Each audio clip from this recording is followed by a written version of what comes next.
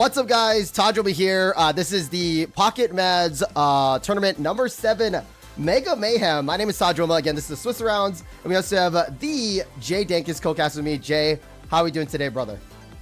Good. How's it going? How are we doing today? I'm super excited to be casting this because I think last tournament we had over like almost 1,000 plus players. And looking at the registrations, we're super close to that as well. So again, people are excited for the Megas. Another great turnout. But there's also no ranked, so I feel like that's kind of the reason why for this push. But again, shout out to Pocket Mads for putting this tournament together. He will be casting with me as well tomorrow on his channel, on his YouTube channel, on his Twitch. Again, there is a 10-minute delay, so if you guys are seeing this right now, it should be maybe around like 11:02. But again, the tournament should be started by now. But again, it's just on a delay for the casters or for the viewers because again, we can show the hands and talk about the lines for our players. But again, Jay, excited. We have a little bit of time to kind of like talk right now. So any decks that you're kind of excited to see here or stuff like that? So. Yeah, actually, I myself have been kind of dabbling in a few other tourneys throughout the last week, and there's been a bunch of like sneaker decks that have I guess kind of shown up out of nowhere. You and I checked out that other deck the other day. I think on Wednesday we saw that Goomy deck, the Goodra deck. I'm expecting to probably see a couple Goodra decks after the results of that tournament last Wednesday. I'm also expecting to see some Magnezone. I think we're going to see a bunch of Magnezone pop up this weekend. We'll have to see how it performs. I think if it's going to turn into just a wave of Magnezone versus Magnezone. Interesting you say that, right? We can't quite see like the decks that are in, but also Jay, we're switching over right now. 989 registrations. That is absolutely insane here. Perfect. And again, I believe we're probably gonna have what, like 8 rounds too. So we're gonna be definitely in it to win it for sure, Jay. But really excited nonetheless. But Jay, did you have to step out for 1 second? Oh, yeah, I was going to take a quick AFK here before we actually do get started on these matches. Yeah, just make sure. Let me do that real quickly, and I'll be back, I guess, right before we get into the games. Yeah. So again, because we have 5 minutes until the tournament actually starts, I'll just yap about like kind of the tournaments, but let me know. I'm going to turn off your camera. Let me know when you come back in. Cool. I'll drop back in here in just a minute or two. Cool. Okay, thank you, Jay. Appreciate it. All right, sweet. So again, yeah, Jay had something to do really quick. We just wanted to start on time. But again, guys, we have literally over almost 1,000 registrations, guys. And again, it is 10:55 here. So again, it starts at 11. So super excited, super sick. And again, the deck that Jay was kind of talking about was Goodra, right? I wish we can I think we can kind of see it here if we go to another tournament. I believe it was the UU tournament. And again, this was really awesome. The UU tournament, again, it was run by Danny. And literally, it was just put together in like 3 hours. But we saw this deck list come out. Now, again, I don't know. I'm pretty sure Akano cooked it up himself, but this is absolutely insane, right? So basically, you have the Indeedee healing for 20 HP, right? In the active position. You have 2 of these Indeedees, and you have a Goodra that heals for 40 every time they attack for 100 damage. And it's a 150 base HP Pokemon, right? It also has no weakness. And also, it has 3 retreat costs. So it could actually use Helmet as well, too. And what Helmet does, it reduces an attack done by a Pokemon if it has 3 retreat costs or more. So again, Goodra hits that, right? So pretty exciting. So basically, with Indeedee plus Goodra, this Pokemon will heal 80 damage per turn, if not 60, because again of the 20 from the Heavy Helm, right? It's kind of a goofy deck, but it actually works. Also with Goomy, Sticky Membrane, as long as Pokemon is in the active spot, your opponent's active Pokemon's attacks cost 1 more. So it's pretty crazy, right? So it allows for a lot of plays. So basically, Absol needs 3 energies, Blaziken needs 3 energies, etc., right? Now, this deck does get bodied by Blaziken, in a sense, but there's not a lot of Blazikens because Sui Ninja is still out and about. And again, what won that tournament last time was against Sui Ninja. I think Sui Ninja, it's basically the new Darktina. It's hard not to say it. Basically using the Greninja EX as a way to kind of like boat yourself. And also, again, 170 HP EX Pokemon doing 100 damage for 2 energies. It's basically a better Starmie. We're back in that Starmie grind, right? And again, once in your turn, you may switch your active water Pokemon with your bench. So you can literally switch a Giratina in with this Greninja. It's not retreating, it's switching in, right? So keep in mind, again, it has to be a water active Pokemon. to switch in. Again, if you have Giratina in the front, which they do run one Giratina, they just retreat manually anyway, right? So, again, that's going to be kind of the cool deck list. Now, again, I want to talk to Jay about kind of the, like, he was talking about Magnezone, right? So, kind of interesting to see there, right? I wasn't really seeing too much Magnezone played. I just feel like Megas are too fast, right? And again, guys, we are waiting. It's 2 minutes until the tournament does start. We are on a 10-minute delay. If you guys are just tuning in, welcome in. So again, this is the Pocket Mads Swiss rounds. Again, tomorrow's gonna be top cut with me and Maddie as well. So yeah, I just feel like Megas are too fast. And Magnezone, it works because there's energies, but it's just a little bit too slow, right? It does hit the 110s, and it is a single price Pokemon. With the cape, it goes up to, I believe, 160. But still, you know, so I don't know, man. But nonetheless, I'm really excited to see what's going on with this tournament here. I am back, by the way. All right, nice, cool. Just got okay, back so here. Jay, really quick, we have like 1 minute. So what are you talking about with the full on, like, how do you say it? The like the Magnezone coming in.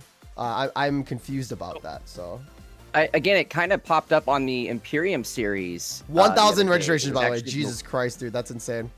Sorry. Bunch of them. Just 1,000 players. So. All right, we broke 1,000. Yeah. That's good to hear. Okay. Let's see. But I was gonna say the other day on the Imperium series, there's another tournament, fairly large size tournament that popped up throughout the week here. And the winning player went 13-0 with Magnezone Oricorio. That's crazy. Absolutely swept the entire tournament, and I think started a new wave. I have seen a bunch of Magnezones pop up since then, but you're running double Oricorio. You run a Chingling out front for the baby, so you can stop those Suicune Greninjas from evolving into Greninja right away. At least give you time to get your Magnezone set up. And then you also have your double Oricorio tank or your double Oricorio wall that you can use as tanks. We'll have to see, again, if we see a bunch of the Magnezone decks pop up. I do feel like we may, just given how prevalent Suicune Greninja has been. I think people are going to try to counter it. But I still feel like, Jay, can. Magnezone and, like, just the draw. Like, I even thought about using Raikou for draw. You know what I mean? But let's go into Yoshi Bros. POV. I don't know anybody in the Discord, which is absolutely amazing, guys. Thank you for sharing your for your streams. Thank you for sharing your streams. So let's go into Yoshi Bros. Jay, do you see them kind of like in between? Yep, perfect. I just picked a cool name, but let's see what they have, and then we'll start setting up their deck list. So love it. All right. Cool. Again, guys. So this is Swiss rounds, right? So this is Swiss rounds here. We're gonna again the deck lists are not out yet, so we have no idea, but we are in somebody's stream. Jay, is it popped open yet, or by any chance, or? I've got his stream popped up, but it doesn't look like he's actually started in game. Well, yet. I mean, I guess because I'm sorry, it's because like the tournament. Okay, the tournament hasn't even started yet, so like he's not gonna be searching, right? So, okay. Yes. Hopefully Yoshi. I am seeing his video though. Okay, cool. So is it a pretty smooth one? Okay, sweet. So let me get started. Looks on the pretty overlay. good. Yeah. Cool. I'm assuming his name is Yoshi Bros. And again, guys, with the yes, it looks like Yoshi Bros in game as well too. So cool, and he's cool. going up against Shifu's. Oh, did the standings just? Okay, it did. I Nice. think it just Cool. popped up. Okay. Yep. Sweet. Yeah. Okay. So guys, with Ente-Chandelure, my guys are already cooking. Wow, we picked a nice one. Jay, let me give you the deck list. Perfect. Thank you. I'll just post it in our little. We'll just be talking to Judge Chat for now, just for that fast pace. That's fine. Works for me. Cool. And then you can grab the opponent's stuff too. I'm so excited to see this. Ente and Chandelure. That's gonna be really exciting to see. Hopefully this goes good. And now, guys, the reason why the tournament has started, by the way, the reason why I'm excited about Swiss rounds because you get to see these kind of decks kind of cook, and then like it might not work per se, but at least like there's an attempt, right? So. And I think Chandelure plus Ente would be really cool. You get the draw from Ente. I'm just worried about the gas because there's not much gas. Because it's only an Ente doing 60 to 120. But again, we'll see how it works, right? That's why there's these tournaments right here to kind of see. Jay, let me know if you're ready to go in their, like in their thing, and then if like if I need to change. Like... I've got it popped up here. I've got their deck list pulled up. Cool. It looks like we got the Chingling out front, starting with the Cleffa on the. Oh, so they started already? Okay, cool. Let me pop it up. They did start. Sorry. I'm looking at the Chandelure deck or Yoshi Bros deck here, and it's interesting. They do run a Lycia, they do run a May. Litwick does benefit from the Lycia draw effect, so that's I guess a good way to get your Litwick at least started on the board.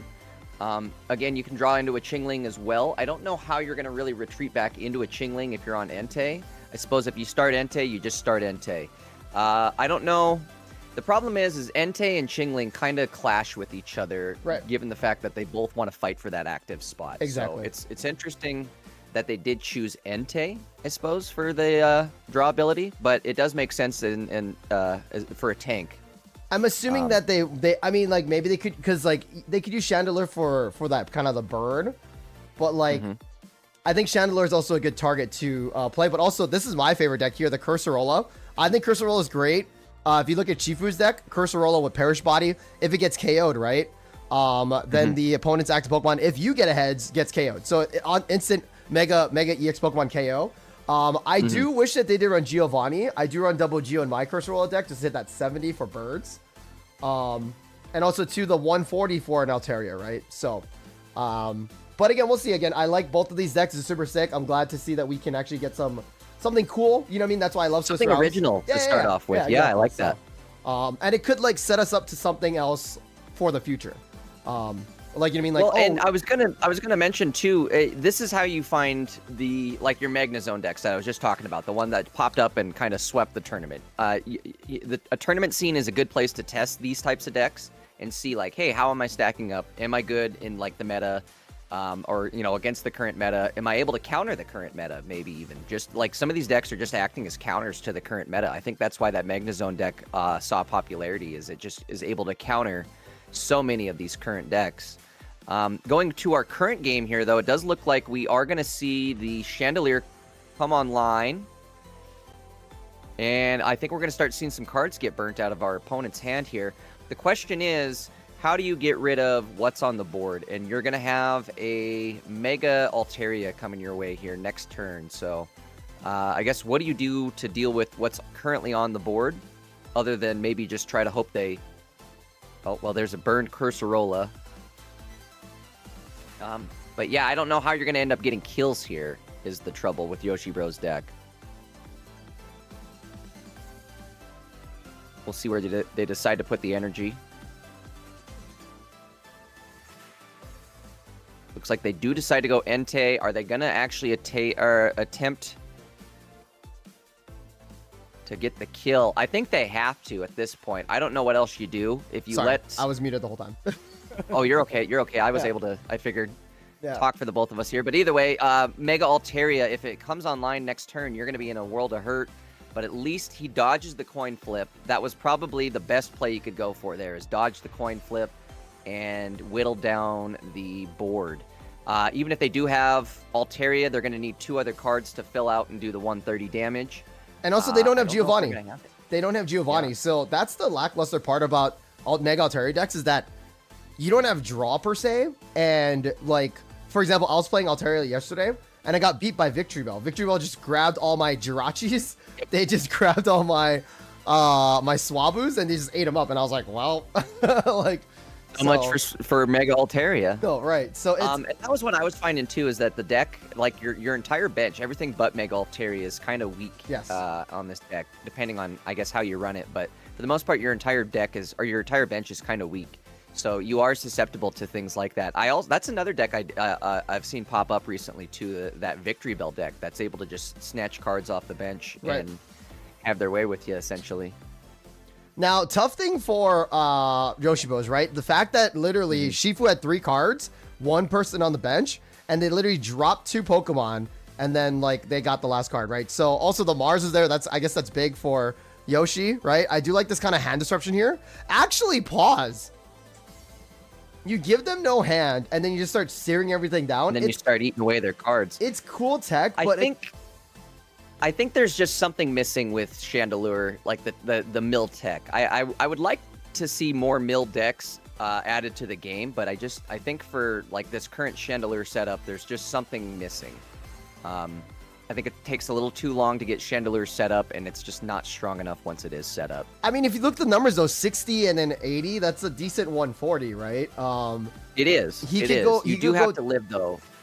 I think flame patches are needed in the deck, right? Because say you're getting discarded so much, you need those energies kind of like ramp back in. But again, like Chandelure does come in and hits for 80, and again now Altaria has to retreat. Oh, but then there's the Starfall. That's what Yoshi Bros is showing us. Chingling is at 10 HP, so the Starfall will KO the Chingling. So it is. And kind of unfortunate. Well, other than just there, I was gonna say we didn't really see many cards, good cards, get milled out that could like stop the opponent. We didn't see like the Altaria get milled out before they evolve into an Altaria. The Jirachi's still on the bench, so again, the Jirachi's gonna be able to snipe here. Honestly, actually, so Jay, oh no, the Jirachi does. Jirachi gets KO'd, right? So Jay, this is what I'm thinking, right? You actually take out the Chinglings because you need Entei in the front. You put like 1 X speed in case Litwick comes in, right? You drop the Lisas because you're running Lisa plus Ball, right? And then you give yourself Flame Patches and you might have a fighting chance at that point, right? You basically have an army of Fire-type Pokemon coming through. What if you just dropped 1 Pokeball? I think in a deck like this, the Licia can do a lot of the heavy lifting for the Pokeball. But I don't think you need Chingling, like you said, right? You wanted the Entei. I'd rather have Entei in the active versus the Chingling, right? So... I see now. I don't know. The Chingling does come in handy against like your Suicune decks, where you're wanting to stop them from evolving their Greninjas. Yeah. You know? Yes, exactly. So you stop them from evolving their stage 2s while you get that Chandelure set up. But again, the bad side or the bad thing is you are the Entei and the Chingling are competing against each other. Neither one is really at their full potential. Considering you can only have 1 in the active. I guess the good news is you are guaranteed basically to draw 1 of them, right? You're either starting a Chingling or Entei for the most part, if barring any sort of Litwick start. We do have Jirachi starting out front, Chingling out front as well, so that Chingling eventually just going to get eaten up by the Jirachi. No item cards being played though from Shifu's side, which is nice. Ooh, the Repel. And again, so that's actually big. That buys a turn, huh? And also, Jay, what's really funny is that Shifu's also running Peck, Chandelure, or sorry, Swabu. I run Double Geo because you can actually KO a baby at this point too. So like it's kind of goofy having the Geo, but it does help in that sense. But I think you're right. Like honestly, this deck, the Swablu deck would benefit from that extra 10 damage. Not only just in early game, with the Peck doing 30 damage, being able to knock out the babies, but also with the Mega Altaria hitting for 130. You add a Geo to it, and now you're able to hit out or knock out the 140s. Your 140 Suicunes, your 140 Enteis, right, and so on. So we do see an excellent top deck here on Yoshi's end. That's big. Yeah, we do want to see an early Chandelure. Oh, going 1-1-2, Jay. That was a brick. Oh, wait, why didn't we didn't mill any cards? Oh, because he got too excited, I guess. Oh, brother. We know it's early. We know it's a Saturday morning, morning, it's but a little early. Maybe the coffee hasn't kicked in yet. Let's see. Does Yoshi only has a Repel? Oh my god. That Altaria is gonna be. Where do we see the energy go now, though? Oh, true. If he attaches to Jirachi, honestly, I would put it on. No, I would put it on Altaria. Altaria doesn't need Altaria, right? Because the only 3 item card Shifu has is 2 Pokeballs and a red card. They have the May, which they're playing right now. They have the Lisa for bench, so like, not using item cards is See, that's the play right there. So. Now, surely this time Yoshi burns. There we go. First thing we should do is mill. Oh, take away a Mars. Take away a Mars. Do we retreat? I would retreat. Get rid of this Jirachi. Yeah. And again, 2 cards left for Shifu. Yeah, so Corsola is not going to be able to evolve an attack. Or actually, I'm sorry. How much energy does Corsola take? 2. Is it 2 energy? Two for the Galarian. Yeah, for the evolution energy, evolve right? part. Okay. So we are going to have to see, I think, Altaria take a chunk out of Chandelure. Yeah, the good news is, on Yoshi's end, Chandelure is only a 1 prize point Pokemon. So if we do, it's going to take 2 turns to knock it out, but when we do see it finally drop, it'll only, again, cost Yoshi 1 prize point for each of them. We do see the rest of the bench get filled out, however, on Shifu's end. That was a good Lycia. And again, just the flame patch would be big here, right? Because you could essentially flame patch Entei up to 4. Back into an Entei and keep your entire board alive. Yeah. We are going to see a Litwick come out again. That's good. Where do we put the energy here? Definitely. Is he waiting for the Entei drop? That's wild. It's a big gamble on Litwick. Yes. If you do hit the Litwick draw, that would be massive. But I mean, he does look like he does have quite a bit left in his deck. Yeah. No draw potential really left in the deck as well. I would go Entei here. I would definitely go Entei. And again, I think the flame patches would help him out a lot here. I agree with that too. This dies. Your Entei now has 1 energy. Flame patch it up. You're either sitting at 2 at least or 3 energy, possibly pushing up to 4. So and then you could retreat and then flame patch something else, right? Which is crazy, right? Yes, So it's like, that's true. Then you could flame patch into your other Chandelure once it gets online. Yeah. We'll all be up for the rest of the night here wondering what was that one missed Chandelure burn. Was that the other Altaria? There is a universe, ladies and gentlemen, where there was a timeline. There's a timeline where we hit that burn and the Chandelure drop. I would imagine you have to go. I'd put the Chingling out front, I suppose, just to give yourself some potential here and see what you want to go with. yeah, because you're gonna get KO'd anyway. So, and again, like think about this, right? You could literally. Yes. I like the hand control in the deck. I do. I like that was big. Cyrus is big there, right? Okay. But like again, with 2 flame patches, literally Entei could hit for 120 and be a threat, right? Yes. Like Chingling comes out, he's only at 3 energies. A flame patch comes in, right? Oh, I he's think we opting have to do this. We Okay. have to hope for that Cyrus. Or no? Do they? Yeah, they don't run run Cyrus. They just run boy. Repel. Yeah. So What do we Yoshi. do here? I don't know if we have an out. I think this deck is good. It just needs to be a little bit optimized. It's not saying anything think bad so to the too. player. And again, maybe No. that's why they're just playing the deck in this tournament, which is cool. But I again, Chandelure, I'm loving that kind of that burn. Mill. Yeah, I want yeah. to see more mill effects added to the game. Those were some of my favorite decks in other card games, or decks that you can mill out your opponent with.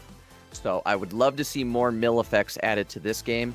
That would be cool to see, like more win conditions where it's like, I know you can't necessarily win when the opponent runs out of cards, but you can win by discarding all of their cards, not allowing them to essentially play the game. Right, but also like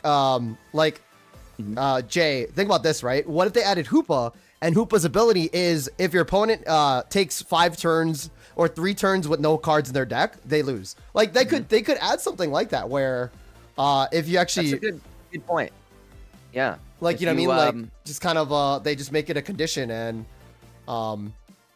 because since you can't lose by deck out, right? Like that'll be kind of cool, right? Then you aim for like you're aiming for something else. And also, sorry, Dina, if you guys are thinking about that idea, feel free to take it. But, yeah, maybe you know? give them some sort of curse idea where it's like you curse your opponent's active Pokemon, and if they don't, I don't know, how could you do it? Maybe if you like if they don't apply a Pokemon to the bench within 2 or 3 turns, they lose the game. Yeah. Which at first might not be good, but then you wait till later game, you mill out their deck. Now all of a sudden they don't have Pokemon to add to the bench, and they're looking at a game over. I Yeah. suppose maybe just have it so that, like, as long as that ability's anywhere on the bench. I don't know. This is just me spitballing. No, some yeah, ideas, yeah, yeah. but I like that. But just something else like that, right? So Yeah. Yeah. Give me more win conditions that also applied, like, towards or Yeah. work with milling. Yeah, exactly. Or like even what's funny, right? Actually, Jay, what if they did like an explosion tech where if you hit a tie with an opponent, you win the game? Like so, just something funny like that, right? Where it's like Electro just uses explosion, and Yeah. if you That's a good one. yeah, like I don't know, just something different where I want to see more explosion effects added to the game. Let's do it. right. Give me like a Graveler or a Golem that can explode, or an he's Electrode suing that can Electrode, explode. like he's suing Electrode, Yeah. something kind of new, right? But in just not enough gas for Yoshi. I do like the deck for sure. Again, it does go down. Yeah. I think it's super sick. But again, Shifu's does come in. I like the deck too from Shifu. A little bit too many babies. I don't think you really need Cleffa, especially if you have Pokemon and Lisa. But again, this is Listy is going to be doing a lot of draw potential for that deck. So Yeah. I don't know. I think you're right there. You could probably cut it down. But again, tournaments like this are a good way to test out your decks and find out, hey, what is working, what isn't working, what could I maybe chop down, what could I, change for next time, and optimize it. This is a good condition, or not condition, excuse me, environment to condition your deck, I suppose, and then No. get it optimized. Yeah. And also, too, I will say this, guys, again, shameless plug here. This is round 1 of Swiss. We are looking for matches to show you guys. That did go a little bit quickly, so we're going to try to see who's in the Discord right now. And thank you guys for sharing your matches. 158 done out of 372. I will say this as a shameless plug, though. I am going to be at Milwaukee Regionals, so I am curious to see what deck I'll be playing in the side events for TCG Pocket. Now, it's not official events, but you can still do a side event, register via Arcanine, and then actually play. And you get prize points, and then I can actually get, like, Pokemon merch. Like, plushies, actual TCG packs. Like, it's pretty sick. So, it's like a prize wall. Basically, if you get first place... When is this happening? So, every regional is, like, posted, but this is going to be this coming up weekend. So, I won't be able to cast next week.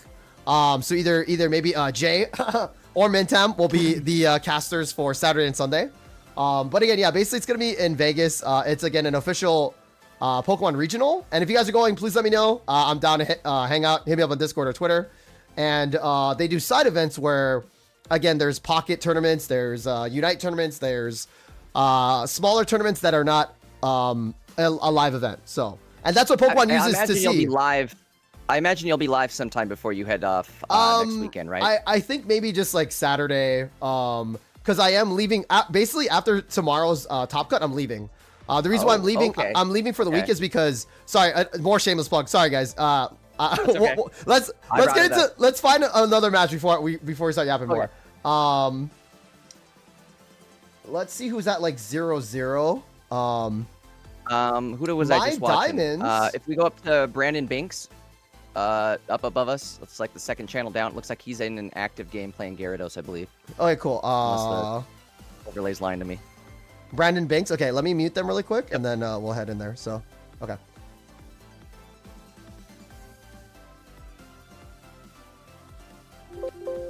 I don't know their name in Discord. Where's Lamp? It looks like it's Esky. Hold on. How do you spell it? S. It's E something here. Let's see if we can find them. They cut it off just perfectly. Lampot, what is Brandon's? What is their opponent's name? Do you see their name? Their opponent's name? I'll turn it on. I'll turn it on regardless. So just so we'll see. They are playing Keldeo, Origin Form, Palkia, and Gyarados. Kind of some interesting cards here for a Gyarados. Also, it looks like they're live too on Twitch. So. Oh, Esky Pocket. Yeah, there they are. Is it Esky? It is. It's just Esky.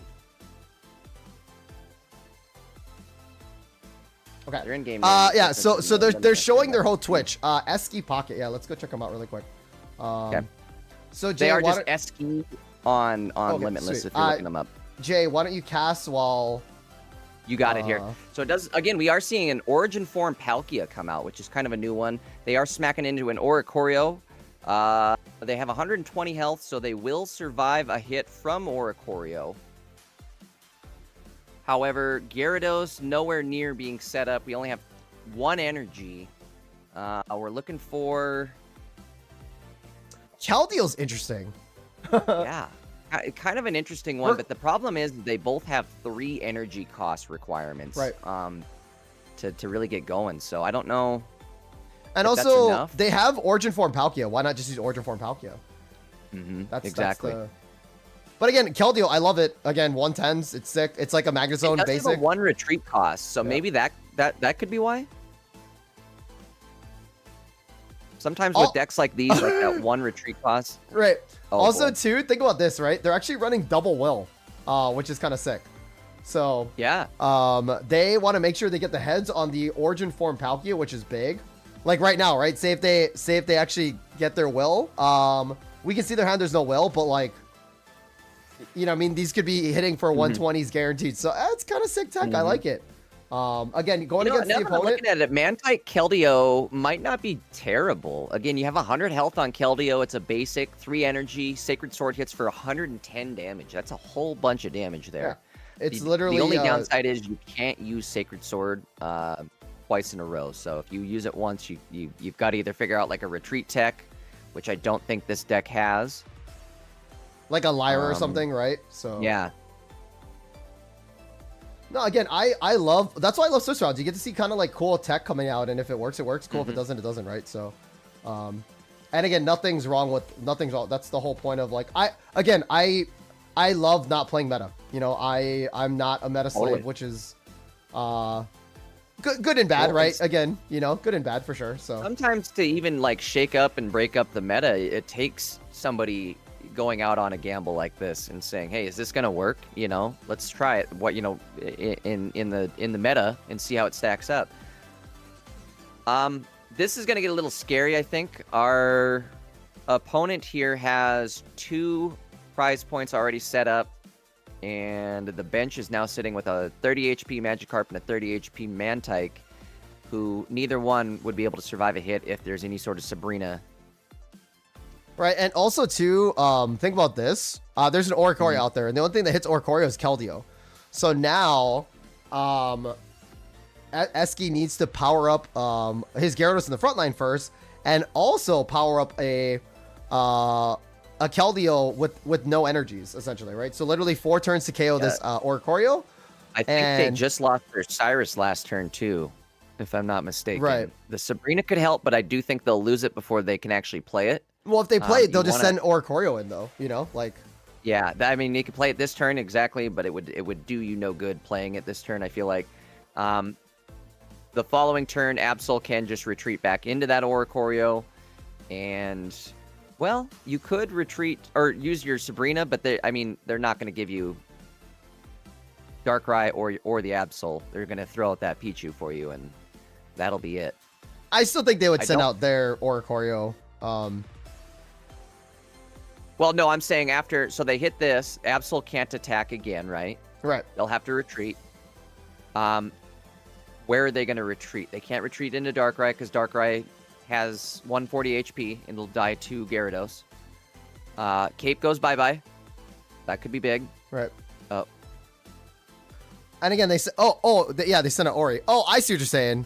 Yeah, so they're going to send out Ori now, but what do you Sabrina into at this point?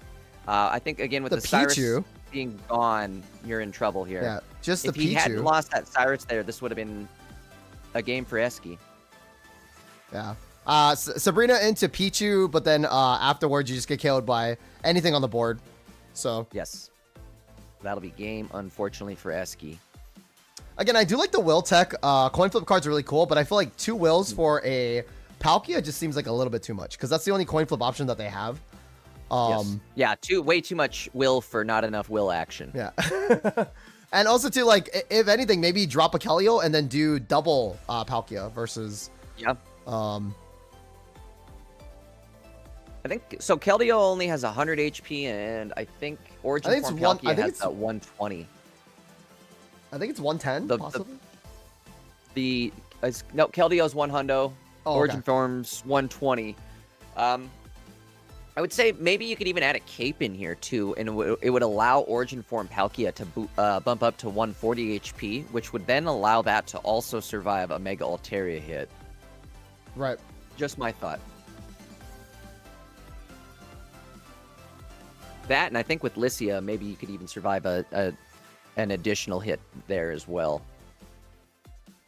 We are going to see the Magikarp Desperation play. Wait a second. Oh, okay. Oh, this is the will tech. Interesting. I forgot about what Splashing Dodge. So now he doesn't get hit by anything, which is kind of cool. So yeah. But again, like what? He's going to have to do that 3 turn. No, he's going to get pinged by Darkrai though, and it's over. Yeah. Yeah. I mean, it's cool. Yeah. I guess that's the reason why they put will in it. There. The Focus on Our Lady comes off and bumps Oricorio back up to 60 health. It's now going to take 6 turns of Oricorio. Or, excuse me, of Magikarp smacking into Oricorio. Yeah. I don't think it's going to happen. Interesting will for the Magikarp dodge. I mean, just... Yeah. And the Memory Light, too. I completely missed that. Uh-oh. No, Memory Light for Gyarados to dodge something? Wait. Wait a second. It's not game over yet. Well, no, it's over, but... Oh, yeah, he could evolve, but then he won't be able to do damage. Wait, this is actually crazy. I like it. Again, if you think about it, right? The memory light into Yeah. um So what is he trying to do here? I'm I confused. don't he should evolve the other one. I think he just wants to show the tech off though. That's so One funny. Oh, he doesn't have Cyrus anymore though, right? The no, it's over. I know, but like if he Hit the wanted to coin stall flip. it out, he could send out the other Mega Ampharos. Yeah. Or sorry, the other That's Mega actually kinda Gyarados, right? interesting. Memory light on Gyarados. You could just coin flip your way into 4 energy if you happen to evolve, like, right. or get Yeah. your Magikarp stuck out there Yeah. early game. Now we're seeing why the will is there. It's Yeah, I get it now. That's super sick. all I like makes that. Okay, cool. So yeah, going back to that though, we're gonna see if we can find one more match in the Discord.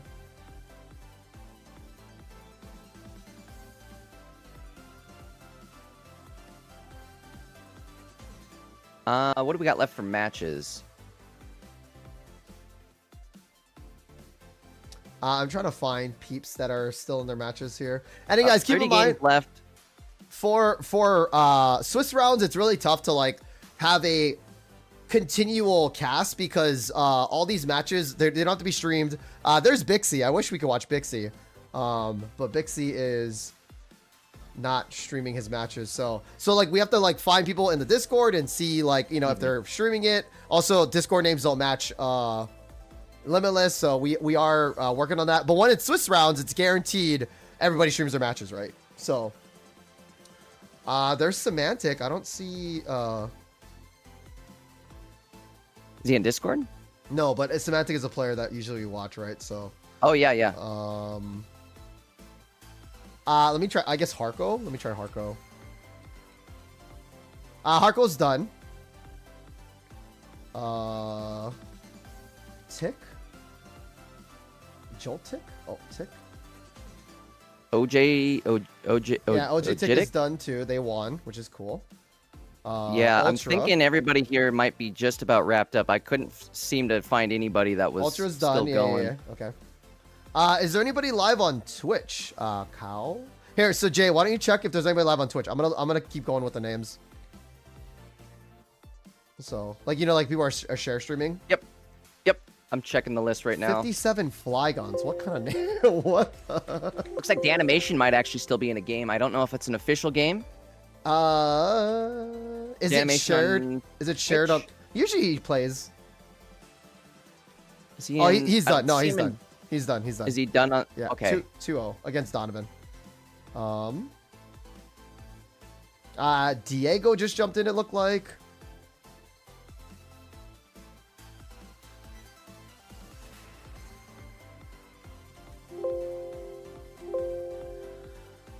I don't know Diego's name in Limitless.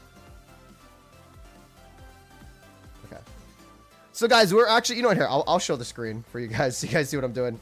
So guys, we're trying to find people that are, again, 354 out of 372, right? So Jay, we're going to go to the shared screen. Again, basically showing the rounds. So we're trying to find people in the Discord that are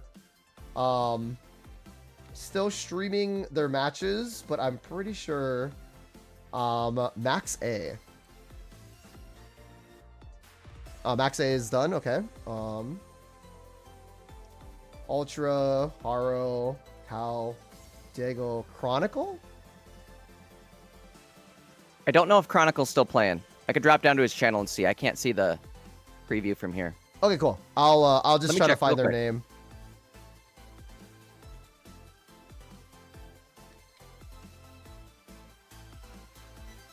Okay, Chronicle's done.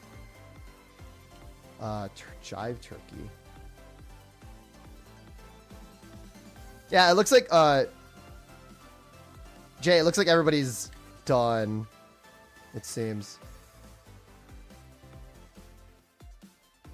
Canada Man and then Josh.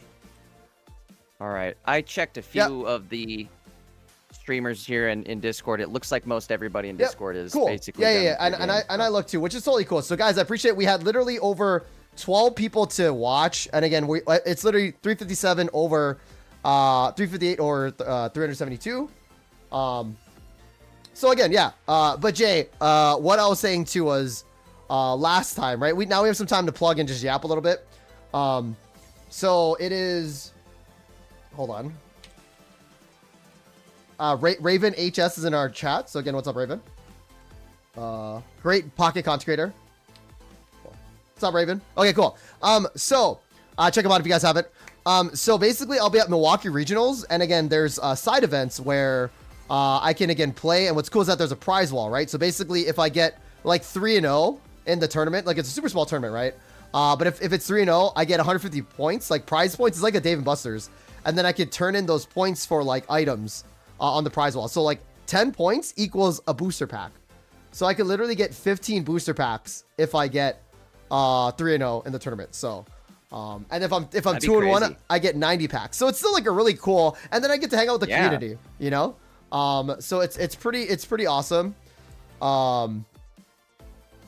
And so and the again, reason I asked if you were going to be streaming again is I was wondering if there'd be maybe like a time for like a brainstorming sesh on a live stream to see what deck you could throw together. Oh, I already kind of know what I'm gonna play. Okay. But no, that'll be super sick. I'm leaning towards Gudra and then Sui Ninja.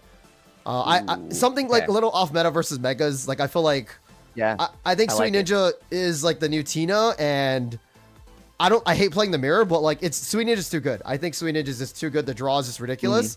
And then Gudra's the meme deck. Also Gudra is fun, but we should try to find a Magnezone deck next game. Yeah. So do you know anybody? We can actually look at the metagame now.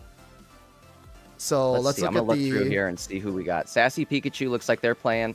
It'll be nice for the standings update. 54 Magnezone Oricorios in metagame right now. Yes.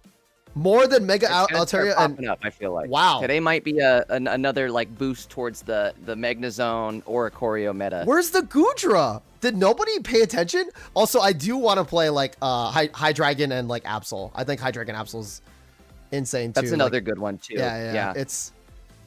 I'm surprised, honestly, we haven't seen that deck perform like better. Honestly, well, it's mega high roll. Like you literally do 130 by turn 2. We've got a couple Gudra players, I think. I see one here. Hopefully they won their first game. Looks like a loss. I mean, the downside with Gudra is that it's really hard to like get set up correctly. Not saying if you brick, but like you go against Hitmonchan and it's just okay, you're cooked. You know, it's just like looks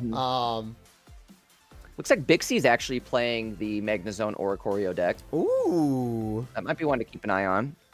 I mean, I do want Bixie to play, but if Bixie, I feel like if Bixie streams, so just stream Top Cut, which is totally fine. Bixie, if you guys don't know Bixie, I'm sure Jay knows him really well. Great player, and has always streamed their matches before. So, but again, also is in like a different, I believe, Singapore or like another Southeast Asian country.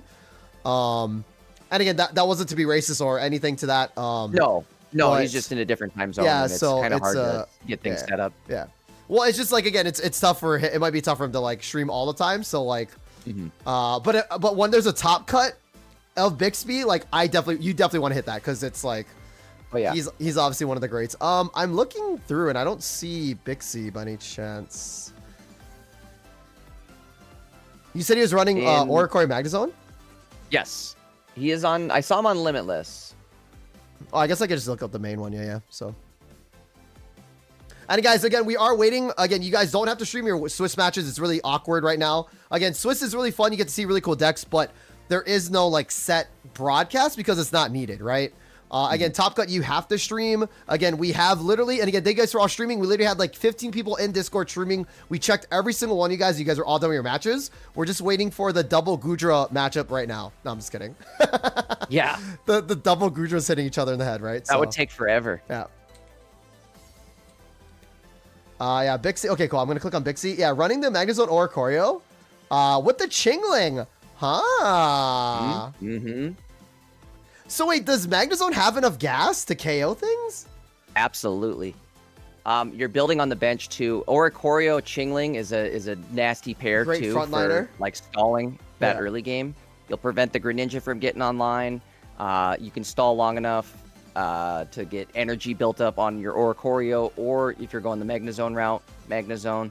For the most part, when I ran it, I found that I could just put energy on Oricorio and then just leave Magnezone, or well, obviously Magneton, to its own devices and build up energy that way on the bench, while they still have to work through every single one of my mons to even get to Magnezone. That's another thing too, is it's a 1/1 prize pointer deck, so they have to get through your Chingling, your Oricorio, and 2 Magnezones. Or at least, total 3 points there out of that combination. But still, they have to work their way through all of those cards while your Magnezone's just sitting there building up on the bench. And that 110 definitely hits pretty hard. The Magnezone also has 140 HP. You've got 2 capes, so you can bump everything up to 160, or your Oricorio's up to 90. And then you also have a Poke Center Lady, so you can heal there as well. Just keep everything alive while you stall and get those Magnezones running. Also, copycats. Like I said, Copycats. Yes, big. Copycat definitely helps too for getting the deck set up super fast and finding whatever support or cape you might need. It's better than it looks on paper. No, I know, and this like, card you're is saying crazier. Magnezone, I don't know, but no, now Copycat that, is a lot crazier than we think. So absolutely. I'm almost wondering if maybe putting a May would be ideal in this deck, or if it's still just better off running double Copycat. I think you might still be better off running just double Copycat, because you can get more than just the one card out of it with a Copycat hand refresh. With May, you're kind of only limited to just redrawing one Pokemon card. Right, and I think too, right, if you think about this, say you Copycat twice, you're either going to get another Pokeball, another red card, a cape, right? Or any other mon that you want to drop down, right? You want to drop down the Magnemite, you want to drop down the Magneton, you want to drop down the Magnezone. So, like, everything with the Copycat would still help you out regardless, versus, like, that one extra mon. Absolutely. Because you want the Copycat red card also goes extremly hard. If you can get a fat Copycat off your opponent and then hit them with the red card following that, it's always a good time. Right. All right, cool. We are yapping, Jay, which I love. My gut feeling was saying, like, hey, the tournament, like the is there still not a game up yet? Okay, cool. See, look, Jay, 370 out of 372. Guys, we got it. There we go. Like everybody's like, I bet you the chat's like, oh, what are these guys yapping about? What are these? Yeah. What are these guys doing here? So. But yeah, so again, we are waiting for these last 2 matches right now. One more 2, and guys, again, shout out to the judge team. Also, really quick, Jay, I know you're drinking water right now, but again, thank you so much for casting with me, brother. Where can we find you? What do you do? And where can we find you at? So yes, absolutely. So again, my name's Jay Dankist. I stream Pocket usually like 5 nights a week on both Twitch and YouTube. Usually whenever there's a tournament going on, you can find me streaming a tournament or casting with you lately. It's been kind of our go-to thing, huh? But either way, I'm having a ton of fun. Anytime there's a tournament we can cast together, I think not only do I enjoy it, but from what I've seen from feedback, it looks like the crowd seems to enjoy it too. So hopefully you guys do enjoy me and Taj casting these games, because it's a lot of fun for me. I think it's a lot of fun for Taj too. I'm speaking on his behalf.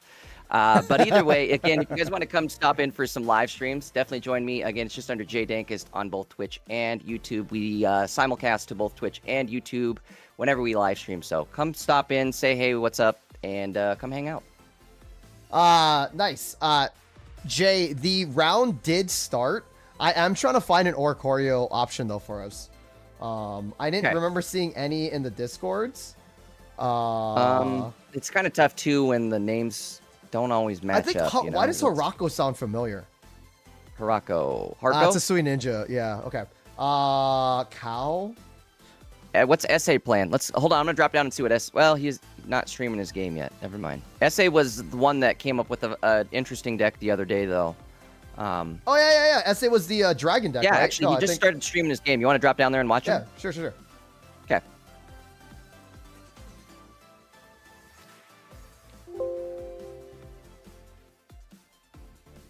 I don't.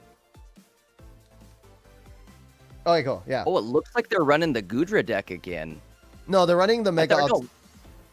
I'm sorry. SA didn't run Gudra. They ran the Dragon deck, which you like. Yes. So what's cool is that we can do this VOD or do this one right now, and then we will let me know when it's available, Jay. So Okay. but basically, what's cool about this deck though, it's how do you say it? It is it's another dragon deck, and I think dragons are kind of like shining. You have the Goodra, you have the Altaria, you have the High Dragon. So and again, SA did lose his last match, but also in the third tournament that me and Jay casted did really, really well. The reason why we're showing this deck to it is something different, and also we knew that the stream was like going to be a good stream to broadcast. So I think I lied. I don't think this is Goodra. I think this is actually the Dragon Altaria. Yeah. deck, Which is still good. Which this is still fine. a good time. Yeah. Yes. So. Sorry, I saw the dragon card and I'm like, it's Goodra. Yeah, no, It wasn't Goodra. Yeah, it's still the Altaria. Yes, I really like this deck. Well, no. It's not the same deck. They took out the Tauros, which I agree, and they added Pichu Oricorio. Oh, well, so they already had the Pichu regardless, right? So they added Oricorio, which I think is a better two-hit attacker versus Tauros. Yes, Tauros does more damage than with 80, but or with 90. I might like that idea. Yeah. So let me know if it's up. So I'll keep an eye on it. It doesn't look like they've started the game just yet, but here, let me pop open the deck list. I'll show it on the screen so the viewers can see what we're talking about. Okay. So there it is right there. So Jay, let me know when you have your deck list up as well too.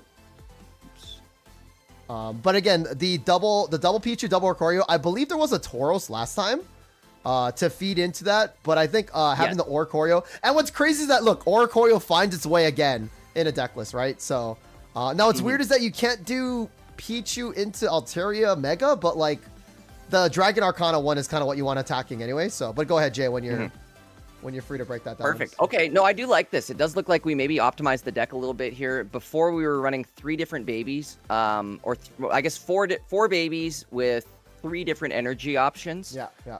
As long as you had like a mix between Pichu, Magby, and Mantike with the multiple energy mix-up for that Dragon Altaria. The attack on Dragon Altaria, in case you guys are wondering, Dragon Arcana does 40 damage base, but if you have 2 different types of energy on that Pokemon, it'll bump it up to 100 damage. It counts as a 1 prize pointer, so it's able to attack through Oricorios. I think that's why it's seeing so much success. But I do like this. They did drop a couple babies in favor of just adding Oricorios. And then you go with the Pichu for your energy gain for the Oricorio and the Altaria. The downside here, though, is you are kind of dependent on that Pichu to get both your Swablu, or I guess the Dragon Altaria, and the Oricorio setup. I'm imagining they only run Psychic Energy. Yep. So it's going to come down to the Pichu to get the other 2 cards set up. Yeah. Let me see if we're going to go to the overlay now. We do everything set up. And keep in mind, this is round 2 of Swiss rounds here. Let's pop out and see if their match is up. Now, guys, keep in mind that sometimes players will just drop or they're just late to registration. That happens in Swiss. Definitely not during like Top Cut. So again, like right now we're on their side right there. So I like SA's deck here. I think it's super cool. Now again, looking at Scum's deck though, right? Scum is I will send it to you via I cannot send it to you. Let me know if you have Scum's deck up though. So how do you spell it? Well, just SA's opponent, right? So here, but I'll post it in here. So okay, cool. It's in the judge chat. Yeah, cool. So the cool thing about Scum's deck, right, is that they're running Ampharos. I think that's sick. I think Ampharos is really cool. I wish that Ampharos. I love electric. It just doesn't have enough gas. It's funny, right, Jay? How the electric decks don't work well with electric Pokemon. Like, it's Oricorio that's the electric Pokemon, right? So, like, again, Raikou's cool, just doesn't have enough gas, right? Not enough HP. Jolteon's great. I think Pikachu's good, but, like, again, it's just a high retire reward. So, like, I want to see this big Ampharos work. Ampharos doesn't work better than it isn't, I guess. You know what I mean? Maybe it's just at 2 energies. I mean, I know it seems that's going to be crazy. But like, so another thing that's crazy to me too is we may have to find another game here too. I think SA may have dropped out. I don't know what happened with the game. Okay. Did they drop via the? I'm not sure. If we go down to Jhov, he's running Dragonite right below us. We love Jhov. Yeah, sure. Okay, cool. And again, guys, we apologize on the kind of the swap ups, but again, during Swiss rounds, people drop, people whatever. So or just no connections, people whatever. So but yeah, let's head over to. Once we get going into some games here too, it'll probably get a little tighter. Yeah, for sure. Okay, Jhov it is. Let's go. Jay, I'm going to say a little bit about Jhov really quick, but Jhov is the only player, again, we call him Lance IRL because he only runs Dragonite. So, again, props to this guy for, again, just using his favorite Pokemon here, trying to make it work. And again, I love Dragonite. I think it's super sick. So, again, shout outs to him. Let me know when the game is up, and then I will give you all the deck lists and whatnot. Jay Dankus, so... I posted it in the chat right there. I'm updating the list as we speak. So, ooh, he did change up the deck, Jay. I love it. He's actually running Beginning Bolt Jolteon. Again, with again using away as an attacker. So I love that. Not using the other Eevee, or not using the other Dragonite, which I thought was kind of weird, right? You basically have to Draco Meteor the KO. But yeah, so I don't know what his opponent is running, but I'm changing the deck list as we speak. The opponent looks like they're just running the traditional Oricorio Absol. Cool. Did we see Jhov choose to attack with the Jolteon that's out front. Oh, it's up, right? Okay. Not 100% sure why we did that instead of just retreating back and attacking with the bench Jolteon. Maybe he's saving that Eevee for a Sylveon evolution to try to get the Dragon online. I know at this point it's looking like he would have to win the game, with Jolteon otherwise. We're looking for some sort of setup here. That's not what you want to see. I suppose the good news... Ooh. Well, that is a rough game for Jhov. So round one goes to his opponent, Alpha, right? So to Alpha, correct. I believe that was just round one. I hope it was. Hopefully that wasn't 2 quick games. All right, we'll see Jhov get set up for his second game here.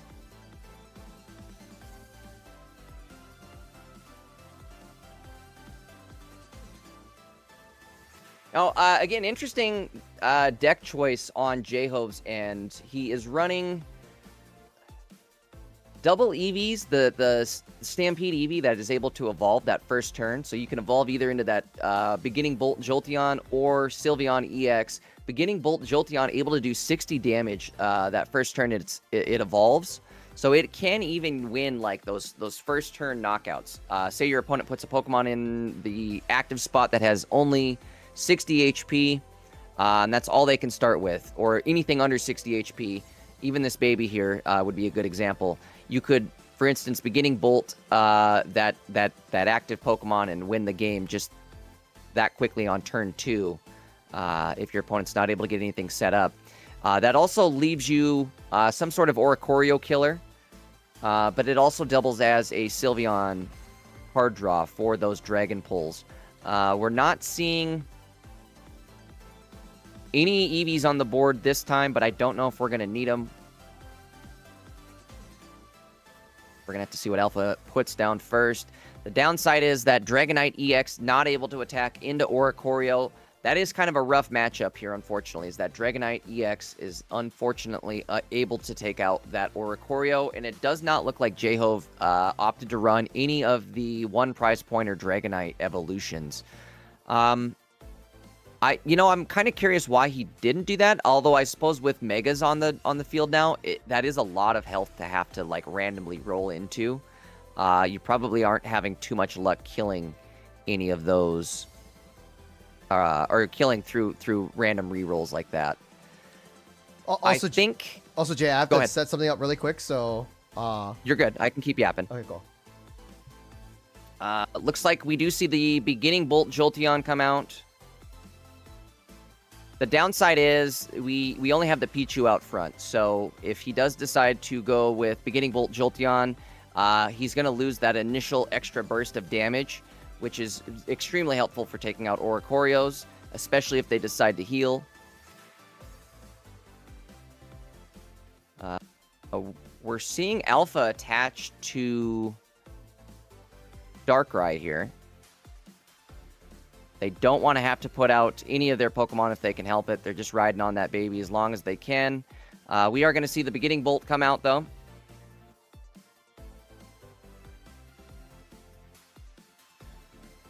The attack happens.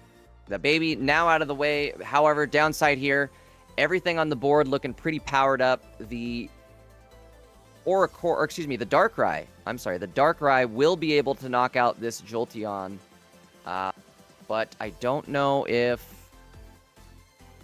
that's maybe bait. If Alpha does knock out the Jolteon and we're able to draw into a Dragonite EX right here, that'll be game. The good thing about Dragonite EX, once you get rid of that Oricorio, you are able to, or get around that Oricorio, you are able to hit for 180, which is able to knock out that Absol in one hit. Okay, we see the Sylveon draw. We need a Dragonite, and it does not happen, unfortunately. We are going to see Alicia. That'll allow for another baby. I don't know. Do you fill up the bench spot with the baby? I don't think you do. But then again, if you don't and you get Sabrina, you're in trouble here.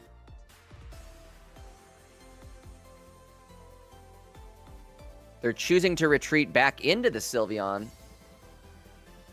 Kind of an odd choice here. I don't know why we're doing that. I guess we just don't want to give up a 1 prize point. Maybe, I guess the thought there might be to allow them to still be able to set up with the other baby, but I don't know what you would necessarily need to set it up for. We do see the Cyrus come out, so that won't matter. Oh, I know why. They had to retreat back so they didn't get 1 tapped from the Darkrai ping. Now, what I personally would have done is put the other baby in, just so that couldn't happen. You could retreat back into the other Mantike that would have had full health, and allow them to have to essentially just go through the wall of babies. Sylveon does come out. If Alpha runs 2 Cyruses, I don't have his deck list pulled up in front of me, but if he does run 2 Cyruses here, we can chip into the Sylveon and then play a second Cyrus, and that would be game. Yep. Unfortunately, we do not see the Dragon pop out, so that'll be it. And that's the downside, right? That's the downside with Dragonite, right? It's that it's a cool deck, but again, Megas are just too fast. The fact that the speed of this game now is super quick, which I enjoy, right? I don't like the long, like, again, Jay, again, you are the Dark Trainer. I always consider you the Dark Trainer, right? So, like, again, the Guzzlord King, right? So, I like, again, the Dark Tina mirror took like 18 years. Like, I remember that ranked meta where it was just either Gyarados or Dark Tina. Like, those matches took like 8 years, but now games are winning in like turn 7 and turn 8. It is a little bit faster than I like, but again, it's a move towards something different, right? So it's different, and what's crazy too is we're now seeing these basics with such large health pools start to enter the game. You know, like Absol, Mega Absol, having the 170 HP. I also think it's crazy that he's good to go with just 2 energy. I'm hoping over the next set, I hope this isn't the only group of mega cards that we're gonna see. Oh, we're gonna get like 1 or 2 megas, because like with ZA, they just released spoilers. They just released Mega Baxcalibur, and also what's really crazy, Jay, is that they released Mega Chimecho, and Chimecho evolves from a Chingling. So imagine using Chingling and then Mega evolving it for something else. Like, I think that's gonna be cool. Like, imagine having a Mega support. That'll be kind of like silly, because then it could get Greninja pinged and then like KO'd. But imagine. Chimecho. No, I really hope they add more. I hope we maybe even see. This is just my personal preference here, but I hope we could maybe even see like Kyogre, Primal Kyogre, Groudon, and then Mega Rayquaza. Maybe that could be our Christmas time banner. Pocket, please. That's all I want for Christmas. Dina, you know what they need to do, Jay? I'm sure people know about this. Is like rocket cards, right? Because they did a little bit like Galactic Grunt in a sense, but like more Jay, you would love like a rocket deck. Yeah, like this card boosts a Giovanni Pokemon, or like this card boosts. Team Rocket. Yeah, no, Jay would only use that set forever and ever, and I'd be totally down with that, Jay. Jay, I am looking for matches for us to stream next. Okay. I looked for Kells and I didn't find them on the thing. Also, Lucian, I believe, is, again, if you guys don't know Lucian, a great content creator. Again, a great player as well too. I believe they're streaming on Twitch too. So Lucian might be playing. Is Nabrix playing? Lucian and Nabrix, both great players. Nabrix is out, or Nabrix is busy with score right now. So Lucian did already win his match against Bill. Lucian, Jesus Christ, dude, like what the heck? What is Lucian playing, by the way? Ooh, double Decidueye, by the way. We're probably gonna definitely feature him next match for sure. But again, double Decidueye, so that's definitely something that is cooking, and it just works. The double Decidueye works. Oh yeah. Yeah, it works better than you think it would, and it's able to snipe out things very fast. Yes. Looks like he's sitting 2-0. We might have to wait then until next round. No, for sure. Keep an eye out on. Keep on. So Jay, why don't you look from the top down? I'm looking through the middle right now. I'm at Josh right now. So try to like just Google, or not Google, but like find like Max A or like whatever, you know? Okay. Okay, I think Josh is done. And also, guys, if you guys want to be featured, feel free to jump in. I guess we could try to see what Danny's doing, but Danny does the hiding everything, which I love. Max might still be playing if you want to hop into his game. He's running 80K's live. Actually, 80K's live. Mega Ampharos. Let's check out 80K. Again, running Mega Ampharos. I want to see it in action. Yes. So let's head in there while I switch over. So where?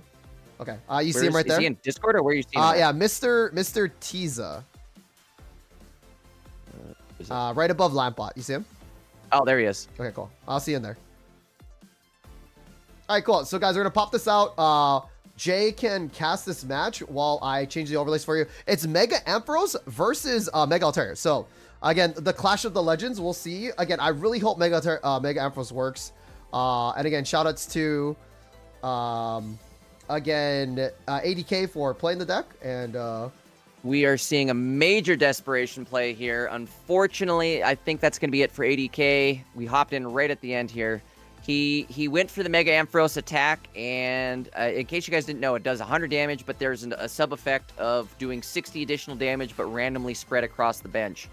I think he was going for a desperation play. He had one prize point already. He knocked out the active for a second prize point. I think that's game, right? Sub-effect would have been able to randomly roll and hit one of the Swablues. That would have been it. Unfortunately, that is game. Cool. We could go to... I think Max was live. Okay. Let's head into Max's then, and then we'll figure it out. He's right up top there. Okay, I'll meet you up there. Okay. Muted and deafened. What is his in-game name? Oh, we might have just caught the end of him too. Oh, it's all good. Yeah, okay. Okay. Oh, let's see. Okay, is Danny still alive? Was Danny playing? Danimation. Oh, I don't know. Danimation's 1-1. Sure, let's pop it out. Again, we're gonna see Danny. Okay. Do you need a switch link? I'll put it in the Discord.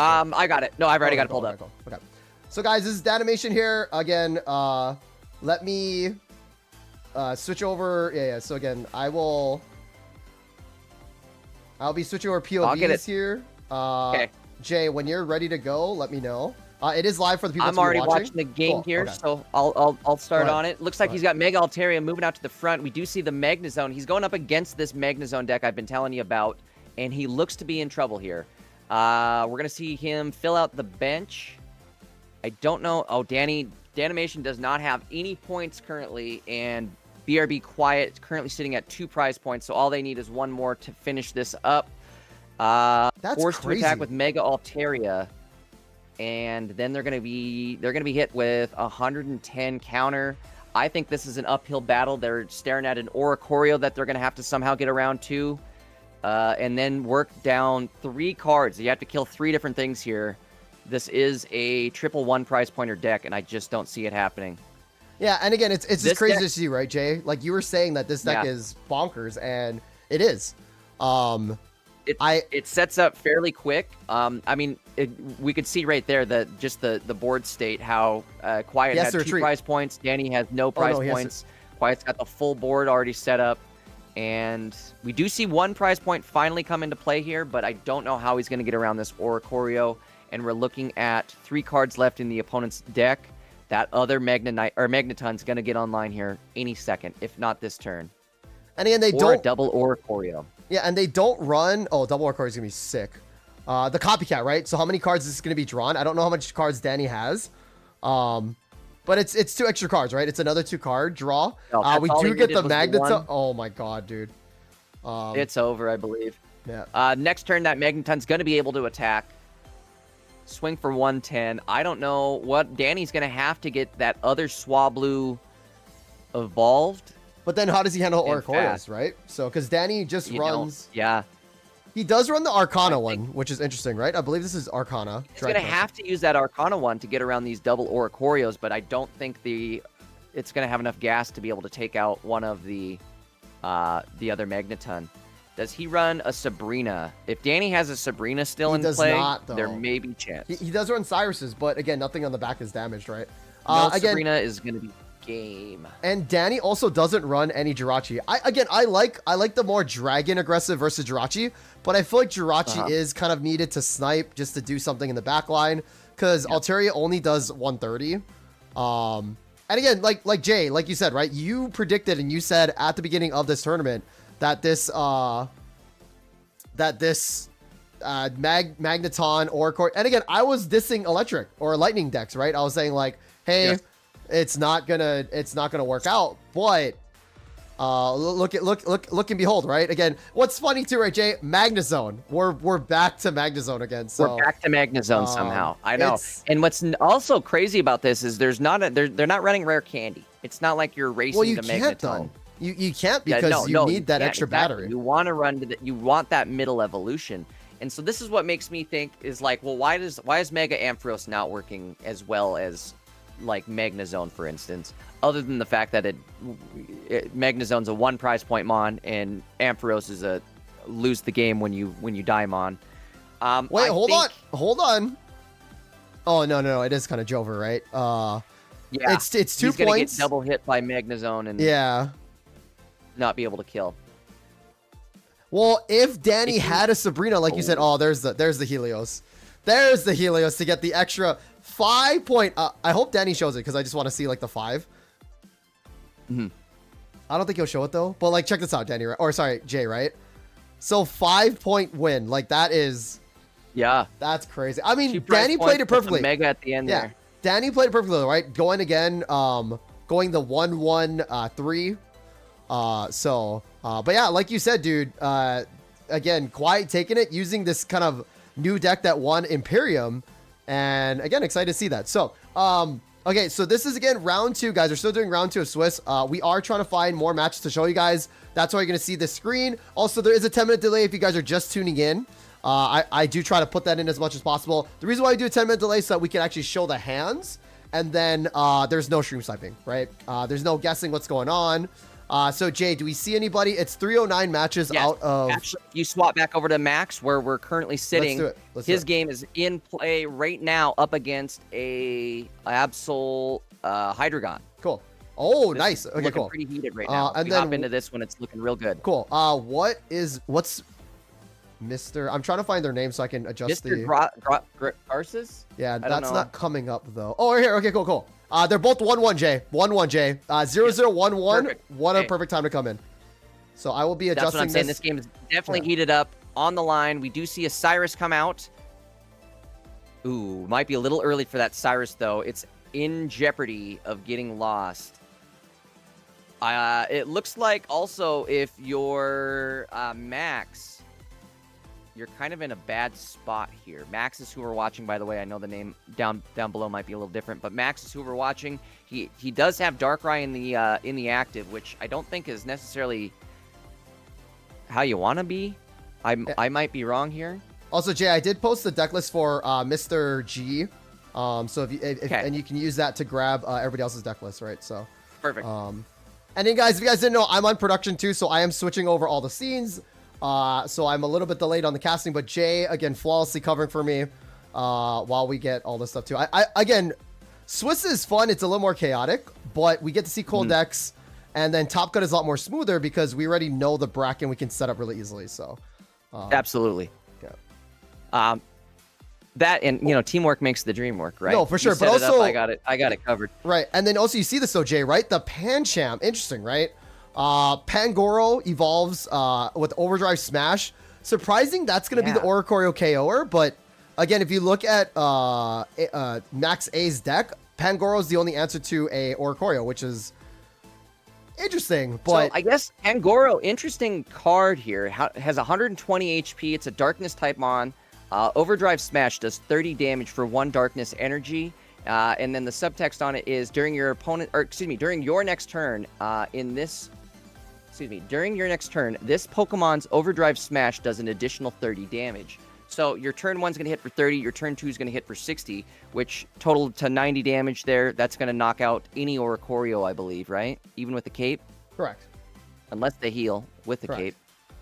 Now, the cool thing is, too, right? If you look at Max A's deck, too, I'm trying to figure this out, too, is that they run a Dawn. So if you had a Hydreigon or something else, you retreat, and then you send the energy up, right? Because I feel like with Pokemon that need 2 energies, with other 2 energy Pokemon, having that 1 extra Dawn, you retreat, and then you kind of like send the other one up to allow your other one. It's kind of like a Flame Patch in a sense, right? Speaking of Dawn, Max is also running a Dawn. No, yeah, that's. I suppose you could. What do? You put the energy on your just Darkrai Absol. and well, then you Dawn it up to. Well, you just if you have your Pangoro? Absol in the front with 2, and then you have your Absol in the back, you just retreat, and then you Dawn up the other one to like attack. Oh, one that turn works early. too. I suppose there's a few different ways you could play that, even, huh? You could do the tech like you were just saying. I think Hydreigon works better, but again, the reason why it doesn't work on Hydreigon is because you're always attaching energy to Hydreigon anyway, right? So like there's nothing being sent up, right? So but again, now we do see the Sabrina here. I like this play from Mr. G. Also the retreat, but Hydreigon comes out again. Super insane Pokemon. Ooh. 170 HP. Also didn't need to either healed when we weren't watching or whatever, or I wasn't paying attention, but again, hitting for 130, 170 HP Pokemon single prize that can literally attack for 130 every single turn is really, really scary. So I think Hydreigon, I think it's the land of the dragons now. Again, Mr. G does go up 1 point. So we'll see how Max does respond. But this Absol does not want to see, or does not want to take this 130 to the face. It does have a helmet to kind Absolutely not. But he decided to opt to stay in. We'll see how this plays out. Now again, I think he has to at this point. He's going to have to hope and see if he can eat up their Cyrus. If the opponent does draw into a Cyrus here, it's going to be game over. They do already have the 1 prize point. now again, right? Like this is the play, right? So you retreat your Absol here, and you can send up one of the energies to the other one, right? Like that's kind of the Dawn tech. That could help, but I mean, I guess you send an Absol again, and then just pray you snipe the Cyrus, right? I think that's the play. At this point, we're hoping and praying that we snipe that Cyrus. As soon as that Cyrus does land, it's basically game over. Oh, but Jay, there's another Hydreigon evolved on the side of Mr. G. And that's another thing too. Is Max has got to work through both those Hydreigons. Okay, here's your Dawn tech. Well, no, Pangoro could come through.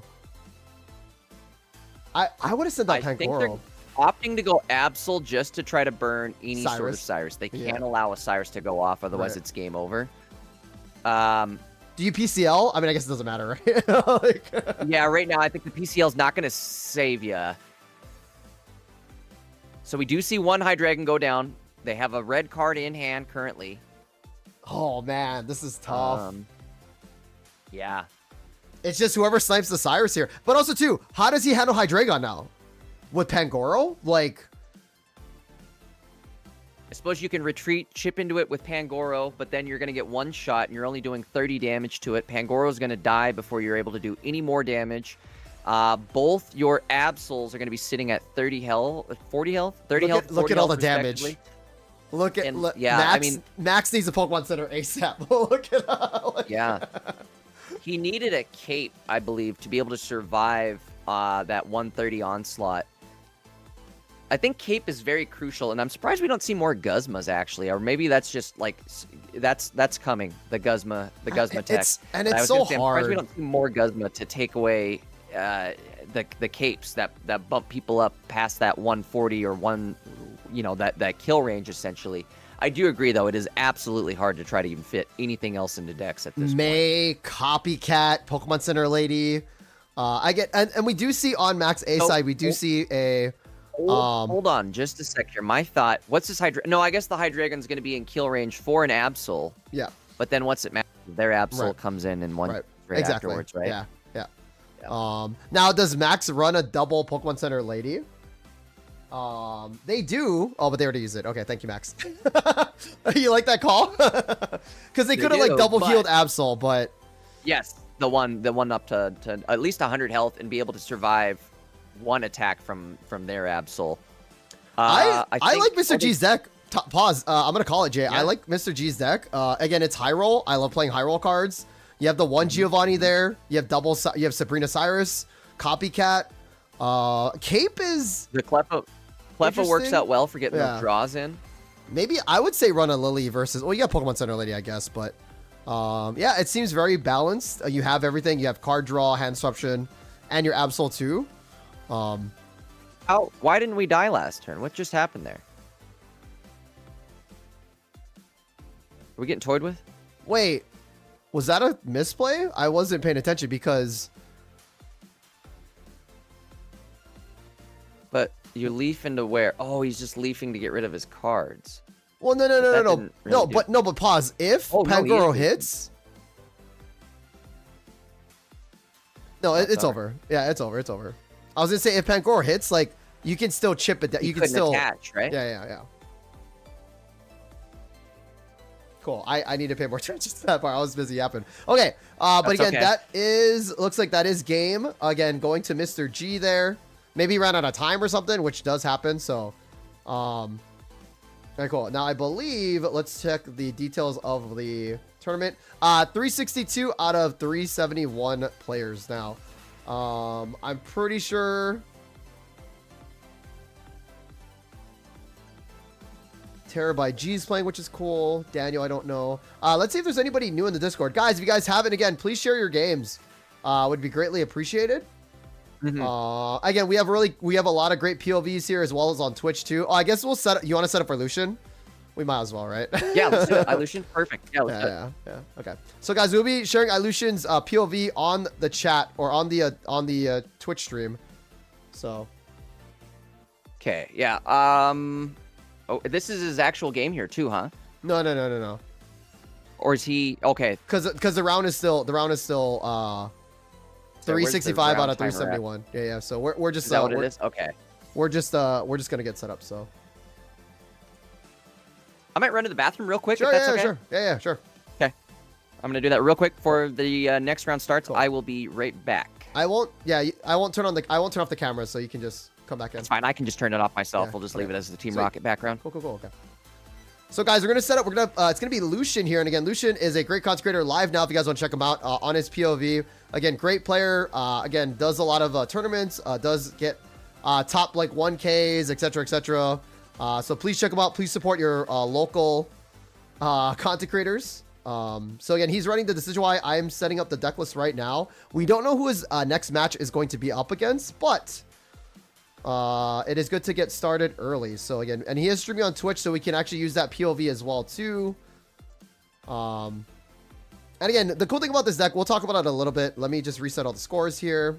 Yeah, the cool thing about this deck for Lucian is it's pretty straightforward. Now, the reason why this deck works is because not a lot of people are running Blaziken, if that makes any sense. That's a big thing too. So if you check this out, right? So again, it's just Rowlet. You're just basically chipping everything down. And then you have basically Dartrix for skill dive to KO any babies, right? Or even just the sniping arrow Decision Why. Now the downside with this deck too is it is very like Sabrina / repel or like backline attacker kind of like vulnerable, right? But again, if you set up the Rowlet skill dive and then you either copycat or May to get to your evolutions, you can do this really well, right? You have the Leaf Capes, you have the Pokeball. May gets you pretty much any evolution you need. Copycat gets you any card that you need. The Erica is good for Dartrix heal because you have the Leaf Cape. So again, that Leaf Cape puts Dartrix up to 110, right? Again, puts Decision Why up to 160, puts Decision Why EX up to, again, 200, and then the Lily kind of heals, right? So it actually does kind of work very well. It's funny how now this works a lot better. I think it's just because, again, there's not a lot of Blazikens. If we look at Lucian's match list, I don't think he fought any Blazikens quite yet. So yeah, again, it does well against Mega Absol. It does well against Altaria. Also, Altaria Savali, interesting. I'm surprised that they dropped. Damn.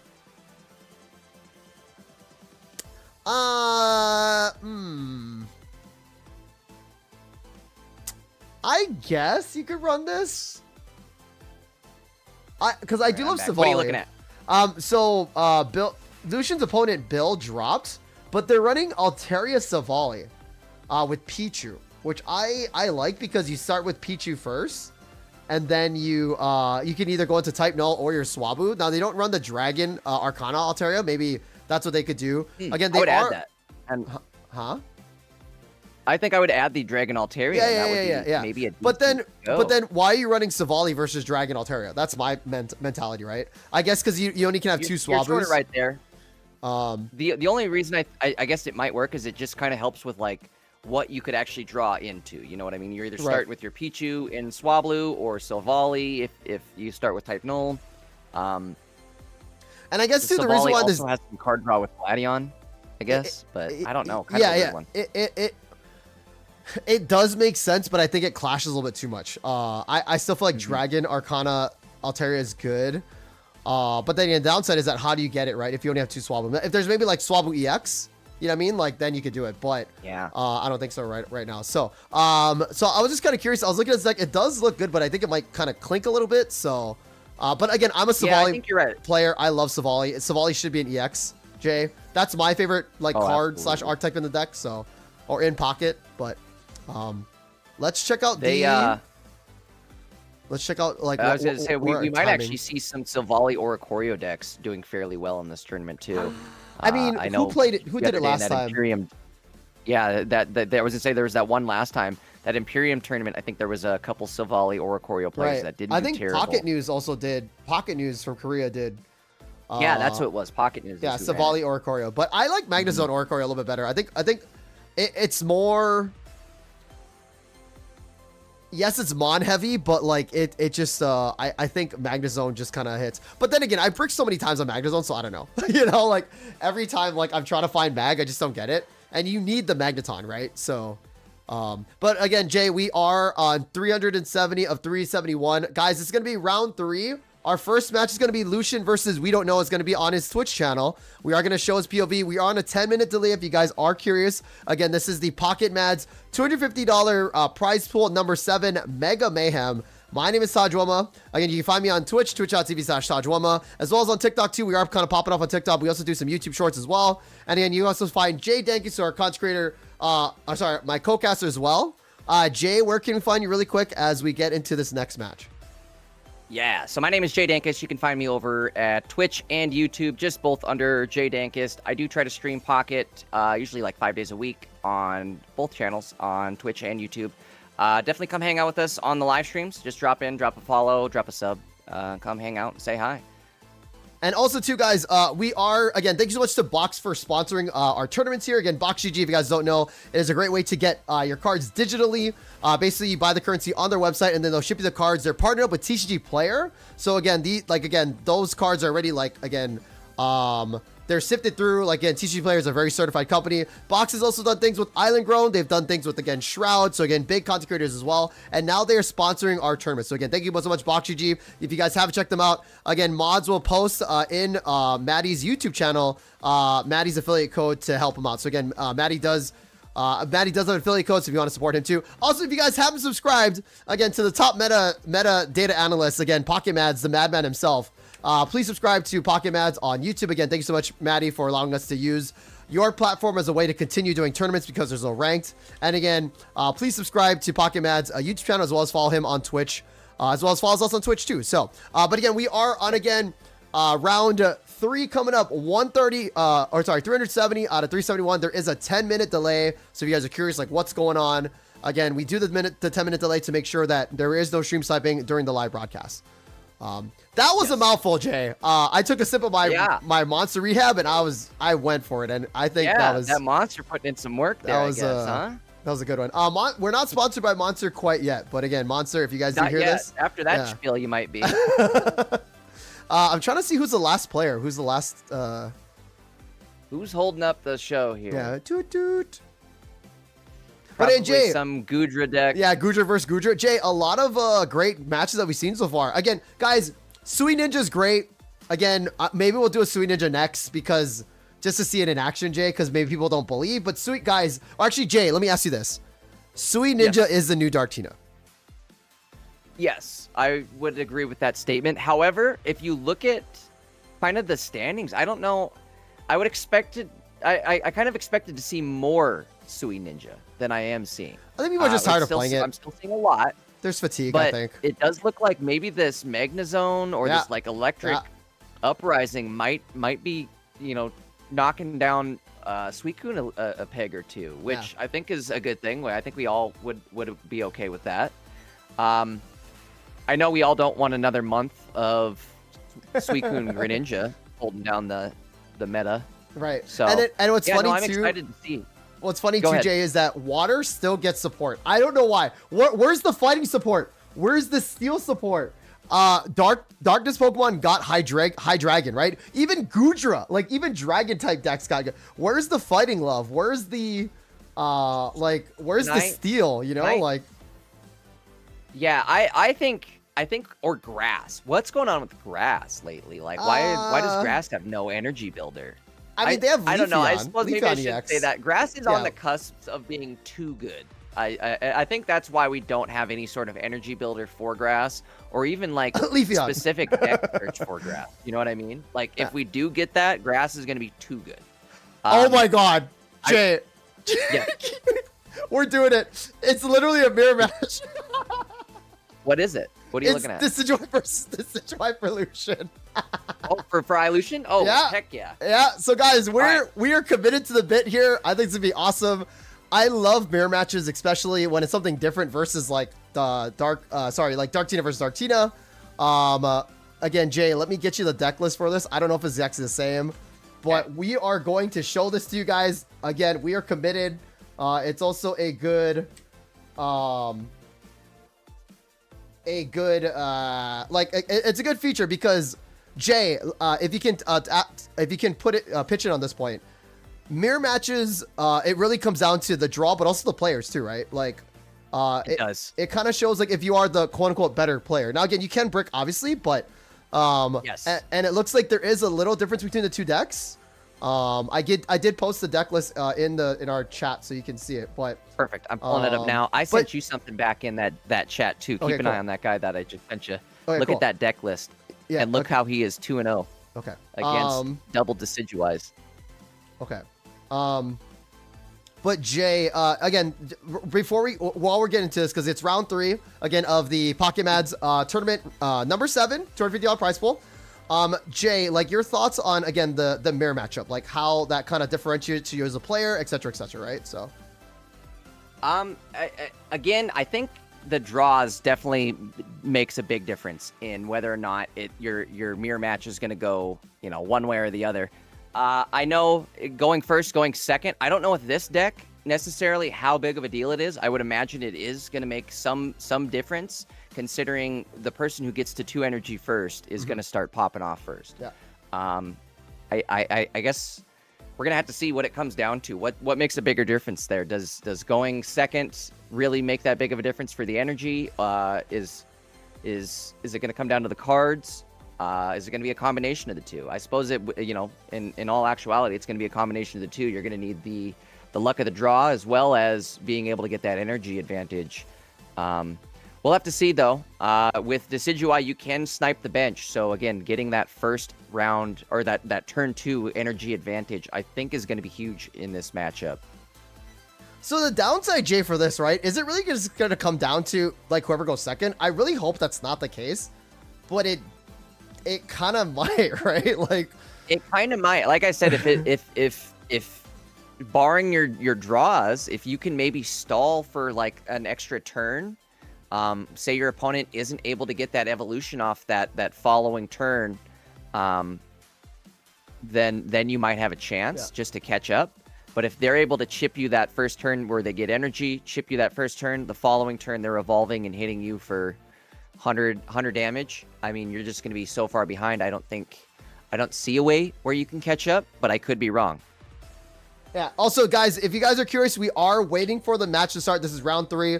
Everything's set up right now. Again, we don't want to show the password in case somebody like tries to. I mean, I guess we could show the password, but it's a 10-minute delay. But we are waiting for both players to start. This is round 3. So if you guys are wondering, oh, what are these two guys yapping about, right? Again, if you guys just tuned in, this is round 3, 10-minute delay. We are waiting for, again, both of the players to get started. Jay, you have Lucian's POV on Twitch, right? Set up? Yes, cool. got it pulled up now. Sweet. So again, we are just waiting for them. But what's crazy about this is, again, first of all, we love Lucian. Again, we respect them, right, Jay? Again, really good player. So it's cool to see this. And again, seeing a mirror match that's not like Sui Ninja or not Dark Tina, again, it kind of like really shows like either you brick or again, you go second, which again, that's pocket, or you just outplay your opponent because you know the deck better. So again, like Jay said, again, as mirror matches show, again, like the Dark Tina, that's why I didn't like playing Dark Tina, is that mirror matches show like you can still out, if you guys have both the same tools, how do you navigate through your opponent, right? So again, Lucian right now is searching, so we're not going to be showing that yet. But again, this is going to be really interesting to see these two decks, double Decidueye, battling out and seeing who's the better Grass Owl trainer, right? So, yes. I'm excited to see. Well, it could come down to, like you said too, who's the better navigator of the deck. Sometimes if you're just brand new into it and it's like, hey, you know, I saw this deck was doing good, I'm going to try it out, but I only have like a day's worth of practice in, or not even that, you know. Sometimes you run into a mirror match and the person's just going to win because they know the outs. They know especially like the outs of a mirror match too. One thing that was funny is I saw that we saw that Magnezone deck do really good the other day in the Imperium tournament, and then immediately afterwards there was a tournament later that night, and I tried running the Magnezone deck myself, and I that's what happened to me is I ran into the mirror match, and I'd say it was more like I ran into a brick, but was still like you could tell, hey, this person has some experience playing this deck, right? So. Right. All right, and looks like we are getting into the match. Also, I apologize, Jay. I was laughing because, guys, make sure you guys, first of all, put your phones on Do Not Disturb, and also make sure you copy-paste the code, because I believe Lucian had the wrong type letter the whole time. But, again, even pros make mistakes in a sense, so... but yeah, make sure you guys have Do Not Disturb, as well as make sure you guys, like, just copy-paste the code in. But we're good to go. So, again, this is round 3 of the Pocket Mads number 7 Mega Mayhem $250 prize pool. My name's Sajwama. And again, we have the awesome Jay Dankus. Oh, other way. Awesome Jay Dankus. Jay, take it away, buddy. Let's go. All right, so we're starting off here. That that code could have been just some mind games for my Lucian. That he's the type where he's the round starts the second you check in. So he's starting to play again. The mental fatigue. That check in button. Exactly, the mental game's already started at that point. Wearing his opponent down that we do see Lucian going first, but he does have both his Rowlets down on the field.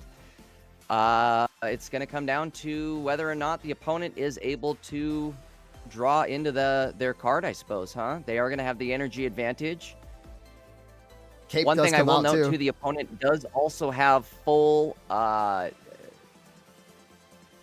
like the new shop backdrop as well as the card sleeves. So this person may possibly be a whale. No, for sure. Well, it's funny, Jay, you talk about that. I use all my 1-star Deluxe EX pulls. Like I literally have 20. I had 15 ducks, 15 like Crawdonts, 15 Gardevoirs, and I was just like, bro. But now here's the crazy thing with both decks, they don't run Cyrus. And again, granted, I know you don't need Cyrus. I love this evolution play first. You can send out your Decidueye EX. Now what's crazy on Lucian's end here is we could even see a double evolution. Possibly. Would it be worth it? This would be a fat copycat. Again, Jay, we talked about this last turn, right? Copycatting on turn 2. Yes, you get 4 new cards, but also look at your opponent too. They might just drop their hand. I say a copycat would be good right now. I don't really think you need the Decidueye. Oh, he's gonna just drop everything. We're going for it. Yeah. So the one thing is they can't attack the one on the bench, and he's getting a full hand as well as being completely set up. He's drawing into a Cape and an Erica as well, so that's gonna, it's gonna be huge as far as stalling for an extra turn here. I'm trying to think with the damage. Well, now the other bad thing here though for Lucian is he doesn't have any chip damage on the field yet, so he can't hit for 100 damage with the Decidueye's top attack, the 2 colorless one. He's going to have to hit for 80 damage, the bottom attack for 2. Oh. Yes. Attacker's So advantage this 2 is not, big.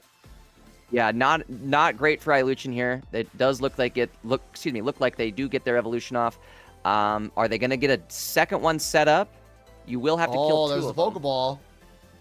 Now, Pokeball this evolution starting, yep. for Lucian, was this not good? Because it could be double Decidueye versus double, I don't know. We're gonna find out if he's gonna regret that or not. The good news is he does have an Erica sitting in hand, so he is able to at least survive another turn. Where are we going with this? I mean, this is all you can do. I really hope this doesn't come to just whoever went second, right? I really hope that's not the case. But in mirror matches and in pocket, sometimes you lose because you didn't go second, and that's kind of the issue. Again, both decks do not run hand disruption. So whatever resources in the hand of each other's hands is what it is. Also, Copycat is a big card. Also, the Lily. Again, both players do run double Lilies. It could just be a Lily heal fest, right? Until everything happens. I don't think Lucian could survive another turn. Oh, yeah, they can't. So he's going to have to cape up that bottom one. Let's see what happens here. That's rough. Not a great draw. I'm surprised he didn't drop the cape because of the Copycat. I feel like there's nowhere else you can put the cape anyway, right? So yeah, you got to pierce the pain. You got to pierce the pain. It's not enough, man. I think this is Jover. It is not enough. How much? I got to double check on the damage. How much does 70 for the baby Decidueye? 70? Yeah. Not enough there either. Also, I guarantee you, Erica or Lily. Oh, not okay. Okay. All right. Now, does his opponent draw? Is it over? No. He can still heal. Yeah. Yeah. So 80. He does have a Lily. Yeah, he did. Yeah. So we needed that.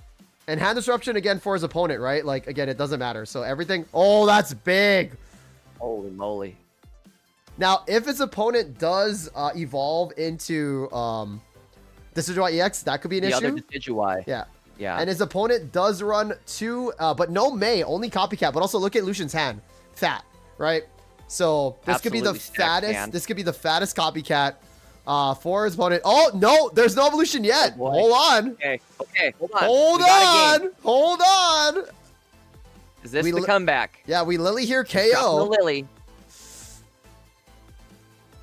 This could be it. So we are going to get the KO. If we don't see another evolution here. I mean, the evolution could come late, though. The evolution could come later, possibly. I think. How much damage will this Dartrix do? Only 30, I believe, right? 20. Yeah. That could be big for Lucian. What's the 170 is the total health pool on Decidueye. But if it takes a Pierce to the Pain 100, it's over. Because the Lily would just evolve it to 60. Ah, the fattest Copycat. Here it comes. No way. That was a huge Copycat. Does he have it? There's no way, right? Leaf Cape? I mean, that doesn't matter. Lucian's praying for this. Oh boy. Wait, okay, but so he's got 4 cards left in his hand now. Can he out heal? Possibly. Yeah, this is a battle. Wait, hold on. Lucian only has. That's his last. This is his last heal, right? That's 2 Lilies and an Erica. And also he loses because again it's 70-70 versus. Yep. Yeah. So it'll only be 140. Damn. That's it. Yeah, Lucian. I think with he's the running the math right now. Yep. Dang, dude. And their Lily. Yeah. All right. Oh man. Game 1. So again, really, that going second, that energy advantage is big. It looks like. Yeah. Obviously, that could get all thrown out the window if you end up bricking. But with a deck like this, the double Copycat, I just don't see it happening. You know what I mean? You're only drawing into 2 different Decidueyes. You have Professor, double Copycat, or your candies to evolve. So basically, everything you're drawing into is either going to help you or build you up. Right.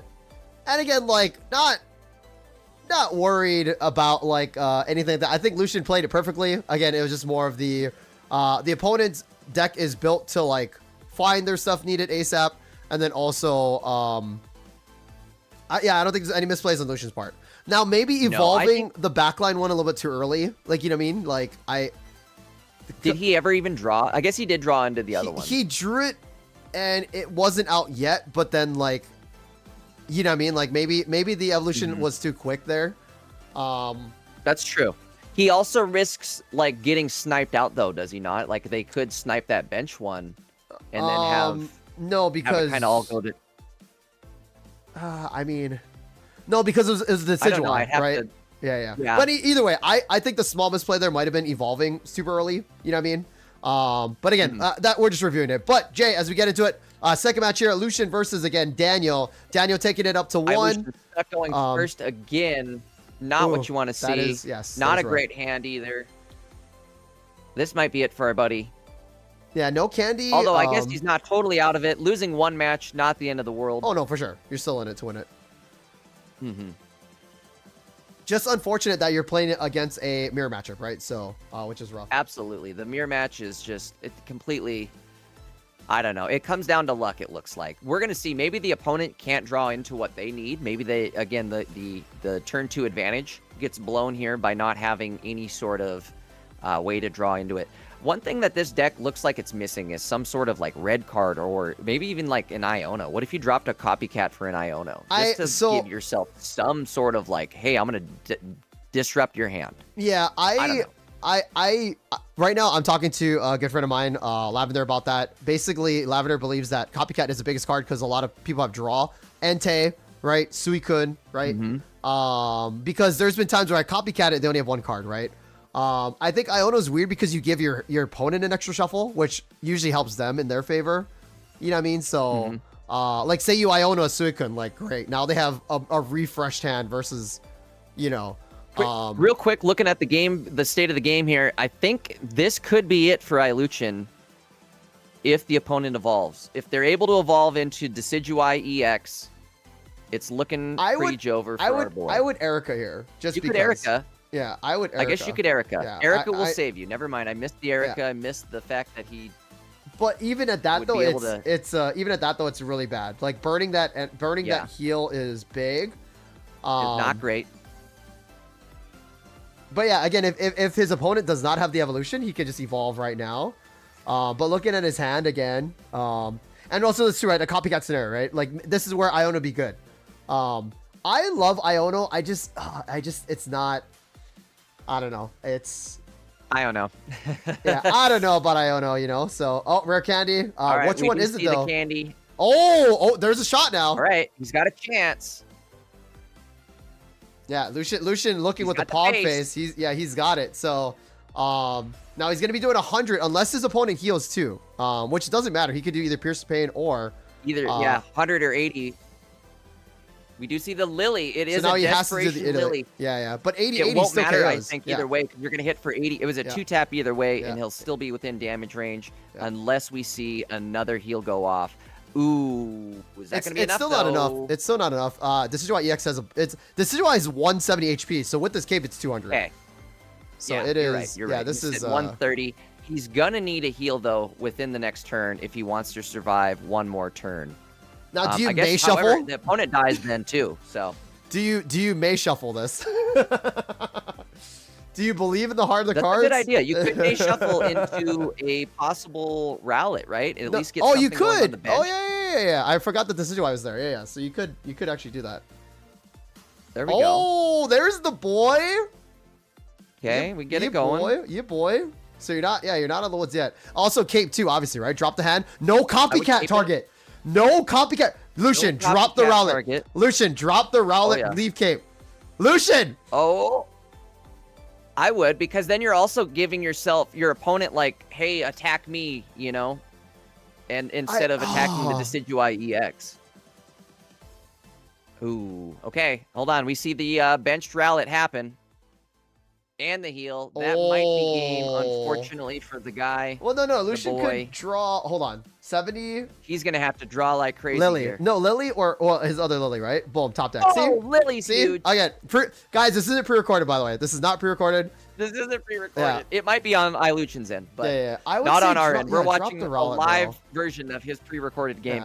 If you cape out that benched Rowlet, though, that'll pop it up to 90 health, so he can't get killed by that front Decidueye there. Yeah. We see a Pierce the Pain happen for a hundo.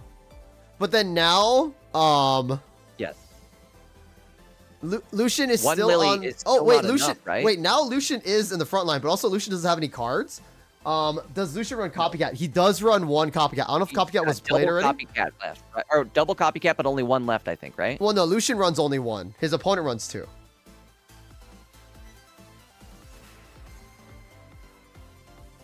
Let's see. Are we gonna see? There's no point in copycatting that hand. I think if you do, you run out of cards, right? Oh. I mean, he's still in it. He's still in it. Because, like, what if his opponent bricks, right? And again, he did need that. He did need this rare candy to evolve next turn, right? Because next turn, Yes. say he gets another Decidueye EX, it's Jover. So, Okay. so it's all hard The the cards. opponent evolves. Well, no, but his opponent. Frontline Decidueye is dying. Yeah, but his opponent only has. Yeah, so Lucian needs this evolution though. I mean, obviously that makes sense, right? So, If he does get this evolution, you're right though. He will be like in the attack advantage. He's gonna need a top deck though. But it has to be the EX Decidueye. It does. So, It does. So it's gonna be a 1 in I think like 10 card top deck right now. This is gonna be crazy. again, there could be a copycat, but then also, he does need the rare candy. Yeah, Lucian, hard the cards, baby. Get your hands in the air. Lucian, give him your energy, Come on, chat. click that card. Give him your energy, chat. What do we got? We're not being biased, but we're praying for our boy. Oh, it was close. Okay, It was wait. close. Does this still? He's got 2 heals. He does. So he could maybe still pull this off, right? Lucian, you have to do it. It's Like math. why, Lucian? Why are we thinking? Just click. We have to do it. Yeah, you have to do it, brother. Oh wait, or he's thinking about surviving a turn. Wait, this is what separates Jay. He's deciding to evolve. Like if he waits a I don't turn, think it'll be enough. If you right? do- But he's if you thinking do about the math. He's wait a actually turn, thinking right? about it. So hold on. Let's do the math for him, right, Jay? Because we're just Yap City, right? So Oh yeah. I mean, I don't think it would be enough, right? Because again, 80. No. Wait, hold on. Wait, Jay. 80 into no, but he needs to be hitting, So he's right? got to hit for 80, and if he draws a heal here, I guess the healing would have been better here. If he gets the Decidueye EX, I'm gonna be so. Oh, but his opponent gets the This guy Erica. had everything. I know. All the heals, all the cards, turn 2. Oh, There's not a whole lot you can do to that. wait, Jay. Jay, the title was off. He wasn't playing against Dan. He was playing against Yugimoto. My bad. Yeah. Is that what it was? Yeah. Yeah. I'm sorry. He's playing against King Games here, but what do you do? What Guy's do using you? his grandpa's deck or Yeah, something, or what what is do you do against the King of Games here? That was insane. So guys, Lucian, I think he did have to step away for like either a package or something like that. But again, that will be probably game 2 going into the side of the opponent? I can't remember the name of the opponent. I think playing against Dan Yukimoto, right? So Yeah. and again, when a mirror match happens, that's what it is. We are going to close this matchup though, because basically what happens, guys, is Lucian hits for 70, takes down the Decidueye EX down to 80 HP, and then Decidueye does Pierce the Pain or even Razor Leaf to KO Lucian, right? So, but that was match 3. Again, we have literally 247 matches going, guys. And also, guys, check this out: 900 people tournament here. Jay, we're showing the the pairing section, which is showing the 248 versus 337 matches. So, guys, again, look at this. We have literally over 337 matches going. We are going to look through our Discord to see if we can find anything else for you guys. We should hopefully be able to find a game, right? Yeah, for sure. But again, looking at this, guys, I just want to thank you guys again. This is only round 3 of 6 rounds. We get to see like really cool decks you guys cook up. So thank you guys. Again, we appreciate you guys. Let's check it out though and see what we can find here though. So, there's a player that's sitting at number 10 right now. They're running Altaria Dusknoir, Mega Altaria Dusknoir. what's their name? They're streaming on Twitch, and it's a newer player that I haven't heard of. Nope, no pick and play. I think we saw it last time, but where is their? I think they're just on Twitch. I don't think they're in Discord. Okay, cool. It's 1-1 now. Yeah, sure. Okay, cool. Let me pop that open. And let me grab all their info too. Okay, I'm trying to see Oh, the game here that guy does TikTok, I believe. Yeah. Is that okay? I think so. Yeah. So, yeah, let's switch over though.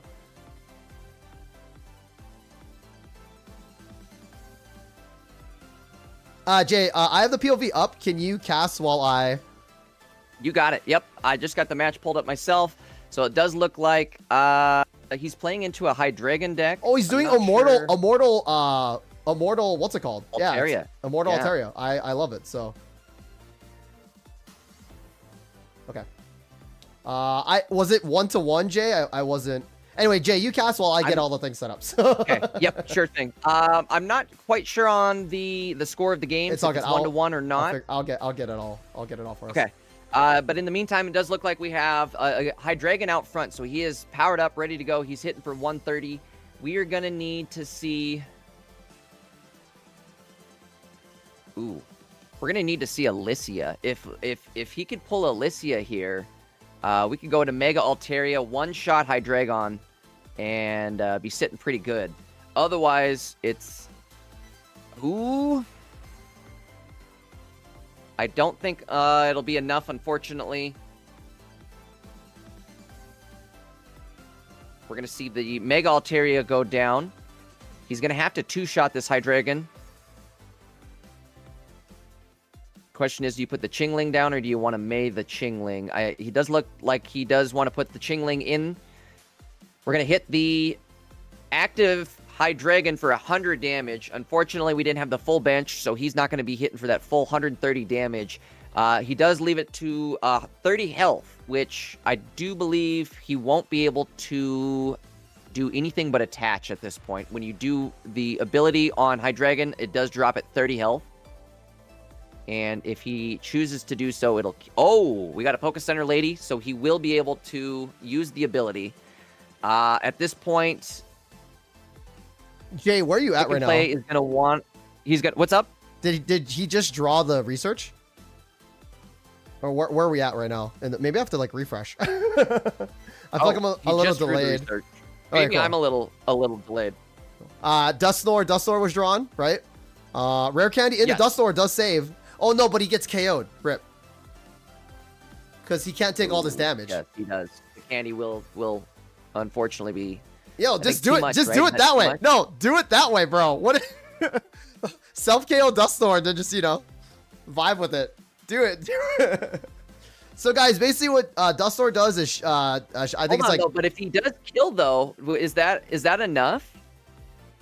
Like that other, he's gonna have to evolve the one on the bench. He doesn't have any energy to attack. Yeah, actually, wait, hold on. He should attack. Yeah, okay, cool. I thought it was over. Yeah, no, Jay, I thought for a second it might have been over too, but I think he still lives. Yeah, he just his opponent just needs an Hydreigon to win.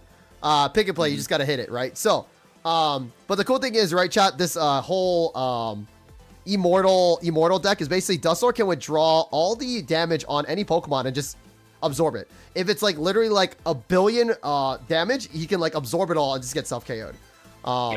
Now again, Altaria does have 130 damage on it, so if he did get all the damage off, then Dusknoir would have gotten KO'd.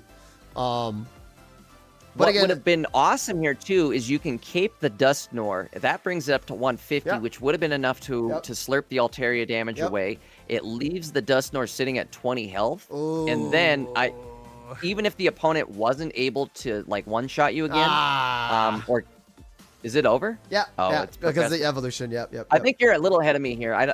Sorry. Be a little delayed. Cool. Yeah. So he did draw the Hydreigon, and then Hydreigon did evolve, and then he one-shots the.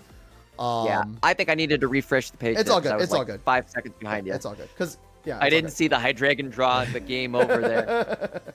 Cool. But yeah, that goes again to Soul. Again, GG's to Pick and Play. Again, they're on Twitch. I believe they're also on TikTok as well too. So check them out. Again, cool content creator. But let's switch over now. Let's switch over to another match that we can see here. So where's our screen right now? So okay, cool. But yeah, again, Jay, we're seeing a lot of cool decks, which I'm really excited about for this tournament.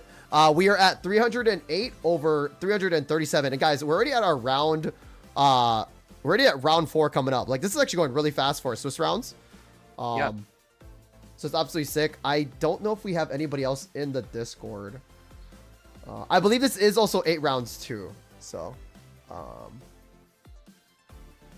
anybody on Twitch? I think it is today. Sorry, I'm looking up the details and stuff right now to see what we're what. Yeah, it's definitely gonna be 8 for sure. So 8 rounds. Yep.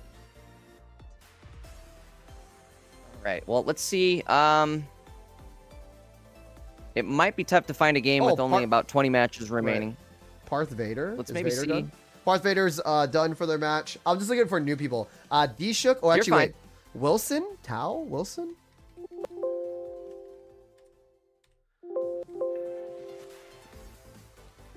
Is that their, I wonder what their name is? Yeah, their name isn't popping up. Matt Alex? Matt Alex. Matt Alex is done with their match. KO. Cool. Okay, cool. So yeah, it looks like all of the matches that are live in Discord are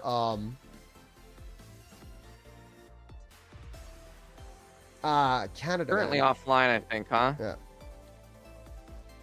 Canada Man is done too. Diego.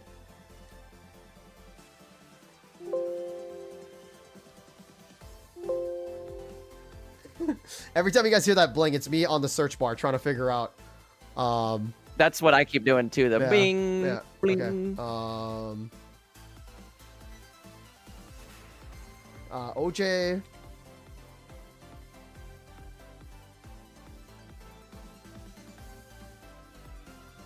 Think you hear my any of my desktop sounds? You know, like if I miss, do you hear that? Like No, when I miss no. Okay, good. Yeah. Cool. Jay, Yap City time. Yeah, so let's go through. Let's talk a little about the metagame. As we go here, Yeah. a lot of good data. If we look at the Magnezone matchup, so again, basically I'm at metagame for the streamer or for the viewers right now, Jay. And again, it is 54 Magnezone Oricorios, but a 53% win rate. But also 100 Sweet Ninja decks, which I'm a little worried about. I might have to switch over to Magnezone Oricorio and then I guess Sweet Ninja. Yeah, I don't know. I'm kind of glad that we got to see this tournament here before you head off, huh? Maybe might be time for a switch up.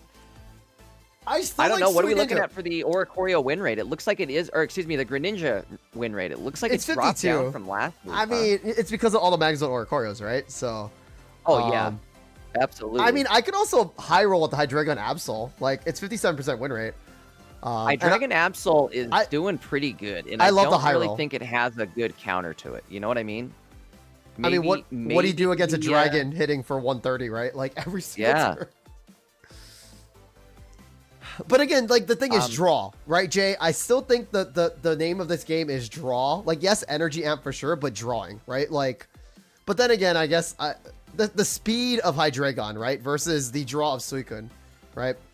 And I don't mind playing the mirror, Jay. It sucks to sit in, you know? Like it's like so. Yeah, it's. I don't know. We kind of saw with Lucian too what could happen in one of those mirror matches. Right. It's crazy though. We look at the win rate for Decidueye, and it's only sitting at a 48% win rate.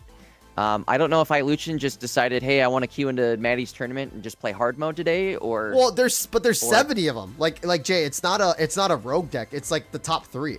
Again, check out Maddie's next tournament video to you know, for as he explains that, right? But you feel me? Like Altaria, I think a lot of people liked Altaria, but people were trying to find new outs for it. And again, chat, what's really funny, guys, we're in the mega meta. I'm going to call this out right now. Maddie, take this too. We're in the mega meta. I guess Mega Absol is still up there. Okay, pause. I was going to say, like, it's literally Suicune, Suicune, Decidueye, and then Magnezone, right? Like, I was saying there's no Megas, but there's still, I was thinking Absol Hydreigon instead of Darkrai Absol, but, yeah, the 2 classic decks coming back for the mega meta, huh? Yeah, I still feel even Decidueye too, making kind of a return. Yeah. One thing that's interesting though is Altaria Indeedee seems to be doing pretty well as well, jumping up with their win rate. I think compared to last week, I don't know. I think people are still trying to find like that perfect ratio for Altaria of like survivability, but easy draw and easy build.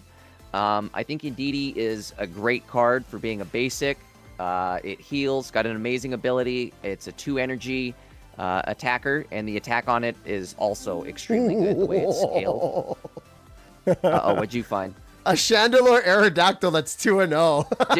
Okay, did you see that deck? I linked that earlier in chat. Did you see okay, how was crazy that is? Yeah, Did he win his next match? I believe. He was 2 let's see. He was I'm 2-0, and he was wiping the floor with Decidueyes. I think his name was Haunter. Haunter. Yeah, Let's see. Did Haunter. he win? Haunter. Oh my gosh, he won. He's 3-0 with Chandelure Aerodactyl. What is going on? Point flip Aerodactyl. How do we get this guy in to stream his games? Wait. So Look at that. He's wiping the floor with those Decidueyes. Maybe he's the reason for the 48% win rate on Decidueye. No, that's literally what it is. So the reason why this works, Jay, is because if you Aerodactyl a Decidueye EX, you just basically will and then put it back in the deck. And then they have another one, you just coin flip again. Like that's... Well, that and you have energy or type advantage with Chandelure as well. So you're hitting for even more on Chandelure. But did he really only play against Decidueye, though? Was that literally his matches? That's all they've played. Okay. So Jay, there is a timeline. There is a reality ripping timeline where Decidueye EX is like the top meta deck, and it is third, which is cool. So the fact that this individual is running this deck is literally the counter for Decidueye. They're literally the reason that Decidueye is sitting at a 48% win rate. And we see Lucian get into the mirror match, so that adds to the lose. Yes. The lose-lose. That's crazy. I don't see how this deck works. There's not even any draw. There's no copycat. You've got double will. Yeah, I don't know. This guy is just either getting extremely lucky or... I mean, it's the fact that you have 2 Chinglings, so hopefully you're starting with a Chingling. Think about it though, because you have Aerodactyl, which is a fossil, so you're not starting with Aerodactyl. You're forced to start with either Chingling or a Litwick. Hopefully you can draw into a Chingling, and then your old Amber, because like what if you just get a Chandelure? Like what if you don't get your old Amber? Like old Amber, I'm a huge believer of Aerodactyl. Literally removing a card from the deck or like from play is big, right? And it's not even going back to the hand, it's going back to the deck. So, also that means the rare candy gets discarded too, I believe. So, it's, I think the only way I don't know, and maybe somebody in chat can confirm this, but I believe if you were to manually evolve, like say it was a Magnezone and you manually evolved it to Magnezone each step instead of skipping and using a candy, I think in that case, if Aerodactyl were to flip the card back into your deck, I believe it'll put all 3 cards back in the deck. No, it does. Yeah. But the rare candy gets discarded. I'm pretty sure. Yes, you are right there though. The candy will get discarded. The candy gets discarded the moment you use it. So that's why it's not the candy part of the it's not part of the it doesn't stay like active on the card as like an attached part of it. Whereas if you manually attach the cards and evolve them that way, they stay like attached. They stack on the cards essentially. I would like to see this match, and the downside is that guys, again, you don't have to do your Swiss rounds. Basically, if you guys are just tuning in, why are these 2 guys yapping? We're at 332 matches of round 3. Again, everybody in the Discord, which is great. They're done streaming their matches. We're literally just waiting for 5. So if you're wondering who's these 2 goofballs yapping about, again, the matches, again, there is also a 10-minute delay. So we are just waiting for the next matches to go on through. 4 more matches left until round 4. So that's what's going on if you guys just tuned in. Again, thank you so much to BoxGG for sponsoring this tournament. This is, again, if you're just tuning in, the Pocket Mads. Number 7, Mega Mayhem $250 prize pool, sponsored by BoxGG. If you guys want to get cards digitally, if you guys can't find them IRL, you can go to boxgg.com. Use Maddie's promo code to help them out as well too. Get a little bit of discount on there. Basically, what you do on BoxGG is you draw cards digitally, and then they'll mail it to you. They are partnered with TCG Player as well. They've done sponsorships with Island Grown as well as Shroud and a lot of other content creators too. Also, again, they're part of TCG Player. It's a great way to get cards as well if you can't find them IRL. So, again, thank you, BoxGG, again, for sponsoring this tournament. So, again, if you guys are wondering, we are just waiting for these 4 matchups to start. We are just kind of yapping and talking about the metagame.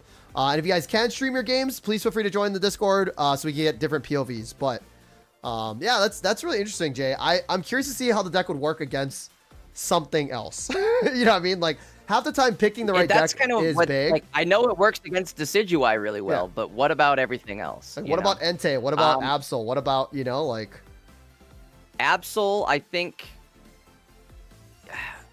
I think that's where you're going to run into some problems, is like your Absol decks. The things where you can't necessarily... Well, I don't know, because Aerodactyl still sends it back to the deck. And you lose all your energy, everything attached to it, and you have to redraw it. And then Hydreigon blows you up, right? Like... yeah, that too. I bet Hydreigon is one of the ones that just falls prey to getting flipped back into the deck, though, or I don't know. I guess you have a combination of not only flipping the card back into the deck, but then having Chandelure just completely discard the card that went back in the deck. Right. So maybe this is like the closest we can get to a mill deck in Pocket. And this is what we were talking about earlier. Is like, I want to see Pocket get... I don't necessarily want the whole meta to be everybody running nothing but mill decks, but I would like there to be a mill deck option, or at least a couple options. So I'm glad to see cards like Chandelure get added to the game. It's cool to see a deck like this finally start come to play and be viable. Yeah. Jay, why don't we do this to kind of speed us up too? So guys, there's only 2 more matches left. Oh, sorry. 2 more matches left until round 4. Jay, let's try to see if we can find somebody and set up for them, like who's in Discord right now. Sure. So we can set up all the overlays and we can just jump right into it. So that I can cast it with you right away. So yeah, no problem. Instead of trying to search and find a game. It sucks that we don't know who is playing against Haunter, or like, I suppose maybe a judge could try to reach out to him and see if well, I mean, they don't have to. It's all good. It's more of a... That's true. Yeah, it's more of a if it comes, right? Parth Vader is running Jolteon Eevee. If we want to see that. So Parth Vader. Yeah. They're 2-1 right now, but I think that'll be a nice deck to watch. Guys, we're trying to show you guys different matchups throughout the day. Versus again, Top Cut Sui Ninja, right? So I do want to see a Sui Ninja eventually, but we're gonna find one eventually. So why don't we do Parth Vader first? Quickly though, can we see before we 100% settle on Parth Vader? Is there anybody that we know that might be sitting 3-0 and is streaming? Because maybe they get lucky and they match up against our Chandelure deck. Yeah, I don't think. I mean, I think I'm really for grasping at straws there. There's Quiet. Quiet was running Oricorio, but we didn't see Quiet's POV. We only saw Danny's POV. Quiet right? won too, right? So, also, Quiet won against the mirror matchup too, against Magnezone Oricorio. So, okay. So why don't we set up in here for now? No. It was Danny's POV. Well, let's go into Parth Vader's for now, and then we'll move around. So, stay here. I didn't realize we weren't on Parth. Yeah, it's all good. So we have this set up to go. But let's take a look at. Let me see who's streaming too. But yeah, let me just set up Parth Vader's POV just because it'll be easier for me. And again, we are trying to find another match for you guys to watch. So, you know what Parth's name is on Limitless? I can send you the deck list right now. Here. Okay. I just put Vader. I posted in the chat. So, I'm assuming that's him, right? I mean, if it's yep, that's got to be him. Cool. Because the round is starting soon, ladies and gentlemen. Again, we are trying to find you guys really like different matches to see. Because again, Jay, I love Swiss rounds. Swiss rounds are cool. You get to see cool decks and then kind of like cook as well. They might not work per se, but again, it's fun, and I believe like that's why Pocket is fun. And again, it's 335 on 337. So we do have again Parth's POV ready to rock. We have to find somebody else, but yeah, let's look at Discord. Oh, actually, wait.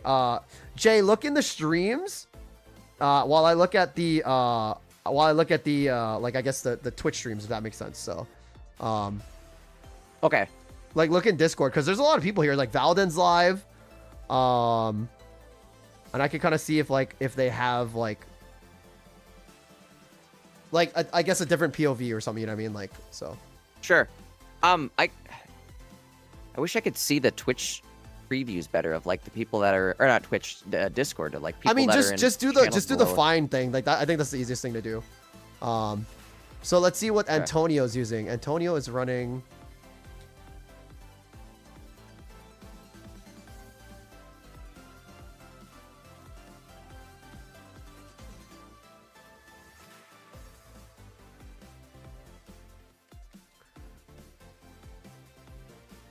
Antonio's 3-0, and they're running Sweet Ninja. Okay. I mean, I said we'd have I'm to down watch to one watch eventually. it. I kind of like the 3-0 games. Oh wait, we can see what they're running. That's so cool. Wait, actually, Pog, I didn't realize that. We can see what Where? deck they're running, like above the, like on stream, on the stream things. You know what I mean? Where Like are we you can looking? No, I don't. on like the, you know, like when you see on streams. Here, I'll show you. I'll show the community too. If you go onto the streams, you can see what decks are actually running too. Like if you click streams, it'll show Lucian streaming the double yeah. Rowlet. Oh, I see. Yeah. On Limitless. I'm Yeah, looking yeah. on Discord. Oh Sorry. yeah. No. I'm saying like yeah. So like it's cool that we can actually just click on this and be like, so we could do Antonio as well. I mean, again, it's Sweet Ninja, but I see. Here and we again, go. Eternal's running Magnezone Oricorio.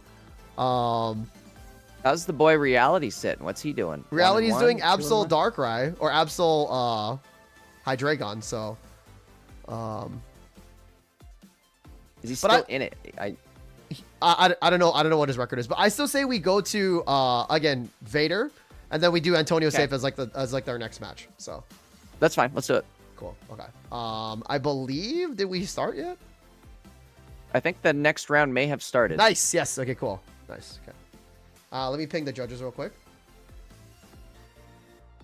I'm sure they're on it, right? Is Parth gonna stream the game in here? I hope so. We picked the one guy that's not the Yeah, guy. we picked the one guy. Okay, hold on, pause. Maddie said Chandler control question mark. Maybe we, hold on. I would like to watch it, but how do we watch it? Who's?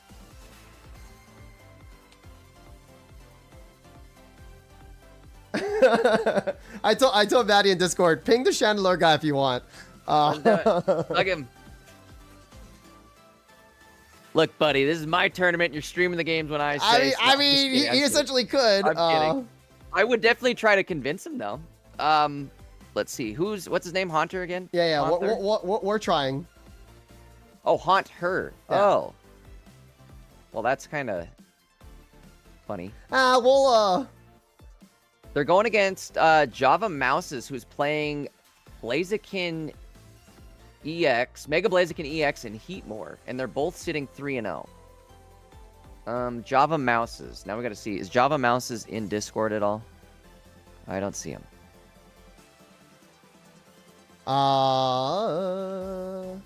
Looks like okay. Parth did actually start streaming his Cool. game. Okay, cool. So. Sweet. Yeah, who is Haunter playing against? Because people do want to see that. Yeah, Java Mouses going against Blaziken Heatmore. By the way, Blaziken Heatmore, I think that's better than Entei. You don't get the draw, but the Heatmore does ship the back line. So Yes, that's good definitely that's but again, going against Chandelure control, like I don't know. So anyway, let's get this set up too while we I am talking to Maddie too. Did you say that they did start, by the way? Let's take a look here. I didn't see if they. Oh, he's playing against Frogwan. What the? Yo, Wowon from Frog EX is playing Melmetal EX. Wait, against who? Parth? Against Parth. This is gonna be insane, chat. Wow, we got the good ones, guys. What the heck is this? Let me post it, Jay, for you. So.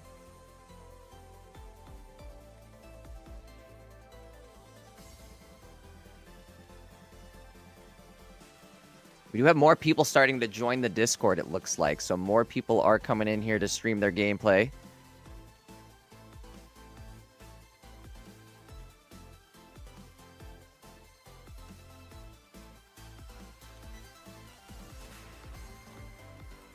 It doesn't look like the game has officially started yet on Parth's end. Oh, here we go. I think it might have just started now.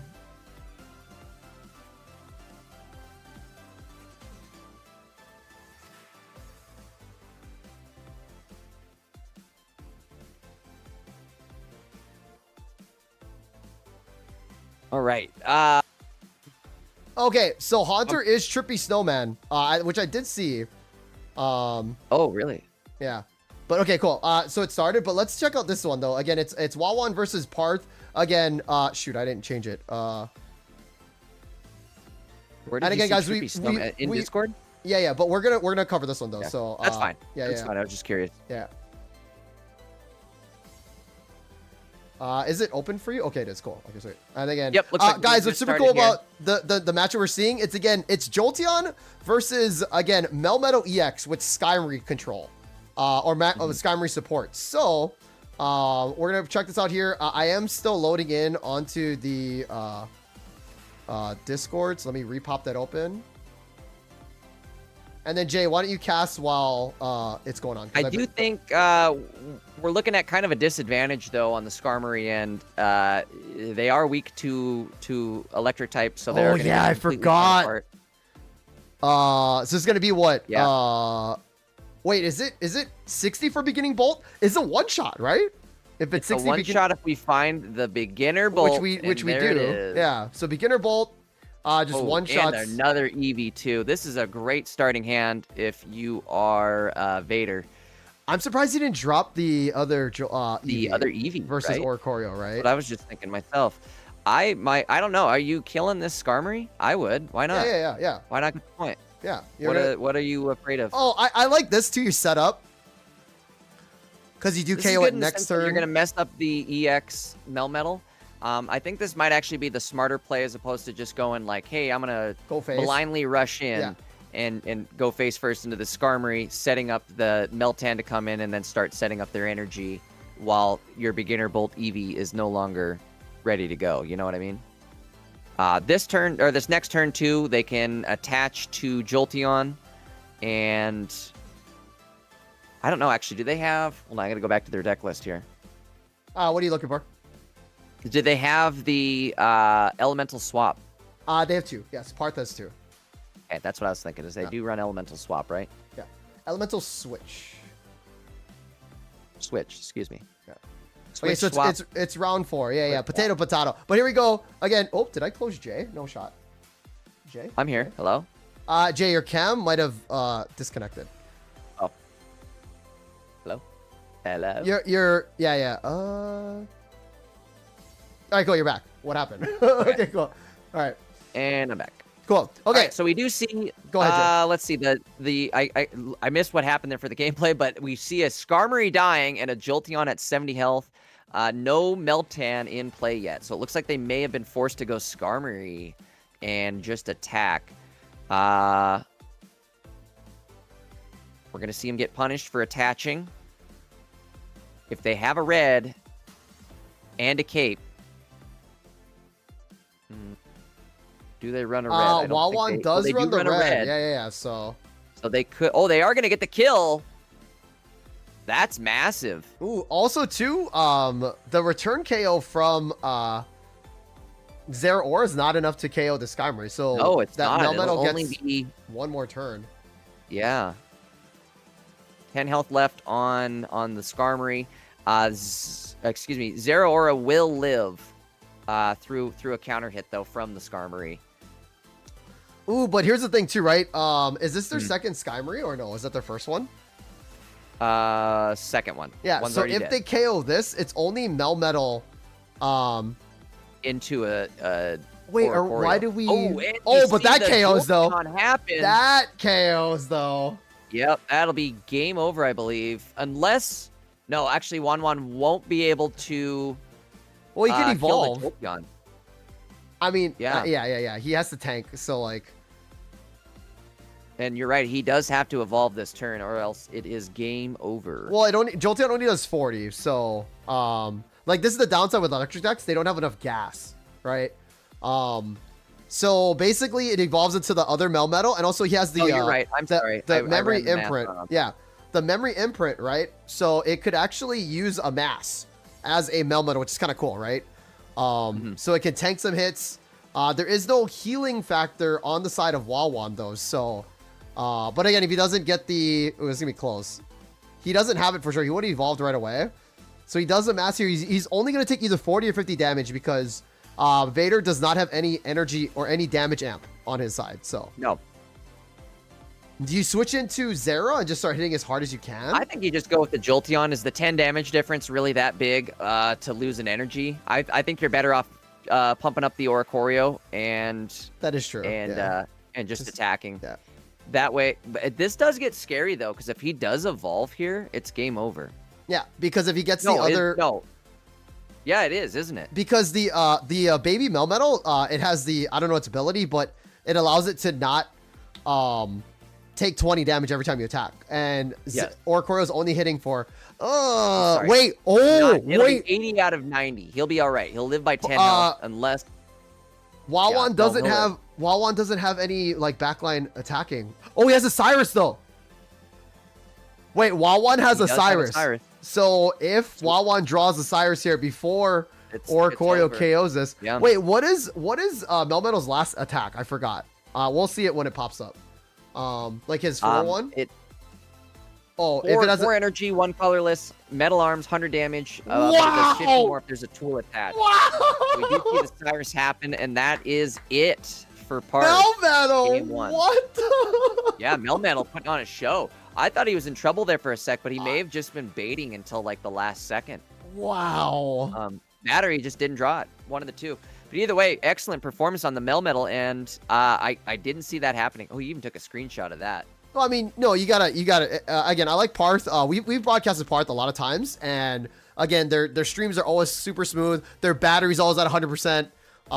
So again, thank you, Parth, for always streaming your games. We appreciate Streams it. are smooth and batteries at 100%. I You mean, can't beat that. That's all I'm saying, dude. Right? So A lot of people do run these tournaments on their phones, and they're sitting under 20%. I don't know how you do it. You start the tournament at 20%, and you got a 5-hour tournament to go through. Right. Now, the crazy thing about, I guess, Bolt decks, right? So, Wawan, let's take a look at really quick, or let's, actually, I can kind of just talk about it really quick. I got it pulled up here, too. So Yeah, well, just the Melmetal, right? So, if you look at this, too, it's crazy. The tech, Melmetal EX with metal arms for 3 seal energies and a colorless deals 100 damage. If this Pokemon has a Pokemon tool attached to it, it does 150. So, if you use the Memory Light, which, again, Wawan does use, you could use a Mass to basically charge up an energy onto yourself. That counts as a tool, and then this 170 Pokemon is now doing 150s to anything across the board besides Oricorio. That's kind of scary. And it's fun to see Wawan using this again. Wawan is part of, I believe, Frog? So, or one of the GGBs. I believe he is. Yeah. He's So got the EX in there, but no Frog EX. But there just may not be room for Frog EX. Right. Yeah. So, but we are setting up the next match here. Here we go. I'm questioning why we didn't drop the other Eevee in and just like risk getting Marsed. It didn't matter, but the opponent doesn't run any sort of like Sabrina, so you could have ran it or dropped it just fine. Right. Repel. Either way, we made it past that. Let's go. We got the Zero Aura coming in. Now we're gonna drop the Eevee. I mean, all 3. Well, here's the thing, right? Like Jay, Parth had some questionable like drops, right? Like dropping Oricorio versus the other Eevee, which did help him in his favor. So maybe they just see the line a little bit better. But I do agree on why they didn't drop that other Eevee, right? So it is kind of interesting. So my thought is they just were thinking they were gonna get Sabrina. Some people like don't even bother checking their opponent's deck list when they play these, and I mean some people just do it because they don't care what the opponent's running. And some people, I think, just do it like maybe it's just they don't know. You know what I mean? Like, I think there's still just a lot of people who don't know that you can check your opponent's deck list and use that to your advantage. I know when I first started running these tournaments, it took me like a tournament or two to really think like, oh, wait, I should be using this to my advantage. I've come a long way in the last year, that's for sure. Oh, no, Jay, so guys, chat, if you guys don't know, right, for Jay, again, he would be playing the tournament if he wasn't casting. So it is a tough call. Like, I love all the people that I've casted with. Mintam, who also played as well too. Jay as well too. Also Nabrix too. So it's tough for the players and / casters, because again, you guys either have to play the match or cast it. And again, Jay, I appreciate you again for coming out for Swiss rounds and casting. But if Jay wasn't I love casting, the opportunity to be here. So shout out to you, to Maddie, and to Boxed for hosting it. Yeah. So Jay, we definitely appreciate you sharing your insight as a great player as well as a great caster and as a good friend too. Yeah, for sure. So, but here we go. I think you're right there too. You kind of get the insight by being a player. I wouldn't be able to understand the matches as well if I wasn't also able to at least compete, I'd say, at this level. Yeah, and that's why I also beautiful rainbow Jolteon here. But we do see here thank you for showing that off. The Wawan is not, I mean, I guess at a disadvantage here because Zeraora could come in and return KO. Also, I believe Melmetal's third attack will not KO the Jolteon. So, we can't really retreat either, but we can't really add in energy. So it's kind of like, but I think we're just going to try to do as much damage as possible and then tank? We do see the attach, so that I believe would mean they're gonna end up going for. They have to go for an attack. The attack. Yeah, I just had 80. Yeah. And Oricorio's not set up, but we are gonna see we are gonna see the Pokemon Center lady out. I mean, you get the KO here, and then Melmetal just sits there, right? Like you're safe to attack. I guess if you do that, and then the Jolteon's also going to make it so that Melmetal is going to take 60 damage into. What? Okay. No, you want the chip. Okay, so me personally, I think I would have healed and tanked the damage. I think you're right because then you set that.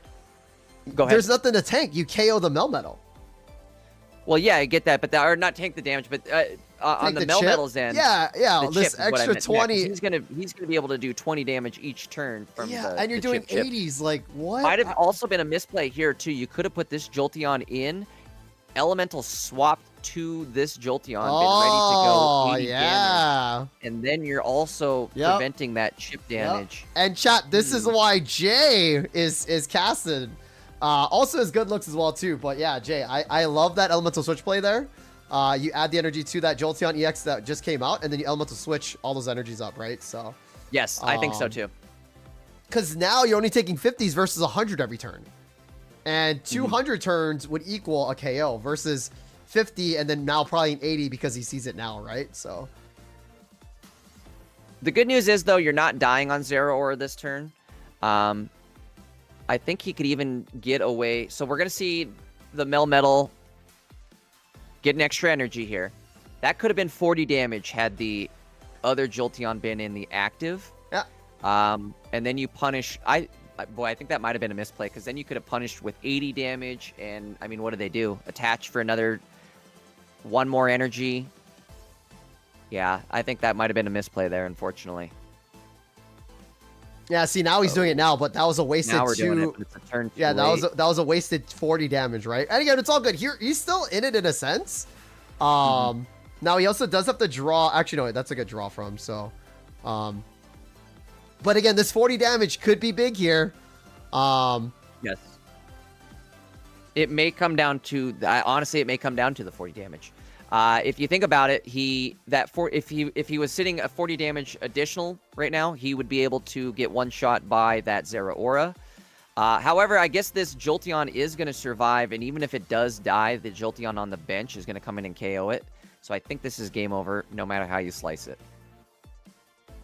And again, right, guys, there's lines to pocket, right? We're not saying that the line that we talked about was the best. Again, it was just more of a suggestion in a sense, but again, Wawan does concede. Again, this is only game 2.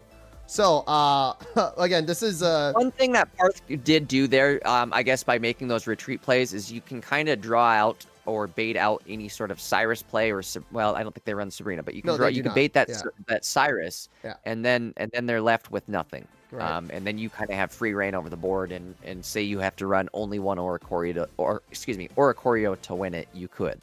Right. And again, my take though is with that, Jay, is like, say for example, we use the weakened Jolteon, and then we set up Ori, right? Now you have basically a Jolteon that can get KO'd, and you send Bird out, and then what do? Right? Since Wawan does not have their only backline attacking is Cyrus, they can't bring out anything fresh in the backline. So Bird versus Melmetal. Yes. So, but again, it's lines. Also, we're just yapping, right? We're watching this. It's a lot easier to see it too when you're not playing the right. game and you're not playing game after game. Yes. Sometimes it's easier to see it, after I'm sitting here and staring at the board and say, "Oh, hey, this is what you should have done." Right. But I do this all the time too, where I realize, hey, I should have done this, or chat tells me, why didn't you do this? Right. And then I realize, maybe I should have. Also, That's Parth That's going. how you learn in this game. Parth going second here, which is insane. Only has the Eevee, which is totally fine because we have the beginner bolt. Jolteon, Yes.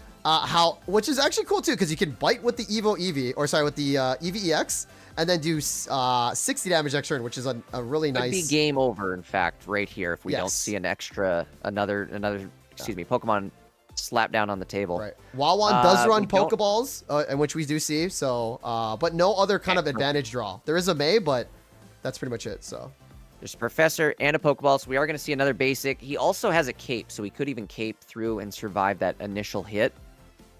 Definitely a rough start, though. All right, I think we are going to see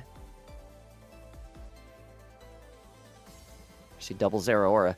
I guess I'm curious then, are we going to see that beginner Bolt Jolteon come out, or do we see the other?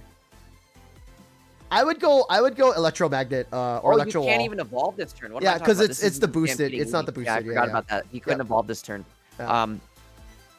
And also too, Jay, think about at this. That point, then you go the other Jolteon. And think about this too, right? Like Jay, like Vader likes, he knows his certain lineups, right? Like you could say it's tendencies too, which is good and bad against playing against players, right? You know that he likes to start Jolteon. Either he likes the KO or he likes to do the magnet wall no matter what, right? So which may not be the best all the time, but it's a tendency, and maybe Wawan can pick up on that, right? Like one thing to consider here though is you have nothing but one prize pointer Pokemon on the board if you put down that beginner Bolt Jolteon, which kind of buys you some more time to get that last bench spot built up with your Jolteon EX. Again, you make them burn through those one prize pointer Pokemon before they can even touch that Jolteon EX.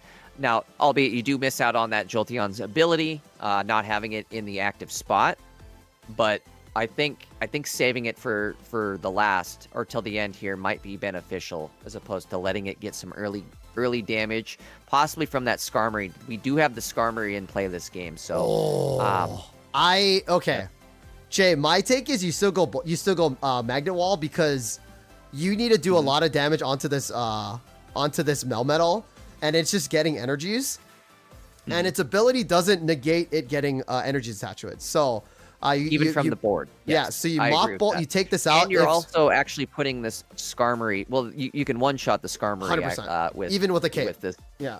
Yeah. So I like this play here because it does do a lot of damage. Also, too, Wawan does run the red, so he basically uses the Memory Light to amass from the Meltan's ability, right? But again, also, wait, does Parth run any? Oh, he doesn't run any Eevee bags, because then he could have basically took it down to he could have KO'd if he ran Eevee bag, but could have KO'd, I guess, huh? Yeah. Or even with the Geo. But we do see a Cyrus, which is definitely going to lock this in. See, I don't see the retreat. I don't know why we do that. I guess so we don't take damage. You know why though? Because he's not going to kill it, and this is. But it's only 30 damage. It's only 30. He's forgetting about the ability. Yeah. I mean, maybe he's sacking it because again, Wawan only runs Cyruses, so he's keeping his Mon safe, which makes sense. But also to actually wait, the math is here. I apologize. Pause. You ready? The math, mathin'? The bolt does now the bolt KOs. Wait, what? He amassed. Yeah. Okay, that was actually a big play. Sorry guys, that was the line there. Weird. That was the line. But you saw why he retreated there, right? He retreated so that next turn he can KO with the Jolteon. So, because Jolteon only does 60. So. But yeah. Okay, cool. Sweet. Let's see. 233 matches versus 301 here. Again, this is round 4. Again, of the Pocket Mads, number 7, $250 prize pool. Again, my name is Sajwama. Again, sponsored by BoxGG. If you guys haven't checked out BoxGG, please do. A mod will post down Maddie's promo code. Again, if you guys haven't checked out Box, a great way to find cards digitally, and then they mail it to you via via TCG players. So, cards are hard to find nowadays, so use BoxGG. Use Maddie's promo code. Again, thank you, Box, for sponsoring this $250 tournament. So again, 240 matches done. Jay. Oh, we said we're gonna try to find what's his name, right? What's his name is actually done. Where is he? Oh, Did Antonio. Wait, Let's see. Antonio. Hold on. Antonio.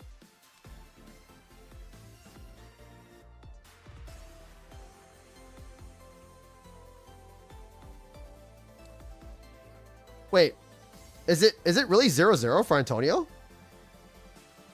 Wait, we're already at round 4. Wait, is it a new round already? Wait. Oh no, okay, no. What the heck? My okay, sorry guys. My screen just glitched out. I was like, what the heck? Okay, cool. Antonio here. So Antonio's done. Okay, so yeah, Antonio. He was the Sweet Ninja. We were gonna check it out on Twitch stream. They're 3-1 now against ES. So let's see if there's anybody, I guess, in Discord.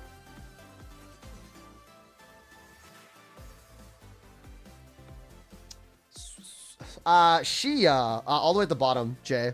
That's what I was just looking at. Do you want to pop in there? They're supposedly their partner, or sorry, their opponent did not check in, so they won that match. Oh. Easy Bounty Hunter. Want to pop in? Bounty Hunter's match is done. So I like how Jay's like, let's just run it in there. I'm checking the limit list before we jump in. So okay. Dorn's match is also done. Mata Alex, let's see. Alex's match is going on. It is Greninja Suicune versus Altaria. Let's just jump in there really quick. So Alex? Okay. Yeah. Okay. Also, guys, please ask Dina for a spectator mode, because we're literally just going into people's Discord streams and then we are showing their matches. So, Jay, do you see it popped open right now? Sorry. I've got it popped open. It does look like we have full board on both teams going here. And I believe we've got a Greninja EX on Matt's end, which is what you want to see. Now he's bouncing these cards around like there's a Celesteela in play. Crystal Waltz going off for 120 damage. Full amount of damage there possible. Mega Altaria sitting out front with no energy and 70 health. Also, it is Not what you want to see. It is 1-1, by the way. Both players have 1-1. Yep. So I'm setting up the. I think it's about to be over right here. I don't see a way out for our opponent. That's it. Okay, cool. We won't even change the deck list, but yeah. Okay, cool. Great. Nice. Okay, cool. So let's see if we can find another match here. And in chat, Swiss rounds is really awkward, or not really awkward, but Swiss rounds, again, it's all over the place. But once we go into Top Cut tomorrow, it's a lot easier to stream the matches because, again, everybody has to stream and we just basically go down their bracket. So, yes. That might be it then, right? So, it's going to probably be kind of hard to find some games after that one. Let's see. I could bounce around channels real quick if you want to talk, and I can see. Well, I mean, just type in their name on Limitless, you know? Yeah, but I can't see all their, like, half of these aren't the same name on Limitless. Most of them That's are. What I was just gonna say. I'll bounce in there just real quick and see. Okay, sure.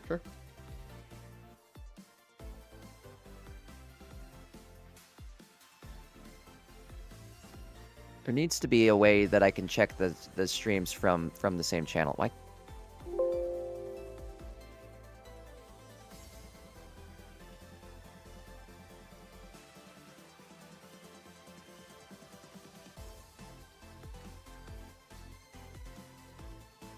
OJ's done. Oh, sorry. I should go show you guys what I'm trying to look for here. So.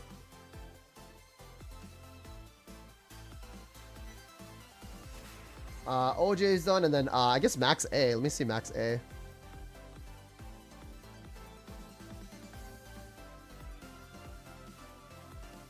Yeah, Max is done too. Okay, cool. All right, sweet. So guys, it looks like again, all the rounds are done. We can try to see some streams here, but I'm pretty sure they're all. It's looking pretty barren right now for games. All of those ones were done. Yeah. Let's see if if like Valden or any of the streamers are. That's what I was just going through next, is the actual streamer page here to see if we can find one. Yeah. I'll start from the bottom. Let's see what reality's at. Okay. Just checking on no Eternal So TCG. Reality's Looks done. like he's done. Yep. Is Valden actually in a game? Valden might actually be in a game. Black is done. Danny is done. Valden. And Valden's also running Sui Ninja. Valden's done. 2-0. Is he done? Yeah. Numa Natale. Again, great player. Yes, Also I running think he was- Absol. So. Is he? Numa Tenale. Pardon me. Numa Tenale 3-1 versus Susano. Paharo. Paharo is 3-1 as well too. Mega Bean.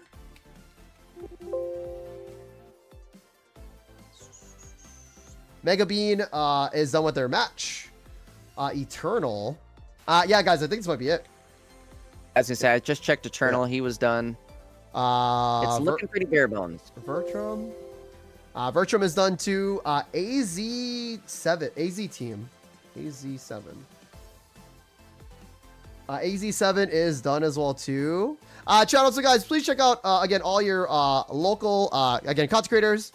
Again, it's a fun way to again support and again see some cool content creators and also see really cool POVs. But yeah, it looks like everybody that's streaming is done, which is cool. We are at a 285 out of 301. So yeah, I think again, which is totally fine, right? So, Jay, what do we want to see? I mean, I don't know if we can. Let me see. I think we all want to see the Chandelure deck. Okay, cool. And also, it did go 4-0. What did it go against? I was just about to say it's also sitting 4-0 right now. Well, no. Yeah. Actually, yeah, it did beat Blaziken Heat more. What the heck is going on? That's what I'm saying. This deck is crazy. Okay, cool. Let's ask a judge to set that up then. Where is? Yeah, we can just ping. Hold on, let me see. I'm trying to see where they were sitting 79th place, but I think after that last win, it's going to bump them up to upper ranges here. What's kind of unfortunate is they're sitting really low in the rankings, even though they're sitting 3-0. I think due to the fact that they're playing nothing but Decidueye, or they had been playing nothing but Decidueye, and Decidueye is sitting at a really low win rate right now. So that helps factor in where you're sitting on Limitless as far as your ranking goes. It depends on how good your opponent actually is what I'm trying to say. So if you're going against people who have lower win rates, your win rate, well, not your win rate, but your ranking will in turn be lower. So I think that's why we're seeing him sit so low currently. But at some point, sitting 4-0, it's going to be pretty. What am I trying to say? He's basically going to be sitting in the top 10 here before we know it. So with an insane Chandelure mill deck. I'm gonna DM them on Discord, and then I'm asking Lampbot to. Okay, perfect. I was gonna say, how do we get a hold of this guy? I don't know. They don't even have a country, like a banner flag from what country they're from.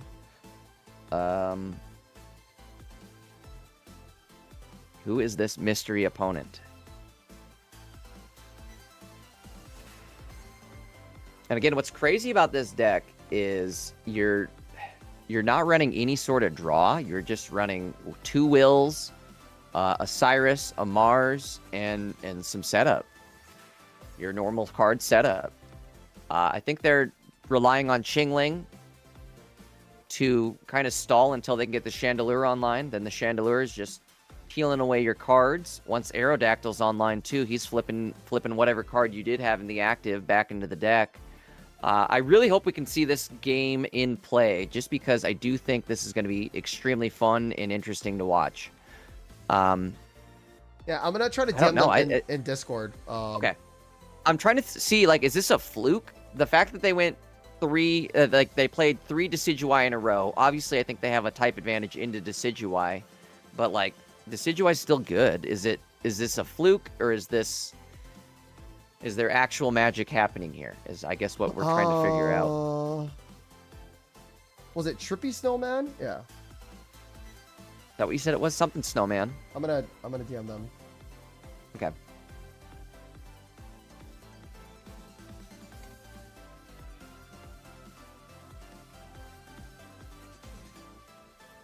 Cool. So guys, Jay's gonna try to fill the space while I'm DMing the Chandelure player. So, if we can get it through, you guys, cool. If not, it's all good. But again, this is kind of making the buzz right now. And again, it could just be a fluke, like Jay was saying. But Jay, I do have the list up on the screen. If you are for the Chandelure. Yeah, if you want to talk about that again, we are super close. I could yap a little bit here if you want. Yeah, we're super close to, again, 295 out of 301 matches. Again, we did ask the judge to ask them in Limitless if they could come in and come into Discord. And you guys remember that you don't need to stream your Swiss rounds. So if they don't stream, don't be like hating on them, or don't be like, they need to stream, blah, blah, blah, right? So, but yeah, so Jay, why don't you do that while I try to talk to them in Discord? So, sure thing. So I guess this player, they're sitting 4-0 already, and you only need 18 points to make it into Top Cut. They're sitting at 12 points already, so they only need 2 more wins, and they're guaranteed Top Cut. We have 4 more games left, so they do have some wiggle room if they end up losing any games. But I'm kind of blown away by how good this deck is actually doing. The Heatmore deck that they just beat, it's a Mega Blaziken Heatmore with Cleffa. Did he brick? What happened there? That shut that Blaziken deck down. I could understand winning against Decidueye, but like the Blaziken's kind of starting to blow my mind. Did they flip the Blaziken back into the deck with Aerodactyl? And like, I guess going into that Chandelure deck, you're staring down that Aerodactyl with a will. So it's a guaranteed coin flip most of the time that you're going to get hit and your card is going back in the deck. And now with Mega Blaziken, they do have Combuskin. So there is a chance that if you evolve your Mega Blaziken with Combuskin, you'll be okay.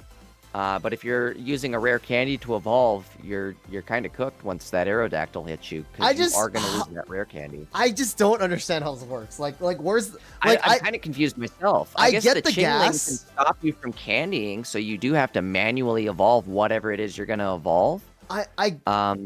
There is the gas here, but like, where's the damage? Like, where's the damage? Like, you know what I mean? Like, that's my thought too. Is how there's are you no draw, the games? No copycats. If there's no cards on the field, though, so if you can flip everything off the field, then you win. But against Absol, there's Pichus, Oricorios, there's Darkrai, there's Absol himself, right? Like, and again, yes, you get rid of the Absol. That's where we're going to see the deck get shut down as an Absol lineup.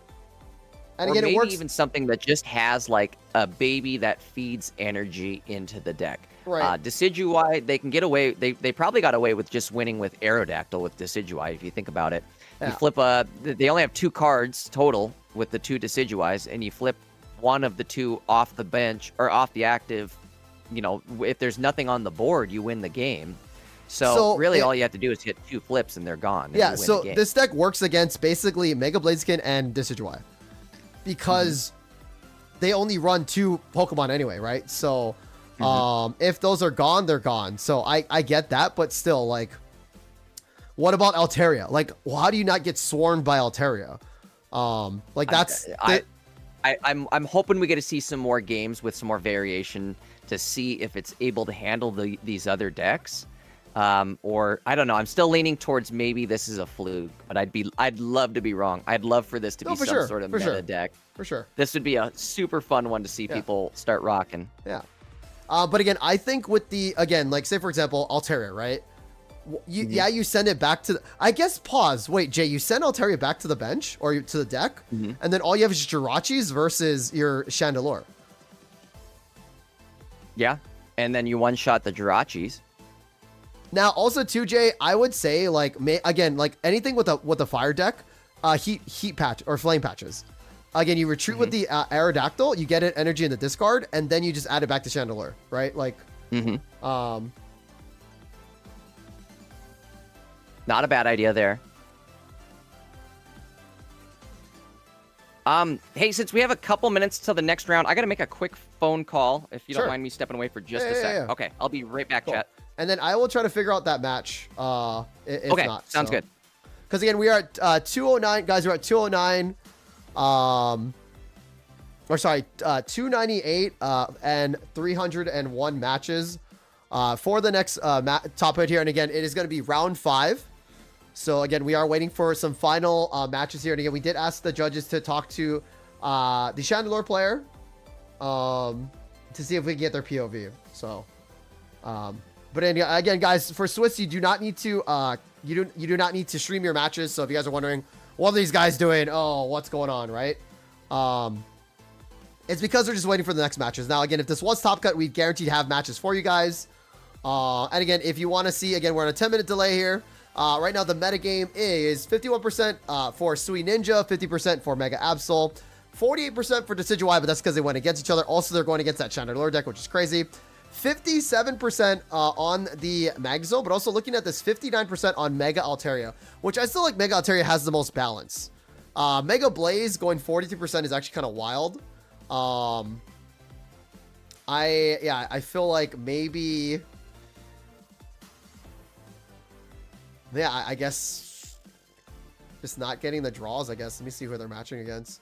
Yeah. Oh, I mean, they missed the round. Okay, that's going to be... Yeah, okay. So they missed a couple rounds. But, I bet you a lot of these are missed around. Oh, Sui Ninja. Holy! Bert, another one. If you are that player, again, shout out to you going against 3 Sui Ninjas. That is rough. So, yeah, for sure. And again, picking Mega Blaziken when Sui Ninja is still pretty predominant is pretty crazy, right? So again, I believe this is actually, holy moly, but wait, Bounty Hunter with the Mega Blaziken winning against all Greninja, Sui Ninja. That's crazy. So maybe it's not the deck in that sense, right? So again, basically running the one Blaziken, using that Lily. And again, Bounty Hunter is in the Discord. So I believe this is Bounty Hunter that does screen share in the Discord. So if we can get them, but we do want to prioritize on getting, again, that Chandelure deck if possible. So we are waiting on confirmation on that. As well as just basically these last 4 matches go in. Let's see what's taking so long. And again, guys, Maddie will be streaming with me tomorrow, 11 a.m. CST for the Top Cut. It'll be a lot faster too. I believe you need a 6-2 record to make it into Top Cut for tomorrow. But again, I would need somebody to confirm that in the chat. So in 10 minutes, because there is a 10-minute delay if you guys are just tuning in. Okay, both of them did not check in. I think we're done. Right? Looks like we're done. Wait, who are we missing?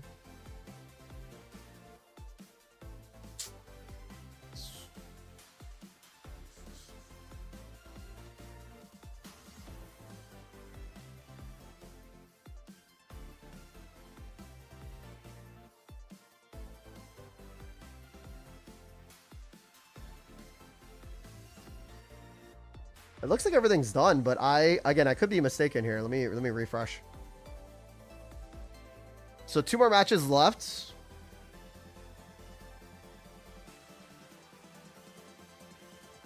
Timo running, which is also cool. I do want to watch this eventually. Heatmore versus Entei. I do like this Heatmore. Again, Tongue Whip. Basically like using a Hitmonlee with Blaziken, right? It is kind of sick. Also, it does chip down Pokemon that Blaziken can one-shot afterwards. So I do like this in a sense. It is kind of kooky, but it does work. Again, you have the Lily, you have the May, you have the Copycat. You don't have your draw, but then the May and Copycat should get you there. To get your rare candy, as well as just regularly evolving. You have the Heatmore in the front. You also retreat, you Flame Patch. Only 1 Flame Patch, kind of crazy. Rocky Helmet 2, which I guess is needed. Because you can tank with Mega Blaziken, you can take a hit with Heatmore, so... Maybe that's just for the mirror matchup. I'm not too sure, but the math is there. Again, from Timo. Timo plays a lot of matches. So, again, it is definitely a really cool deck to see. That's definitely something you want to see and check out. And then also, too, what is Gugu playing? Again, Mega Blaziken and Entei, right? So, yeah, right. Again, basically, again, the attacking these Decidueyes, right? Also, Mega Absol Mew. Pog. Love to see that. And again, just classic... And again, I think it's just high roll, right? Like, some people won against Sui Ninja, some people lost, right? And then Sui Ninja right here against Fairy. Sudeep against Sui Ninja. Baymax, Absol, Darkrai. Net, again, Blaziken Entei. Shadow, Sui Ninja. So, yeah, it's just... I think it's just high rolling with the Blazikens, right? So... Now again, the Heatmore strat is kind of cool against Ampharos, Gengar. Now again, they weren't really playing against a lot of meta, but they did play against Suji, right? Which is a classic, classic Pichu, classic Absol. So we'll see how that goes, right? But okay. And I am also back. Cool. If you guys are wondering too, again, this is coming up round 5 of the Pocket Mads number 7 Mega Mayhem $250 prize pool. Again, sponsored by Box GG. Again, if you guys haven't checked that out, please do. My name is Todd Roma. Again, you can check me out on Twitch, twitch.tv/Todd Roma. Also on YouTube for some shorts, and also on TikTok for some shorts as well too. I'm co-casting with Jay Dankus. Again, we're at 300 matches out of 301 completed. There's a 10-minute delay. Again, you do not have to stream your Swiss matches, so that's why we're kind of like in this little waiting period. But grab some water, use the restroom, take a phone call like Jay did. And Jay, where can we find you while we get into this round 5? So definitely. So again, my name's Jay Dankist. You can find me live on Twitch, YouTube, usually 5 nights a week. We're streaming either tournaments, higher level gameplay. Once rank drops, we'll be chasing top 1,000. I guess quickly, big shout out to Maddie for allowing me to co-host, and it's always fun to, I don't know, whenever you and I get to co-host these tournaments together. I think I have a fun time. I think the crowd has a fun time. So either way, I'm excited for these upcoming matches. I think I have a ping. I've got like some sort of ping down to Trippy Snowman's point of view in Discord here. So hopefully that means we have the Chandelure match lined up. I'm excited. I think we're all kind of looking forward to see what this mill deck can possibly do. So where are they? Oh, they're there. Cool, nice. Yeah, down at the bottom, Trippy Snowman. You want to hop down there? Yeah.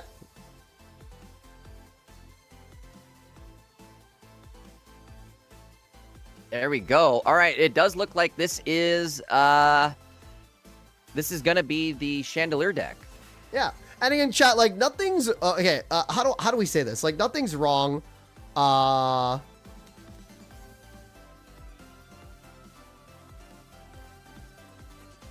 I'm talking to judges.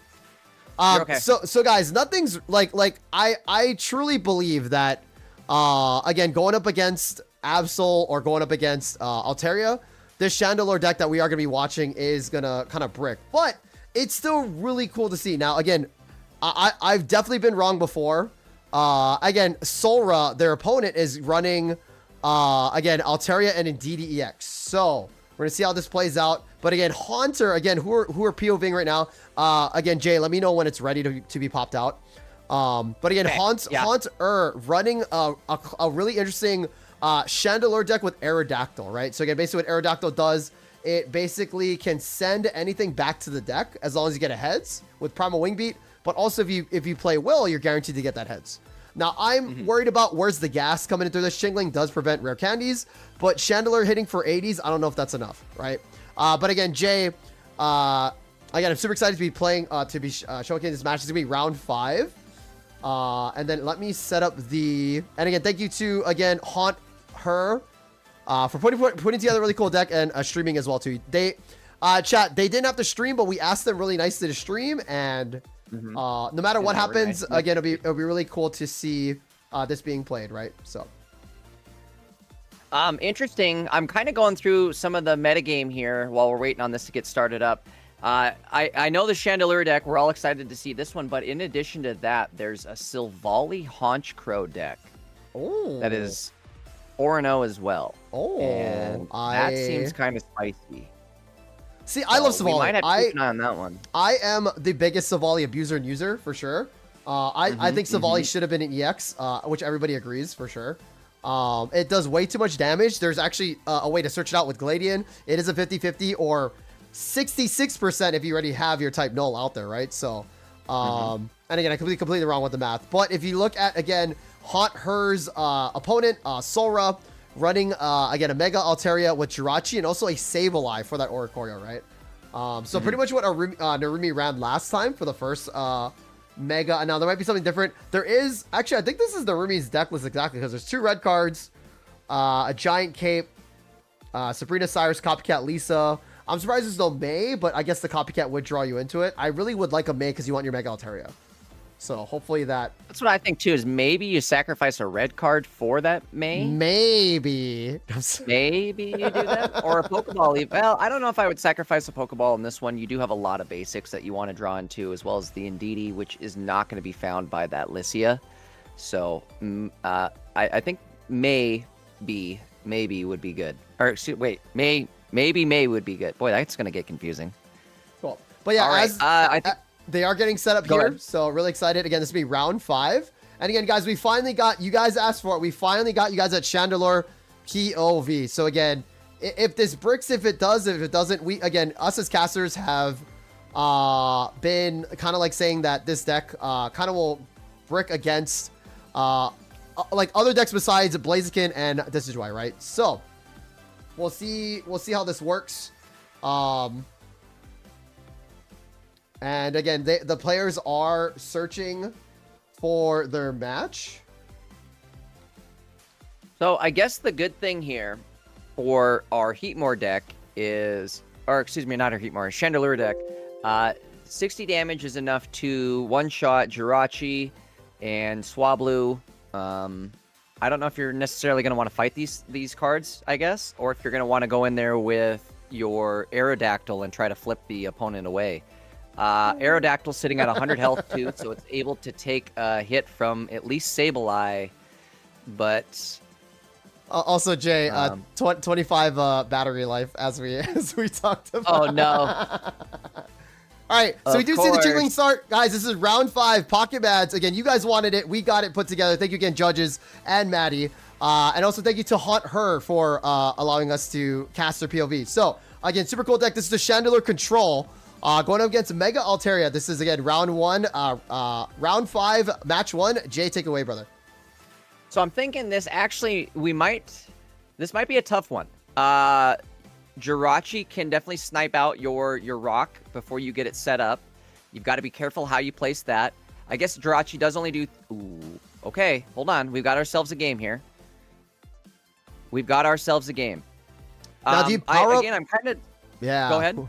I think you go Chandelure here, but again, this is piloted by Haunt Her, so maybe they know that since they have the evolution in hand. That's always something that I always get cooked over, is that you play with the cards you're gonna have, right? Versus like predicting what's the best outcome, right? So this is actually a great start if you're looking for, or if you're looking at Haunter. We can come in next turn possibly with this Aerodactyl and flip away the Swablu, or this Swablu has to retreat their 1 energy to do anything. I guess the best play they could maybe do here would be to sleep this Chingling, just to prevent any further action from the opponent. But right now, they're not dropping any Pokeballs.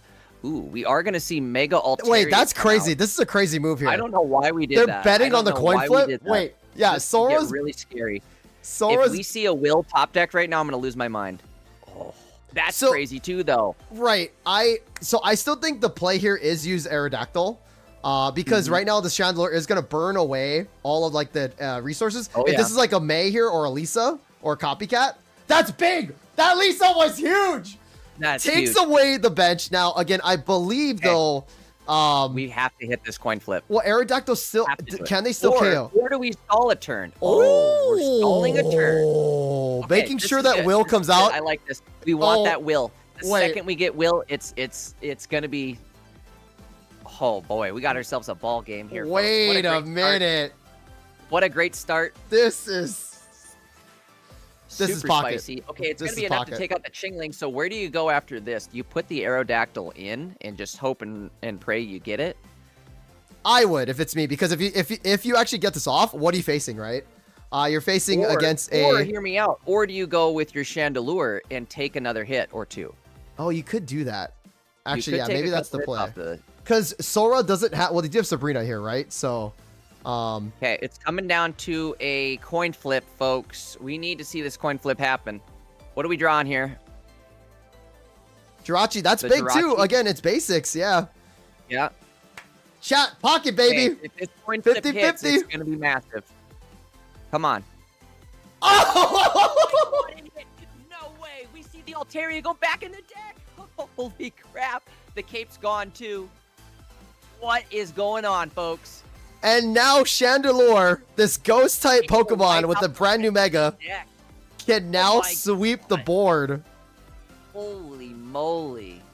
Oh my. He's in a tough spot here. Where do you put this energy? If you put the energy on Jirachi and attack, you got to set up the next Altaria. He's got it. Again, Sora's got it for sure. I guess what you could do here. Oh my god. Oh, okay, we're coming back. We're coming back. But what we could do now is retreat on the Aerodactyl. No, just Shandy. Shandy just goes in. Only one retreat cost, which is insane. So you're ready to go if you do need to come back in. You retreat back into Chandelure, and then you can one-shot that, excuse me, one-shot that Jirachi and survive an attack.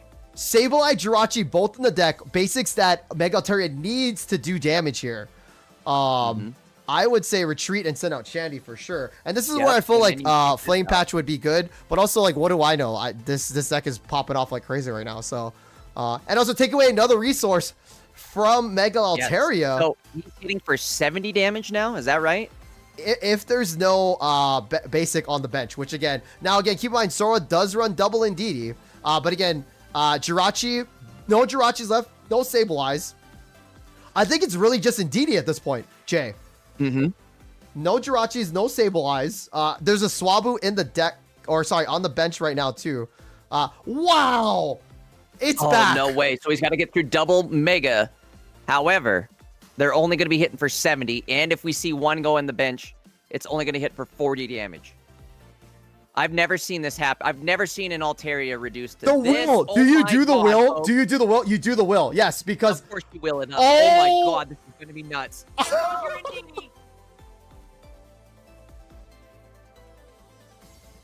Holy crap.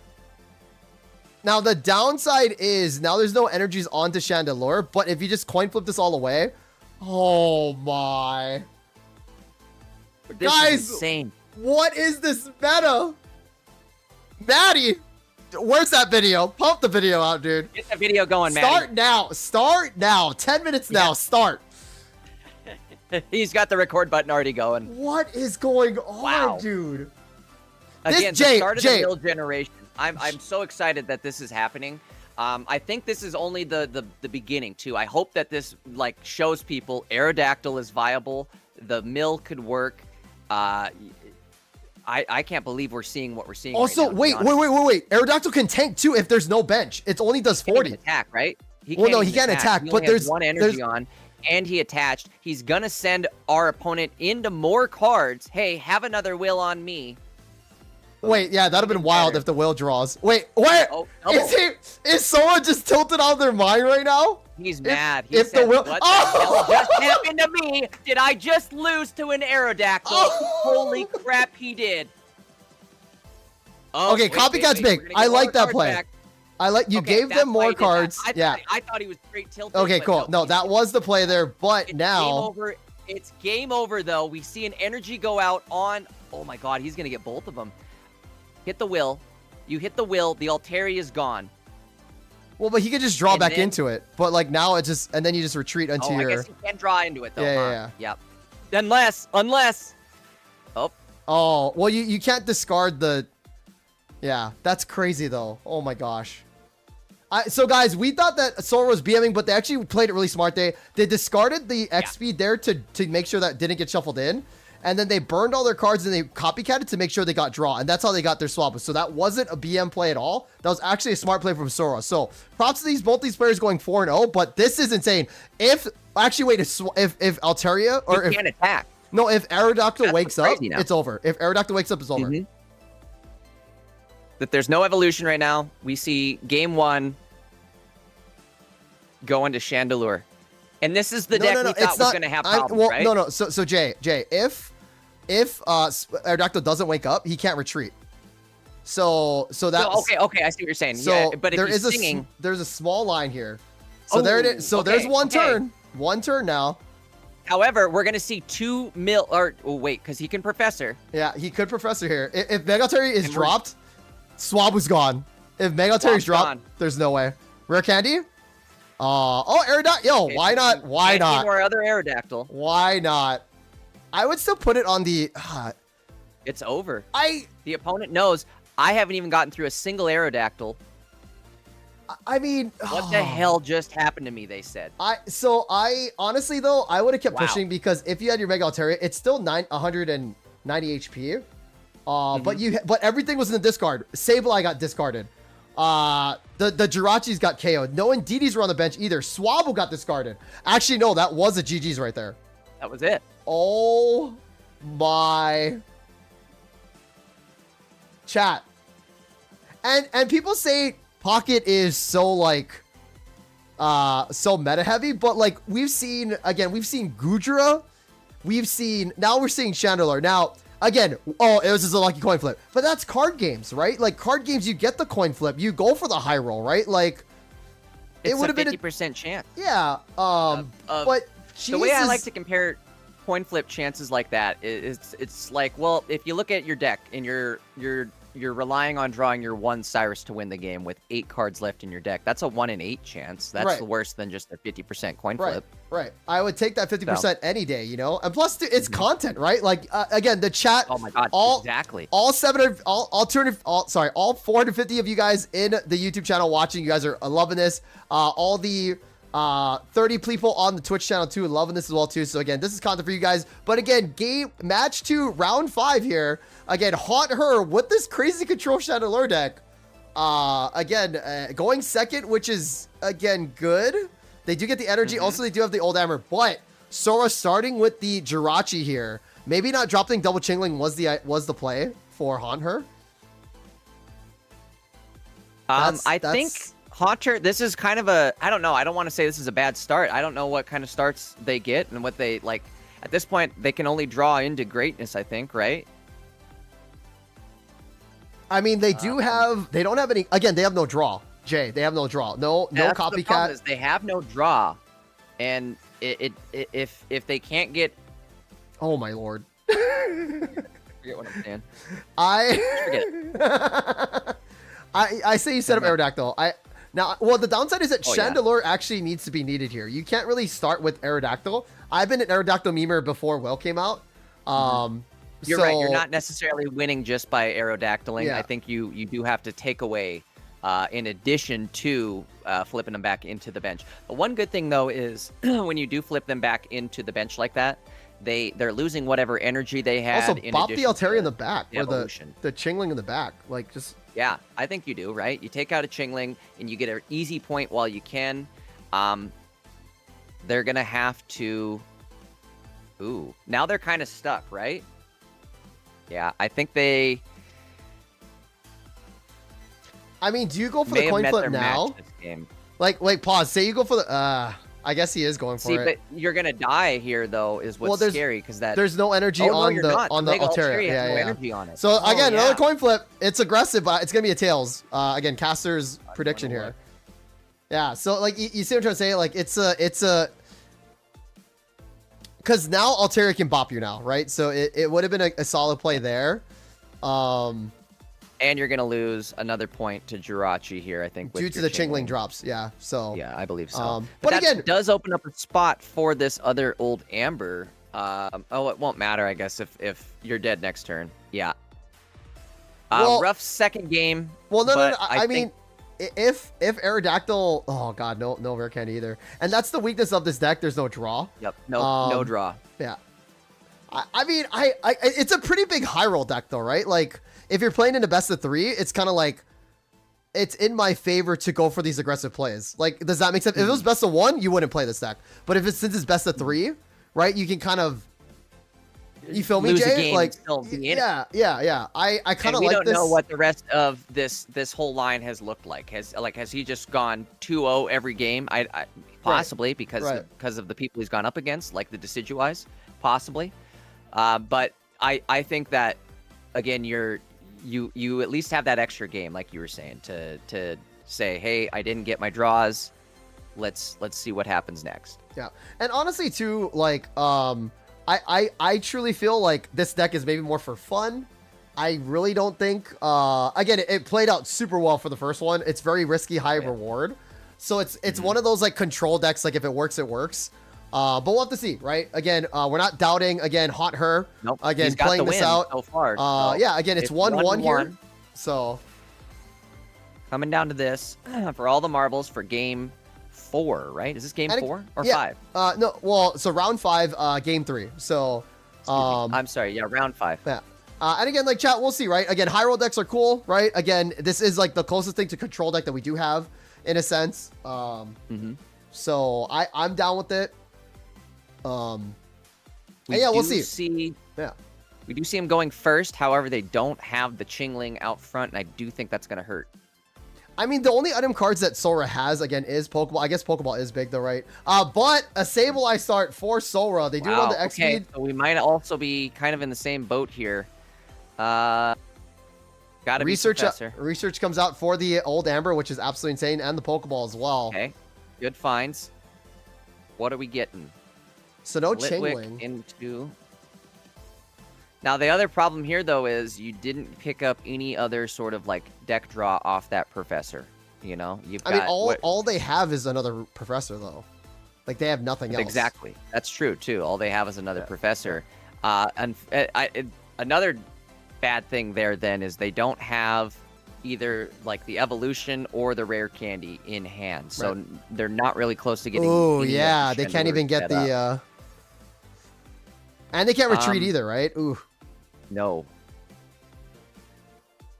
I mean, it's 50-50 starting with Chingling or Litwick, if you look at their deck list, right? So, and again, that's another role that you have to kind of work with. What? This might help. Is Sora... Guys, there was a timeline... Oh my God, this might help. This might help. There was a timeline where Sora did not help haunt her. Is that a red? That's like one of my red cards. Yeah. I think he borrowed that red card from me. Yeah. So Okay, this is big, though. We do see the Jirachi come out, and it's going to swing first. Now, I guess the one thing... Go ahead. I feel like you go for Litwick, not the Aerodactyl. Like, again, Aerodactyl memes are there, but, like, I'd rather play the... Like, see, like, now... Yeah. Huge. Yeah, you see this? Like, yeah, Aerodactyl is Old Amber. Just turned around right there. And also, you can still discard Old Amber, too. The double Chandelure! Guys, there was a reality. There was a timeline where basically Sora did not give Haunt her a double Rare Candy with a Professor's Research. There is a timeline here. Oh my God, oh my God, oh my God. It's the other Swablu. It's over. Oh. That would have been big. I thought it could have been over right there. Just push face, discard the Old Amber. Discard Old Amber. Discard Old Amber. Yeah, discard Old Amber. This is, it is a liability. Oh my goodness. Okay, if we don't see any Swablu draw next turn, Sora could be in trouble. Jay, you're absolutely right. You're getting 2 cards discarded every turn.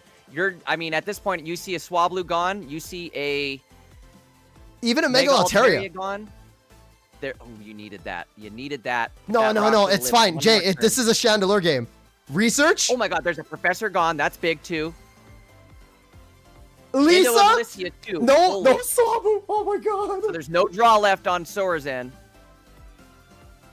Now, also, does Haunt Her doesn't have a repel or anything. Oh my! What a surprise! Holy crap! You guys. Regardless, Jay, this deck looks so fun to run though. Like on the real, dude. Like I cannot wait to troll some people. Okay, Cape survive. Yeah. No one shot. But if he attacks, he discards a card. I mean, he can't even afford to discard a card. You kind of have to though, I think, unless it's Mega Altaria's in his hand. What else is in Sora's hand that he needs? Copycat? Oh, the Copycat. But that's going to hurt you. No, you could draw the Swablu. You could draw the Swablu, though, which he's kind of looking for. You could draw the Swab. But it Wait, no way you're attacking. He's attacking! Sora! It didn't happen. Okay.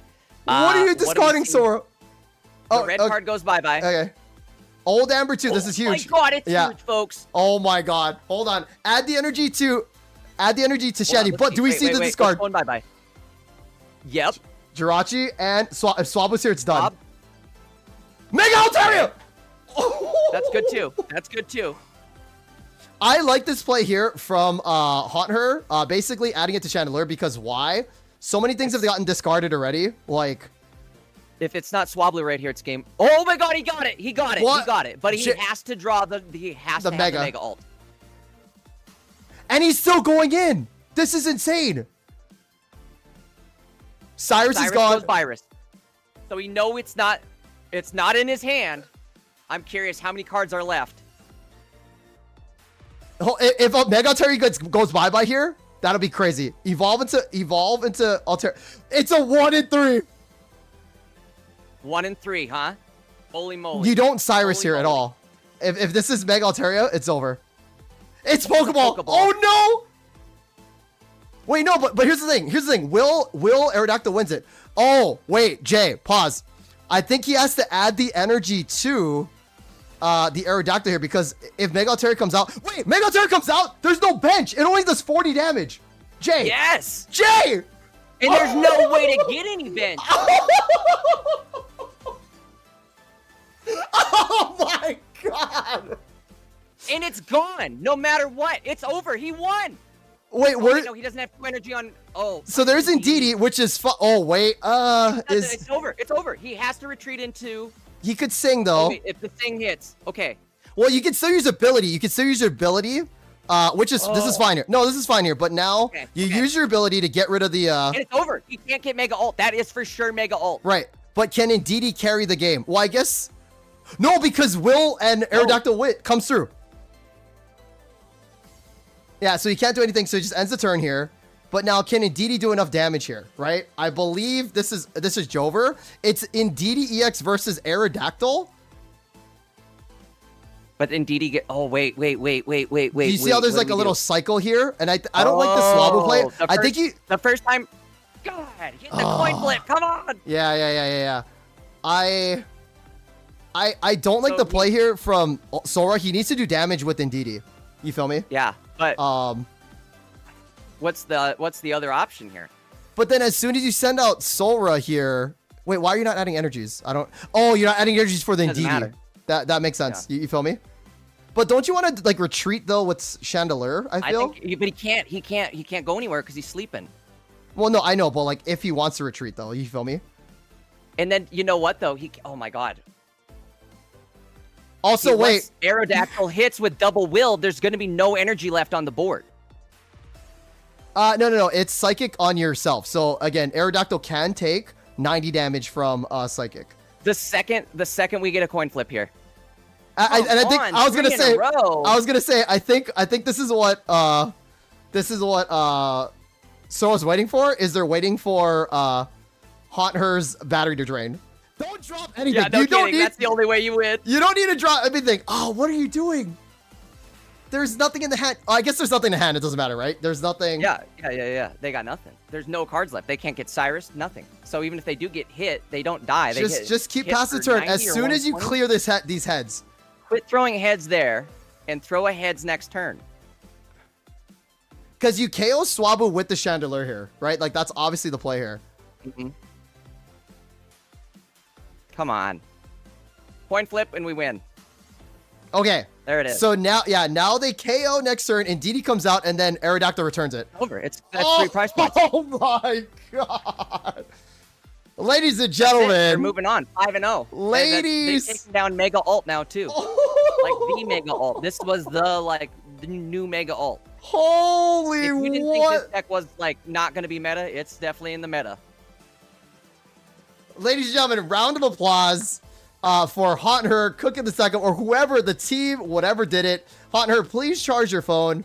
That was absolutely insane. Again, yes, there was some high roll, but it worked. Again, if you guys...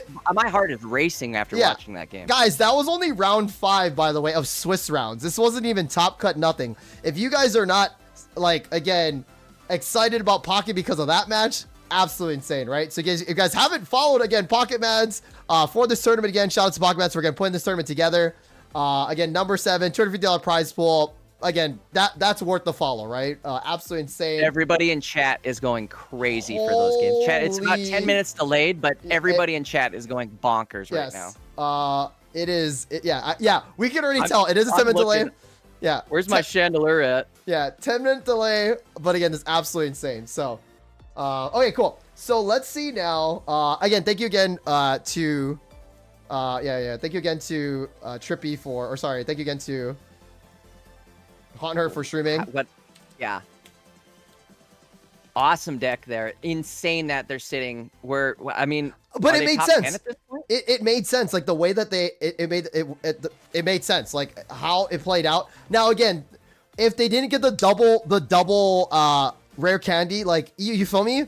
But it still was a line, right? Like having them discard all their basics, making Altaria only hit for 40, and actually discarding Mega Altarias, both of them, right? Yeah. Literally discarding. You left him completely, Jay, like, stop neutered looking for your you. Chandelure. Guys, we're looking for a Chandelure trade, by the way. Looking 1 for star if you Chandelure. guys can. That'll be great. Thank you so much. Appreciate that. Anyway, also, Jay, I do have a third shiny Aerodactyl if you want one. So, but that is that is absolutely insane. We'll definitely. I'm low on trade Sam though, but holy moly. Okay, let's focus up, Jay. We still have 3 more rounds. That was insane. I can't believe we just witnessed that level of greatness. Jay, I'm gonna put the deck list up on the screen because I'm pretty sure I'm gassed. I don't want to talk anything else. How did this come to fruition? I was scrolling through, looking at the metagame, and I'm like, what's sitting good right now?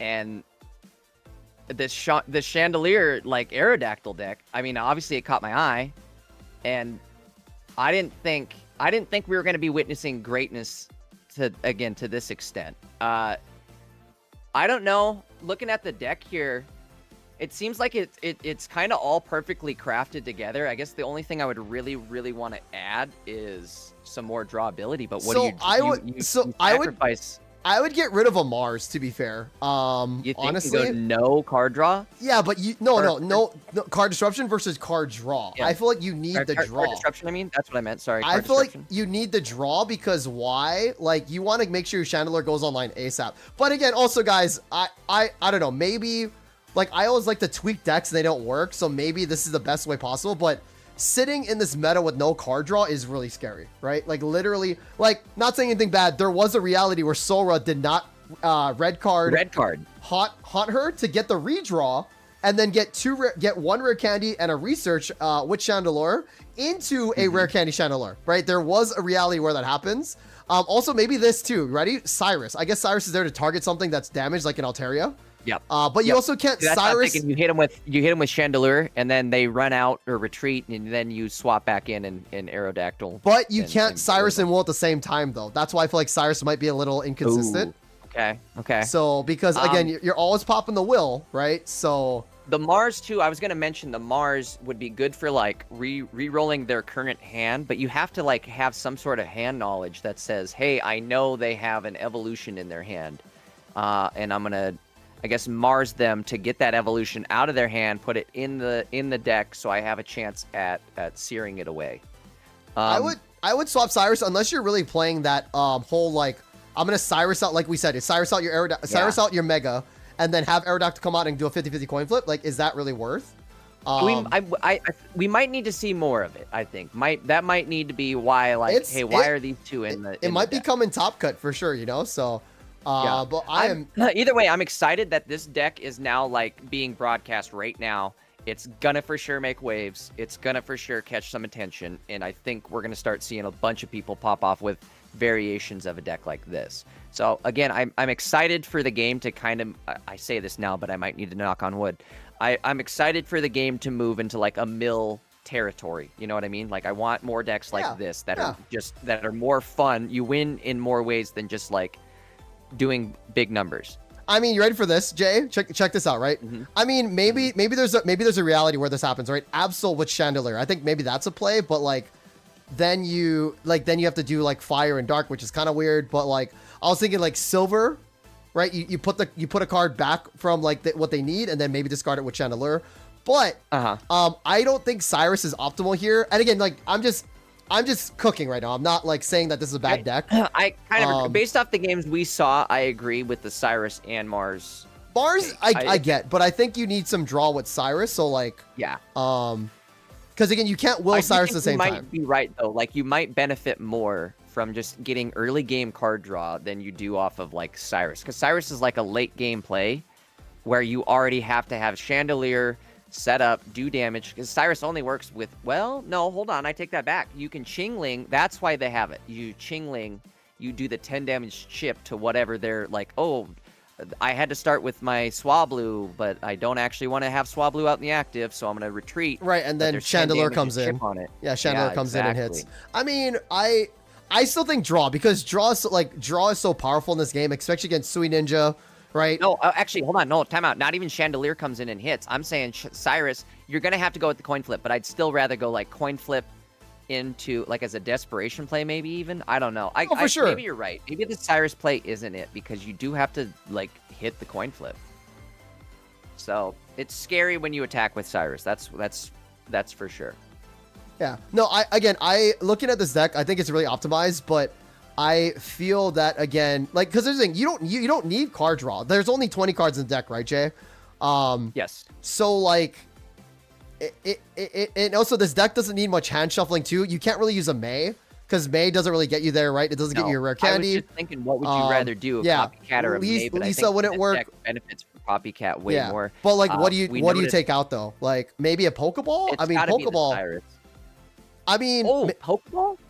No, you can't, because you have. Well, because Pokeball's only 4 things. Yeah, Pokeball's only getting actually 3 things if you think about it, right?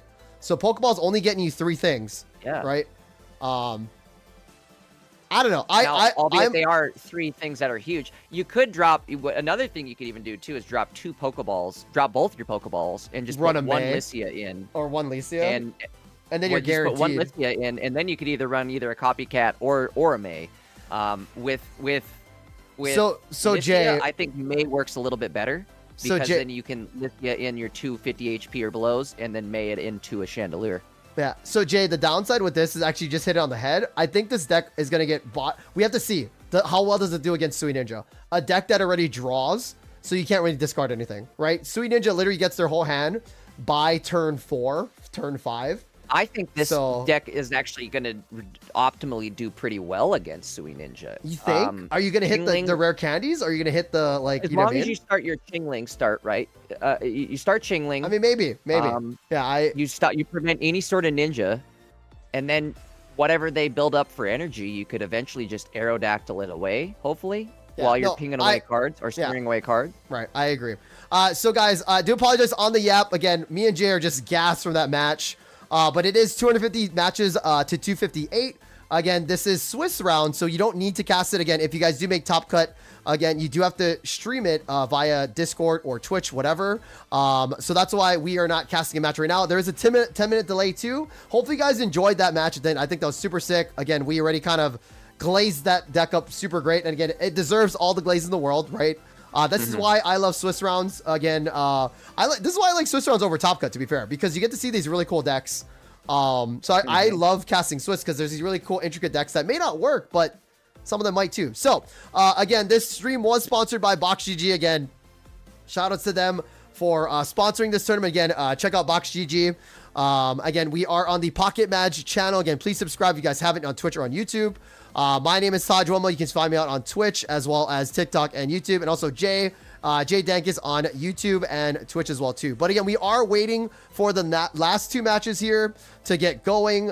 Jay, should we try to find a match in Discord to prep while we're trying to go for this round 6? Yeah, I think we could probably prep up a match here. What are we thinking? What are we thinking? Maybe a Sui Ninja. I mean, it is again, players do have to win, I think 6-2, right? So yeah. Let me pull up the standings again just to see who we have for names and what. Yeah. I'll start looking in Discord to see. And guys, remember, Swiss rounds, you don't need to be casted, so that's why we're kind of at a standby. But for Top Cut tomorrow, with me and Maddie, again, there'll be endless matches for you guys. So, okay, I'm gonna try to see.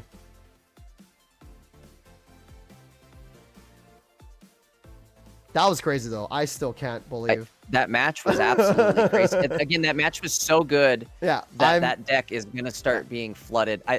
People right now are like actively flooding and searching their box for Chandelures, which, by the way, I need one. Yeah, the Chandelure stonks are. The Chandelure stonks are moving up. So Bounty Hunter actually is running Blaze, and I know it's kind of a like a lame thing to watch. I'm down. Let's do it. But yeah. Perfect. So Bounty Hunter from the Philippines, I believe, they're running the Heatmore version too. So, Okay. oh, they are 3 and 2 though. They might drop. I mean, they are in Discord though. So, why don't we prep for that? Why don't we prep for that? Isn't bad at like that's still you're still in it. Okay, cool. Let's You head know, into as Bounty long as Hunter. You're not 3 and 3. Yeah, let's head into Bounty Hunters then. Again, it's guys, this is the Blaziken with Heatmore versus Entei. So, Jay, I'll see you in there. Sounds good.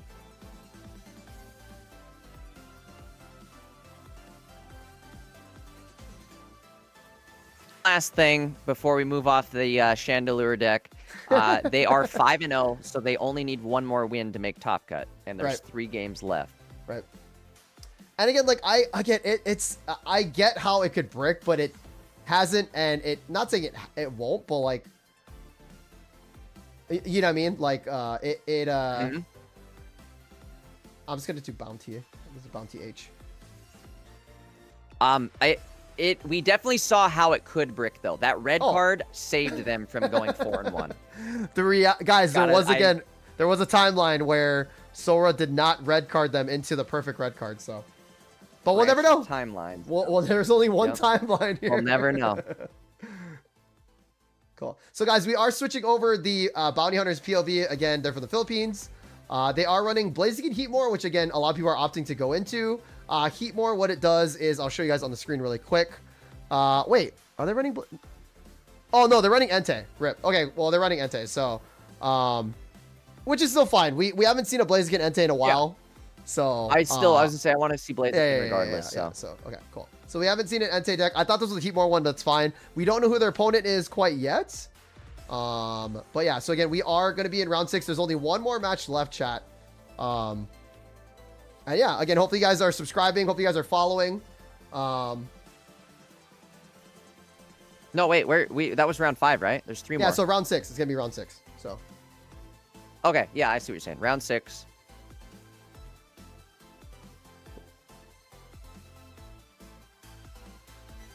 And in chat, I do apologize. I am on production as well too, so I have to switch over the scenes. Usually we like to do it on 2 sides, but I'm only doing it manually here because it's just faster. For Top Cut, we'll be a little bit more smoother instead of like me actively changing it on the screen. So, but again, Jay, that was insane, super sick. Let's take a look at the metagame. We have one more match to set up here. And we are good for next, by the way. So start when finished. I think they're just about to get that match started. Yep. No, wait, we're no, looking like, at here. Well, it's still 257 out 258. So I see. Oh yeah, I was gonna say they're looking at one more match left. Is there a way to look at win percentage? Oh, there is. Oh, Jay. Yes, you go to Metagame and then you can search it by win percentage. So it's the volley Honchkrow. You have to take into account how many games are actually played. Right. But is this Tobias too? Who did they play against? Oh, well, I mean, they just lost. They managed to lose. Yeah. Oh, it's Timo. Timo's the one that I wanted to see. Yeah. This is kind of cool though. Still somebody to keep an eye on though. That Silvally Honchkrow deck. Obviously, it's doing pretty well. Let's take a look and see what they managed to. So, Jay, this Honchkrow, really quick. Yep. Evil. I can't even say that. Evil ad. This attack does 40 more damage for each of your opponent's Pokemon that has an ability in play. So Oricorio, it will do 80 against an Oricorio. I guess it's an Oricorio KO'er then, right? Greninja. Absolutely. Yep. Silvally, or excuse me, not Silvally. Yeah, or not Silvally. No, I'm sorry. Suicune. Sorry. Suicune does 80. Suicune, Giratina, Greninja EX teams. It absolutely is going to rip those apart. That's 3, 4 every single Pokemon on that team has an ability. Suicune, and it also stacks. So Suicune, Giratina, like you said, right? Yep. And again, Greninja. If there's literally 3 of those on the board, it does 40 plus 160 for 2 energies.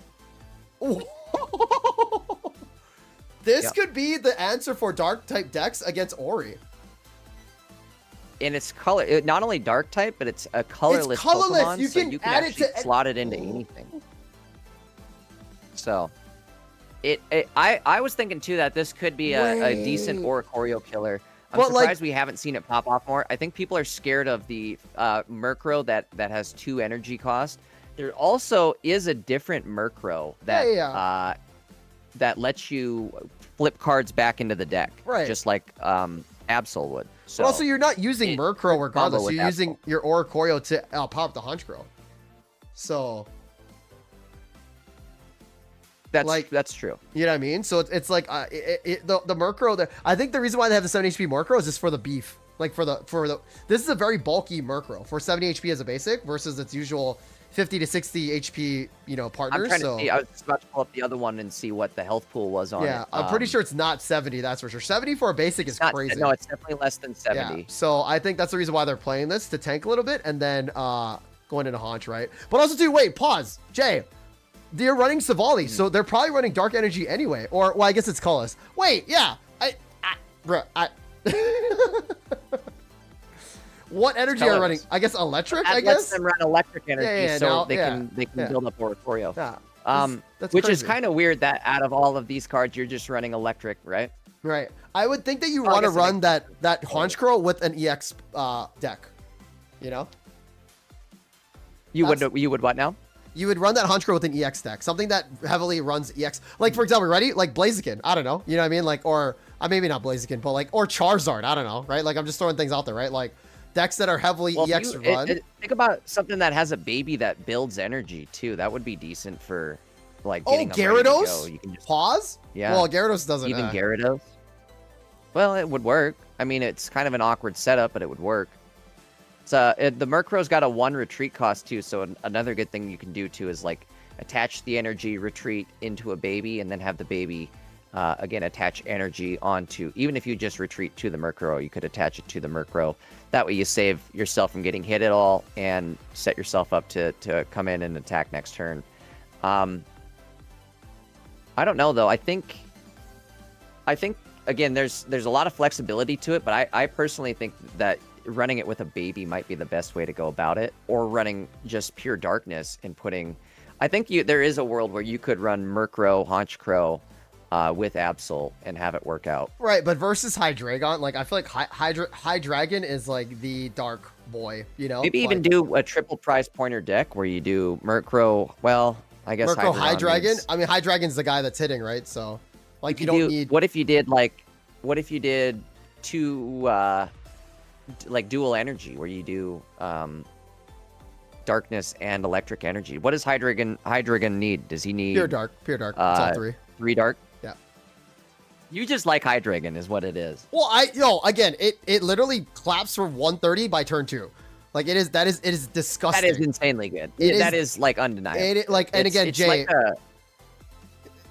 Well, you know me, I'm the high roll guy. I love high roll. So literally just you give me a deck that again, rare candy out spams,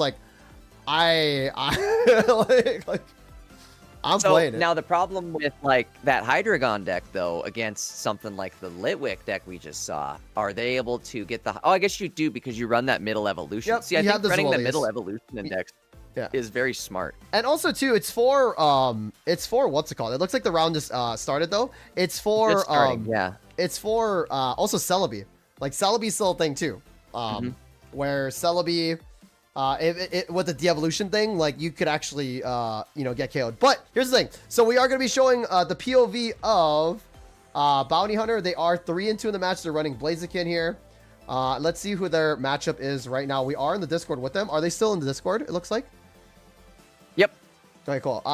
They're going against... Oh, ladies and gentlemen, here we go. Kalai here, the Sui Ninja. So again, we're gonna see now. Again, definitely a type disadvantage for Entei here. But again, both players using draw. Again, using that legendary pulse. We're gonna have to see. I am setting things up, Jay. Let me know when it is up on the board for us. Sure thing. Looks like the opponent just checked in, so we should see the game start here shortly.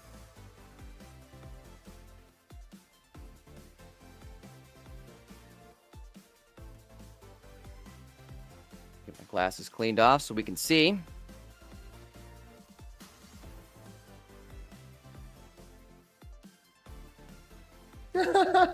Yo, again, it's been 10 minutes, but the chat is just blowing up right now. On the game, I know, isn't that crazy?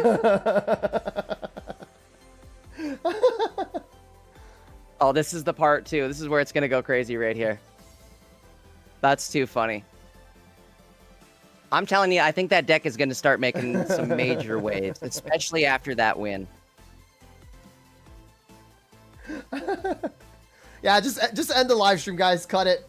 Just end it. So, yep, that's it. That's it, guys. We're ending it.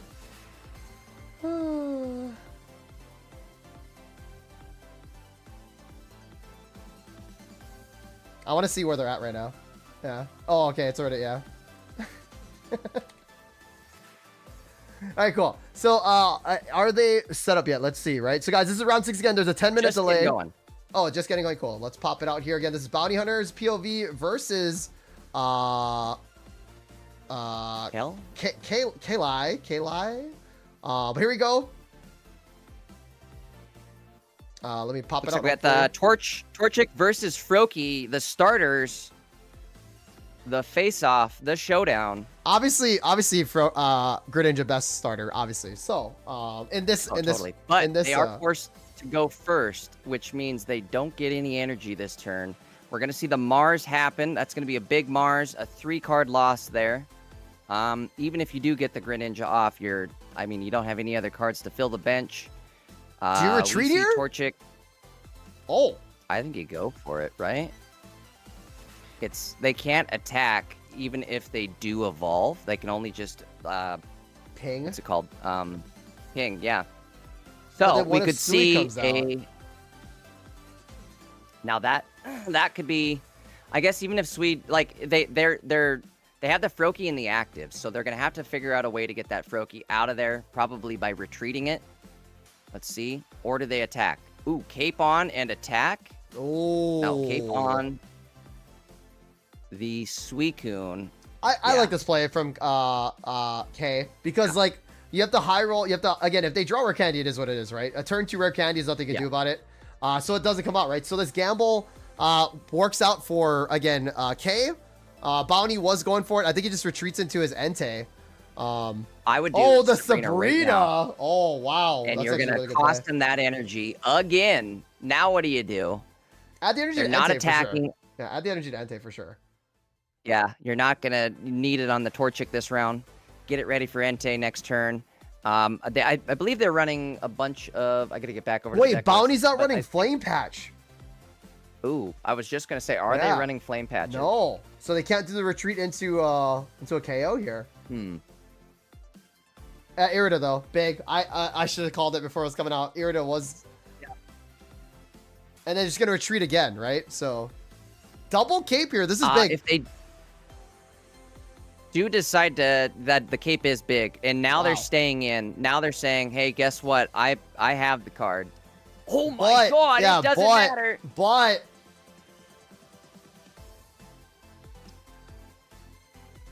Big hit. So we're going to see the frog go bye-bye. Yeah. Suicune has no energy on it, so it's a sitting duck. Yeah.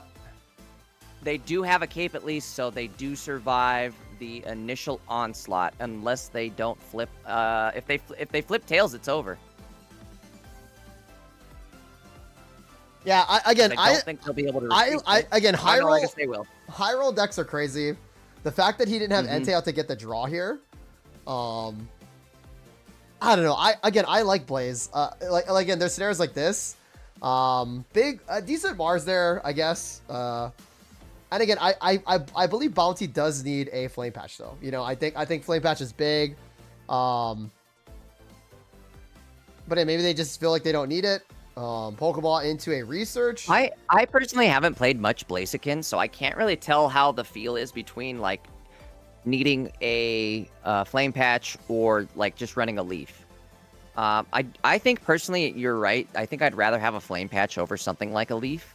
But I think Leaf would take the place of a Flame Patch. Oh, 100%. If I'm not mistaken. And 100%. maybe you can just run one Leaf and get away with not having to run any Flame Patches. Maybe that's the trade-off. So Jay, though, the thing is, though, right? You actually want Entei in your active spot. You know what I mean? Like, that's the thing. So it's like, you're going to be powering up Entei regardless. And, like, you're... And think about this. So your Entei will be in the front.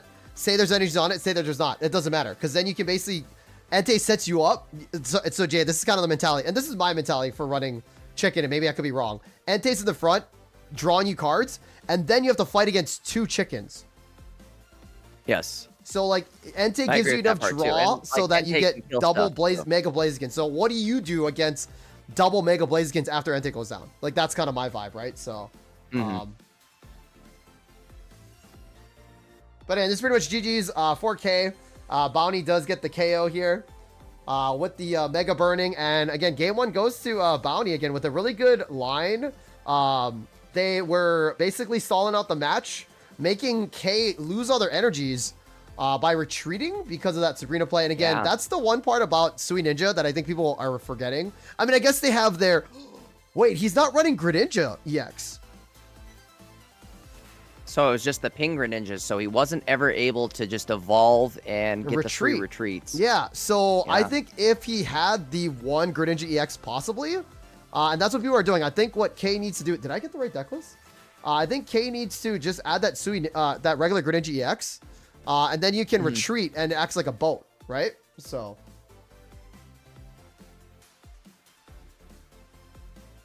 That, and it can tank hits better than like a Suicune can, you know? Right. Just a bigger HP pool, right? So, which is wild. So, why did Greninja get an EX? Why did? Because he's the golden child. Why did they get more support, dude? Like, bruh. Yep. And also, it's crazy too. Jay, really quickly while we go over this match. Oh, sorry. Whoops. It started.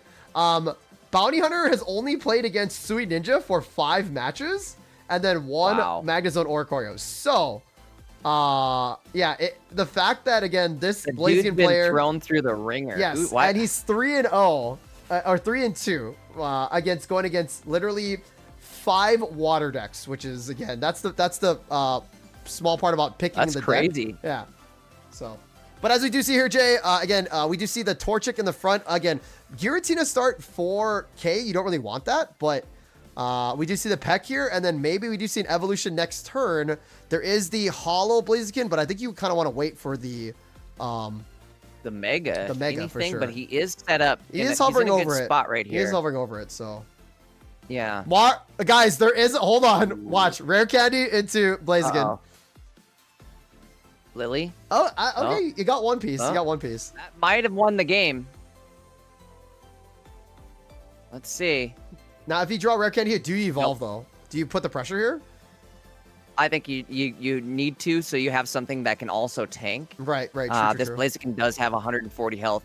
The downside is you can't build up your bench now, and you don't run a flame patch, and this Blaziken is like, just kick. Hey, I want flame patch. Just kick. Yeah. So, which is funny, right? So, like, if you're in K shoes, you're taking 100 damage every turn, which is very scary, right? Like, how do you tank all this 100 damage, right? So, you have to retreat here for sure. No Irida coming out either. Bounty does have a Cyrus, so but then now all these Blaze Kicks be enough. If we do see the Greninja coming out with the energy to do 100 damage onto Blaziken after ping and after doing 80. 120, right? 140 it would be with type advantage. Well, no, regular chip Greninja, right? So but it looks like he is that who you're... Yeah. Oh, he doesn't have the UX. That's right. I forget that. Right. Yeah, no worries. EX. So he adds the energy to the Suicune. So where's he retreating to? Does he let Suicune take a hit to the face, or is he gonna KO this Darkrai or Greninja? Maybe. I don't like this play at all. You're in trouble either way. Like you retreat this Giratina, and it's just sitting there waiting to be Cyrus for at some point later in the game. Which we do see in the hand. By the way, 10-minute delay. We do see the hand as there is a Cyrus. So yes. Sorry. And, no, it is safer for us to call the hand just because we are running that 10-minute delay, I feel like. So, but either way, we do see that Cyrus sitting in the hand. The timer went out. So, timer went out before we even got a bellow. I mean, I don't... What like, this is a sitting duck anyway. I think it's a sitting duck anyway. I guess they just assume, hey, it's a sitting duck anyways. They could have chose to not attack and just build up the bench. That could have been a turn where Bounty Hunter takes advantage of that and says, well, I'm gonna... I suppose that wouldn't make much sense. Bro. You're just... Wait, what? Why is he looking at his photos, bro? He's looking to make sure that he's remembering the good times. He says, I gotta remember the good times. Close the screen, bro. Guys, do not show He's your back. photo albums just in Sorry. case, please. That could have got bad. That could have been terrible. Guys. Jesus Christ. See something you don't want to see there. Oh my god. Me and Maddie are sweating. Now, okay, hold on. What do we do here? What do we do here? Look at this scenario where we have... You have the Lily Heal, but is it enough though? Right? We have to Lily, and we don't have enough for Mega Blaze. But you can tank. A candy? You can tank though, so maybe you actually hit for 100 here, and then you tank. You hopefully draw into your rare candy. That's all you have to do, right? Okay, I think that's the plan here. Yeah, and then you tank a hit here. Desperation, all or nothing. Lily wouldn't have mattered, I believe. There is what the thought was. 80 damage sitting their base. If they evolve, it's 100, also, right? if they get the double Greninja Ping, advantage. that'd have been crazy. Double Greninja Ping? Yeah, they don't have it though. Wait. Double Greninja Ping would have ended the game. The heal, would it have mattered then? Actually? I think he was playing for... I don't know. Maybe it wasn't there, but it's okay. Here comes the rare candy, JK. Here comes the concede. Yeah. Tough break for Bounty Hunter. Was that game 2 or 3? Yeah, that was two, 3, wasn't it? I am hiding. Game 2. Brother. This guy. I know. This guy's, he's kind of all over the place. I'll keep an eye on it if you want, and I can tell you. No, I got it. I literally am hovering over the like share screen and whatnot. So. Oh, I bet. Like, block that. Me and Maddie are like, we're sweating right now. We're like, oh. Bro, I know Maddie is. He's like, my channel. Yeah. I would be too. I mean, it's not bad. Like, I feel like if there was anything crazy shown, like, we could probably scrub the VOD before it becomes right. I mean, it's not like we're trying to. Also, by the way, K is a top 5,000 player, by the way, chat, which is crazy. Yep. They had the emblem there, so Kel again, top 5K player. Now again, Bounty going second, which is not, or sorry, going first, which is not good. They do have the Entei start, but again, no flame patch for any of those plays. So. No, and I think you're also right here too. If you're going to be forced to go first, you're going to want a flame patch to somehow course correct later on energy wise, either through your Entei dying and being able to just patch up in the bench. I mean, oh, that was bad, by the way. We didn't want to see another Entei. Or being able to swap between Enteis. Yeah. Oh, no. Yeah, this is a really bad start here. Don't drop the Entei. It's literally, you literally have to just do birds. This is the scenario saying you literally have your birds go through, and it's going to be Entei getting KO'd, or maybe even Cyrus out later, but it's fine. You play a 2-3-3. Like, you literally play like 6, you play 8 points in that sense, right? So, but this is really tough for Bounty Hunter, again, going first against Suicune. We don't know what's in their bench. There is no Greninja yet because Froakie would have been dropped for sure for an evolution. We do see a Pokeball here, which is actually really perfect timing now. The Torchic does come out, and we do see the energy attach onto the Torchic for sure. I mean, that's the play. Huge. And then you also have the Leaf later. But yeah, you definitely... Ooh, Mars would be big here. Actually, I mean, your backline is safe. Hold on. K does not run any Sabrinas. So it's just Cyrus pings. I wouldn't have. So I was gonna say, do we Mars now or do we? Yeah, I guess right now would be the time, right? 6 cards. I would have done it when a Froakie dropped. I would have done it when a Froakie dropped. I was about to say, or do you wait until a Froakie drops? Yep. Now wasn't terrible though, just because even if a Froakie does drop, it's basically every card in their hand. Because you could have copycat next turn. Well, no, yeah. Downside of Marsing them then is you just shot yourself in the foot for that following copycat. You also get them set up for a Giratina and a Froakie on the bench.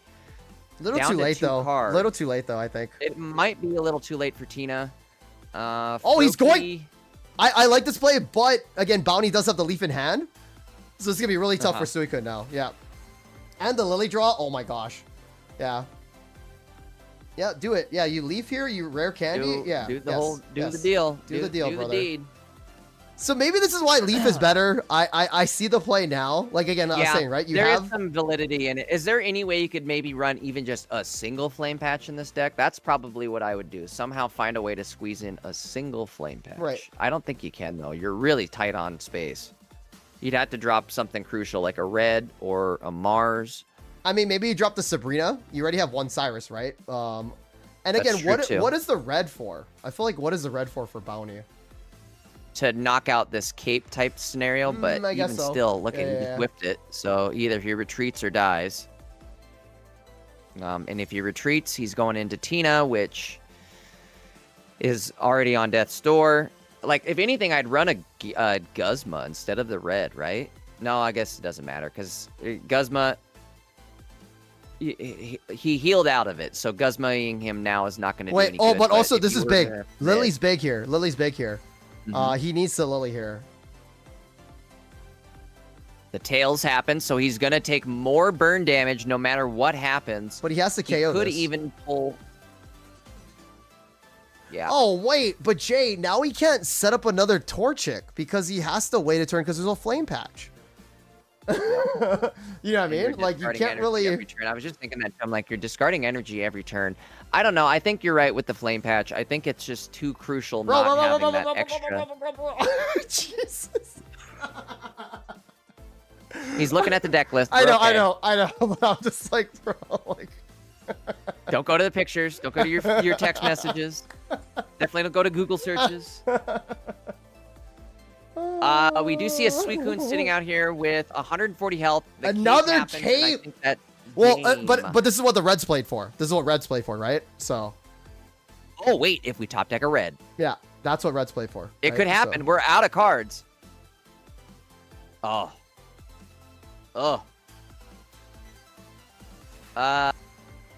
Again, Flame Patch could have helped out, right? And it's well, I guess you're stuck now. Now all you can do is hope and pray that they don't have a Cyrus, which of course they do. They're running probably 2 of them. It's over. I don't see a way out of it, huh?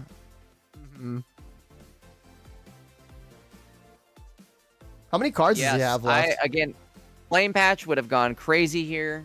You could have set at least something up. Well, no, you retreat, right? And then you send out the Torchic, which it was in hand, right? So, well, actually, there was no rare candy anyway. So, like... There's no candy is the problem. That's why I was saying you have to go Entei. There's your red. Ooh, son of a gun. I mean, how about this? So, Jay, pause. You retreat into your Entei, right? Because, again, it's 2 points, right? It's not going to get KO'd. What the... I guess you're just calling it, right? Go for it. YOLO. So the I agree with that play though. It was a Hail Mary because we know they have. I mean, they might not. Wait, you know what I mean? Tie. This is a tie though. If they don't heal, isn't it? Oh wait, no. No. There's no recoil. Yeah. So okay, hide it. Okay, good. Again, it was a stretch, but I feel that's again.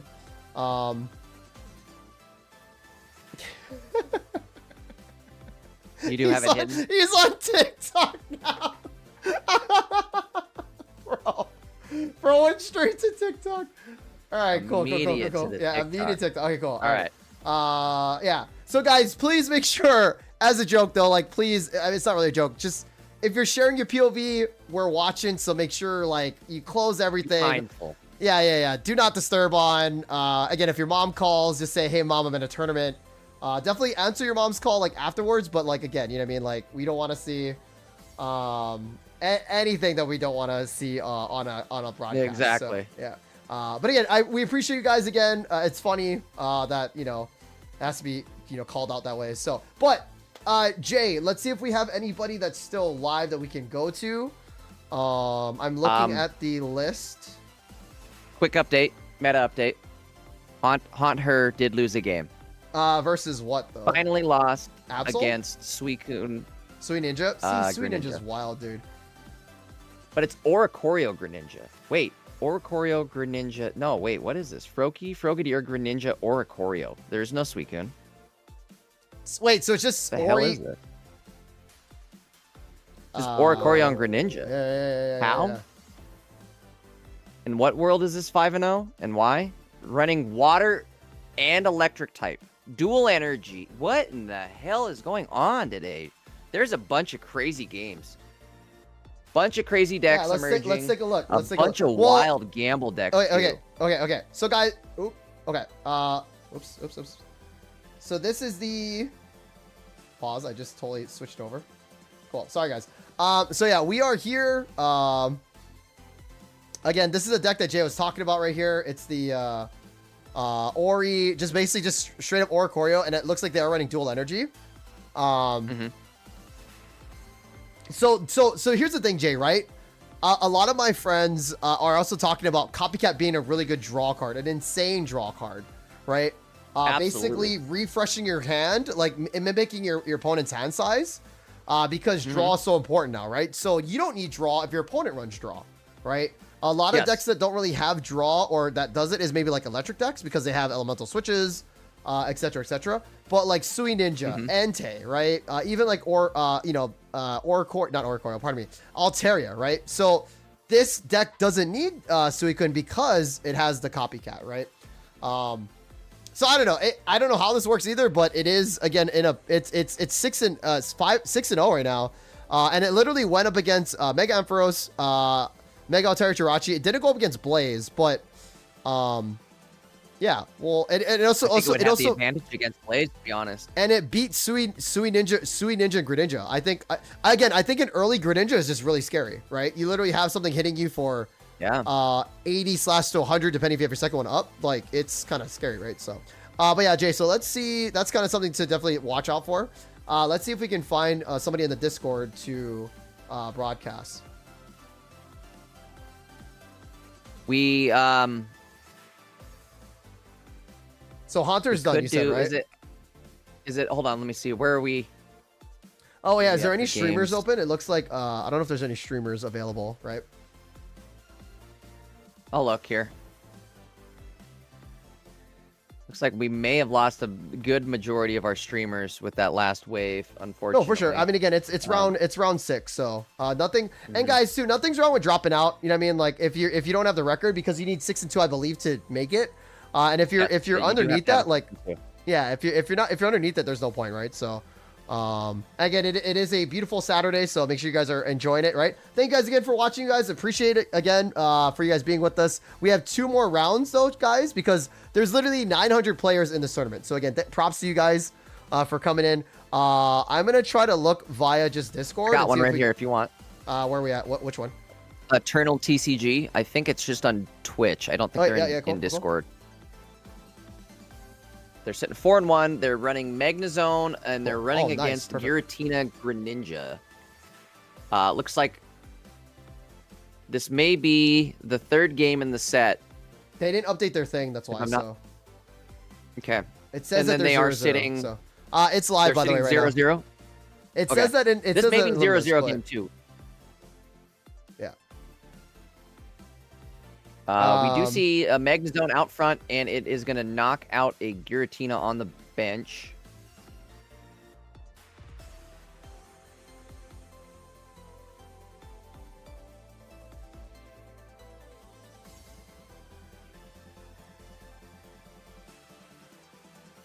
Sorry, I'm kind of mesmerized by what was going on here. I'm just trying to change everything while the match is going You're good. on, so. Okay, I'm just seeing if there was anything I think this game may be over, unfortunately, for the Greninja player. Right. I don't see an out for him here. Yep. Once you get that Magnezone online, especially if you're running water energy, it's really tough to stop it.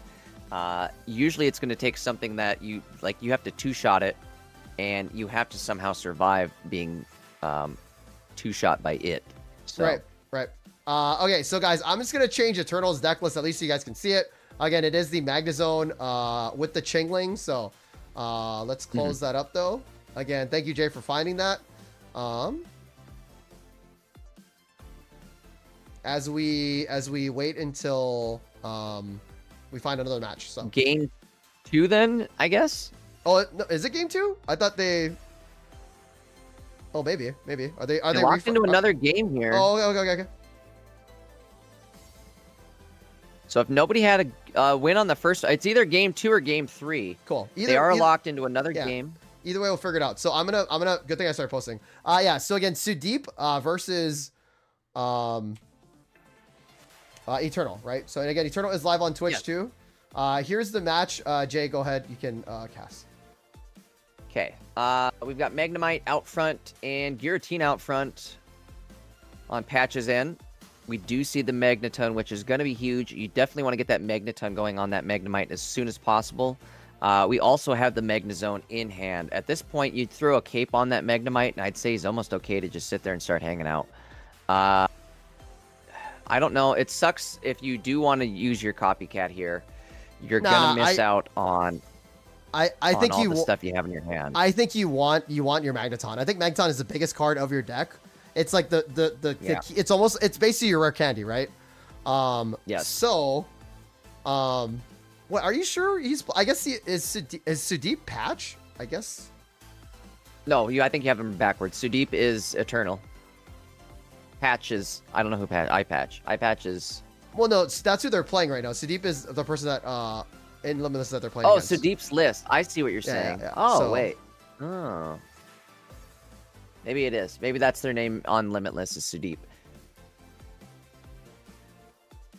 It's a big favor to us guys when you keep your names similar.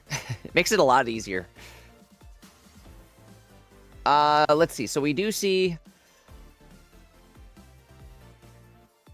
a Suicune drop. Give me 1 second. Yeah. You go ahead. You're okay. Yeah, go for it. Take your time. I got this covered. We watched the Giratina Bellow. However, we have basically Exodia set up on the Giratina end. Oricorio on the field, which is going to be a decent block here, but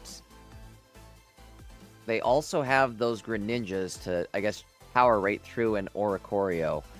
Kind of a tough call here. Do you retreat into something with the Magnezone? Unfortunately, all you can really retreat into is the Oricorio. One thing you could do here, though, is play your entire hand and then hit him with that Copycat and basically redraw your entire hand. Other than that, he's going to have to just be forced to end his turn here. And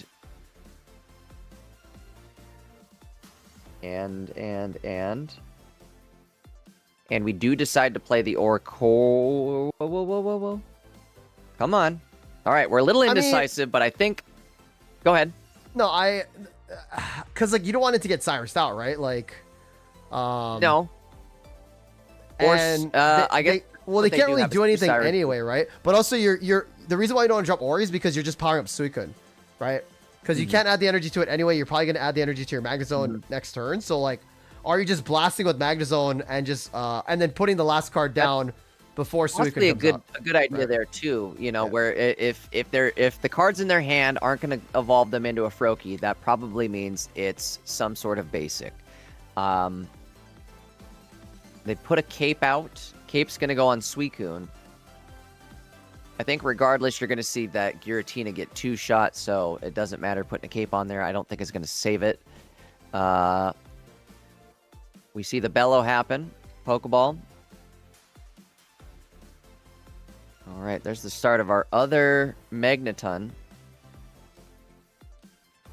Question is, are they going to choose to actually put it on the field or continue to... do kind of like what you were suggesting there, Taj, and just keep the benches as clean as possible so that Suicune hits for as light as possible, essentially. I think that might be the best play up until you see them basically hit the Magnezone. Once the Magnezone does get hit, I think you're okay to start putting things in. Essentially, once you're hit once, I don't think you're evading a 2-shot. Maybe I'm wrong. Maybe you do somehow snake away with the 3-shot. They may if they end up getting no evolution. Kind of crazy that they haven't seen a frog yet. We could continue to block out the frogs. A Chingling did show up. So if Chingling shows up, the problem is you can't retreat without dropping your entire stack of energy there.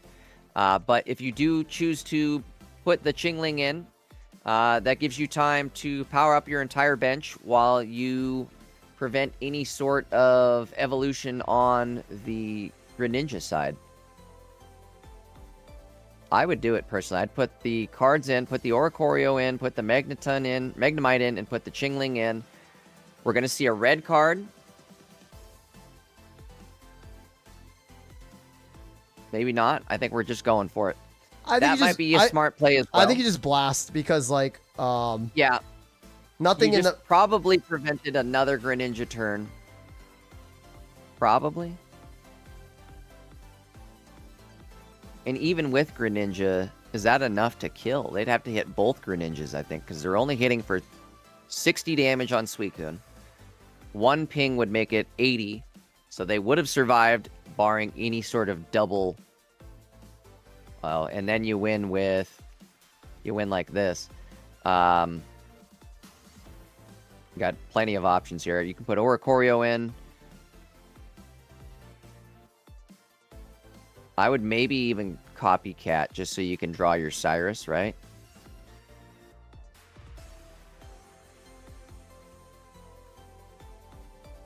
Magnemite.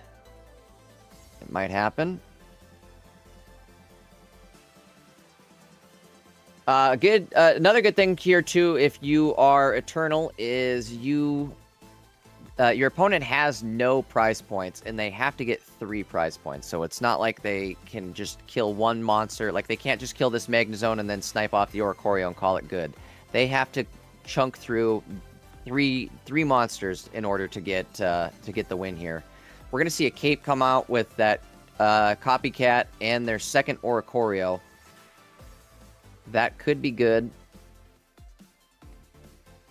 We're definitely looking for that other Magneton, though. We need to start powering up that other Magnemite on the board. Depending on if they get an evolution here, it's game over. They do have 5 cards in hand, so there's a good chance it's going to happen. 6 cards, excuse me. Come on. No way they didn't pull off an evolution this far into the game. There's the candy. I will say Sudeep, excuse me, is not doing too well as far as luck goes here with getting these ninjas online. If it's this late into the game and you still don't have a ninja, I mean, you're definitely pedaling on your back foot. We see the Mars happen. That'll drop him down to 1 card. That 1 card's a good one. Shuriken. The downside here, though, is when you Shuriken... that's game, I think. Oh, no, it isn't. I'm sorry, I forgot they didn't attach the energy. Alright. They did ping the Oricorio on the bench. We might be in trouble here, actually. We're gonna need to see that Magneton, excuse me. There it is.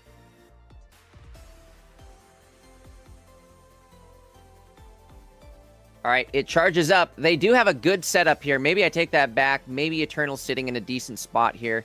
He can chip that Greninja right now. I would chip the Greninja and hope for your other Magnezone draw. You do have a Professor in hand.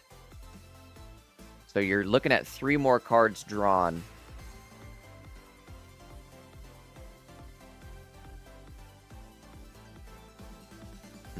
Not really sure what we're debating on or deciding here. I would take a chunk out of it, because if he decides to put a cape on that Greninja, you're no longer looking at the one-shot. And our opponent does run two capes, excuse me.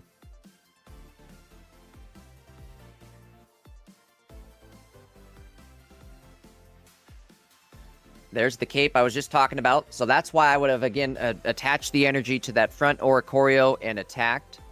That Magneton on the bench is completely self-reliant. It'll be able to knock out... Oh, wait, where did they put that cape at? They put it on the Giratina. I suppose they do that so that they can't just get Cyrused. That'll be game. That'll be game right there. That might have been why they didn't just attack, I guess. But then again, why if they would have just attacked right there, it would have been game over because they could have attacked this turn for 140 damage total. There's your Magnezone. That's game over. There's the focus on your lady. They also needed that in order to heal and stay alive, but at this point they have 2 prize points. Greninja's going to be able to hit him for 80 and knock out Oricorio. Rough go of things here.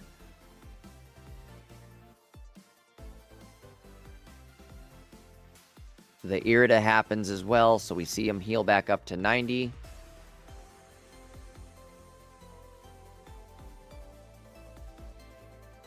Yep.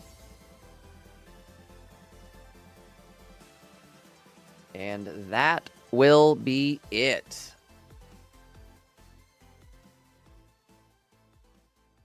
Good showing, though. I think both sides were a little slow to get everything kind of going.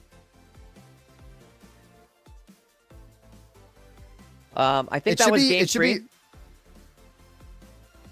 No, that's game 2, I think. Because, I'm pretty sure Let me double check. Because, again, Eternal won match 1, right? So. It looks like that may have just been game. I mean, are they 2. re-queuing? I don't see the re-queue, but I don't see the match ended on Limitless yet. Right. Oh, it is over. It is over. Oh, that was so match.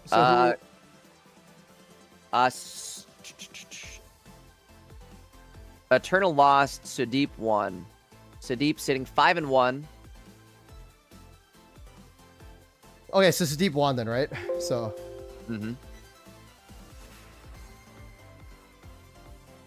Right. Let's see where we're still standing here.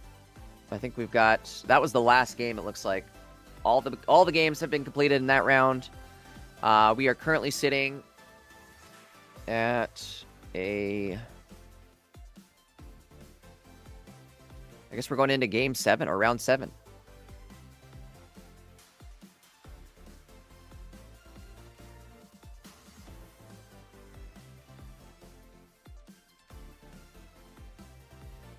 All right, cool. Sweet. Sorry about that. So, okay, we're gonna see what's going on next. Yeah, Jay, you get catched up in the chat. So, guys, it is round 7 too. So.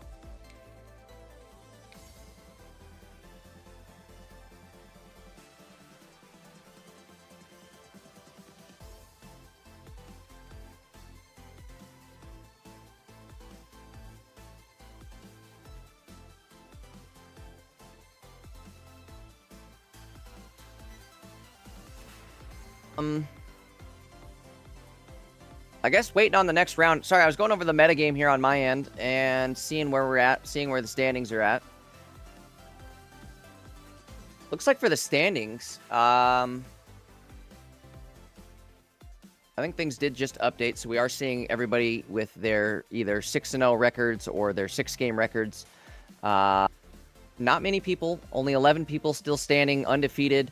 Ophian ES, the person who won yesterday with the Magnezone Oricorio deck, is still sitting 6-0 with Magnezone Oricorio. They're the person, again, who brought this deck into light. They won the Imperium tournament, what day was it? Yesterday or the day before? Also, but either way, they brought... People can start tying, right? Does the 6-0 just start tying? Yeah. 18 points, I think, right?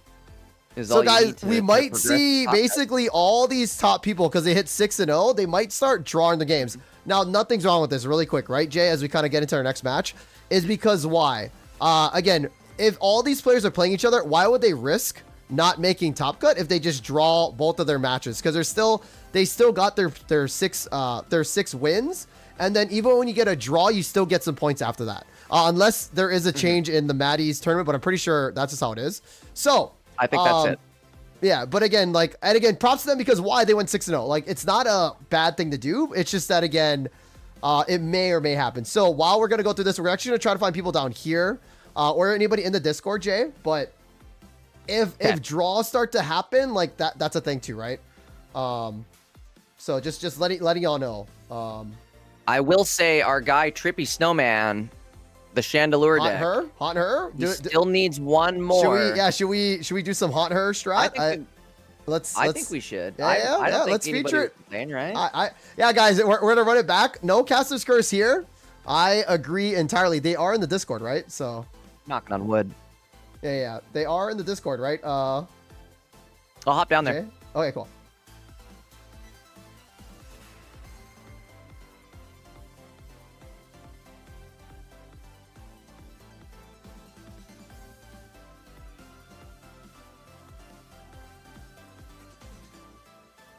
Right, and it looks like we're just about to see the game start. Cool.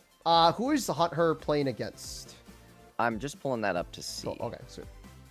So guys, you wanted it one more time here. Again, Haunt Her versus, again, this really cool Chandelure deck. If you guys are just tuning in, if you guys just woke up on a Saturday saying, hey, yo, I'm going to check out some Pocket Mads and some Jay Dankus here, and some Taj One, my goodness. Again, also shout outs to the whole team, by the way.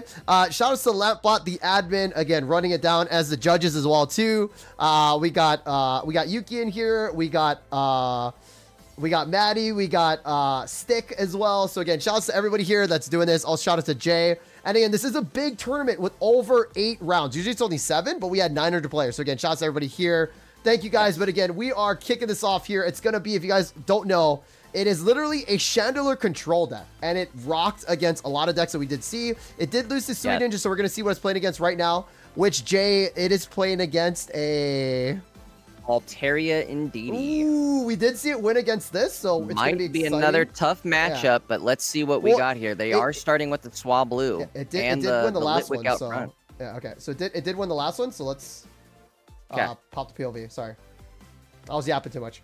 Yeah, you're right. It did win against Ndidi earlier in the day here. We are seeing the entire deck basically get flopped out on Swablu or Ndidi's side. Now this is interesting. They do have a Giratina, and I think Giratina is going to cause problems for this deck. Unfortunately, I think that might end up coming through at late game and just be like a late game sweeper for. Maybe Aerodactyl gets him out of there, right? But I mean, like, you need to sack something for Giratina to come out. That's the only issue, right? Yes. You do need, and again, like, maybe you sack your Chandelure, right? And then you just return Giratina back. Because keep in mind, if you actually get the return off of Giratina here, you can, like, again, you have to charge up again. Now, again, Leon is running Psychic, so again, the Bellows are so scary when you're running Psychic Energy, right? Also, do you attack into the Swablu, or do you wait to maybe top deck your Chandelure, right? Oh, tough decision here. Opted to pass. Ball. I like it there. Again, it is the Peck Swablu versus Sing, which is a lot more aggressive. So we're going to see 20. Ooh, wait a sec. Remember last time what happened? Oh, no, there was a reality. Well, there's a reality. Oh, my God. Oh, it's Arcana. Oh, it's Do the Wave or Altaria. Wait, pause. Okay, Do the Wave. Oh, my. Do the Woe.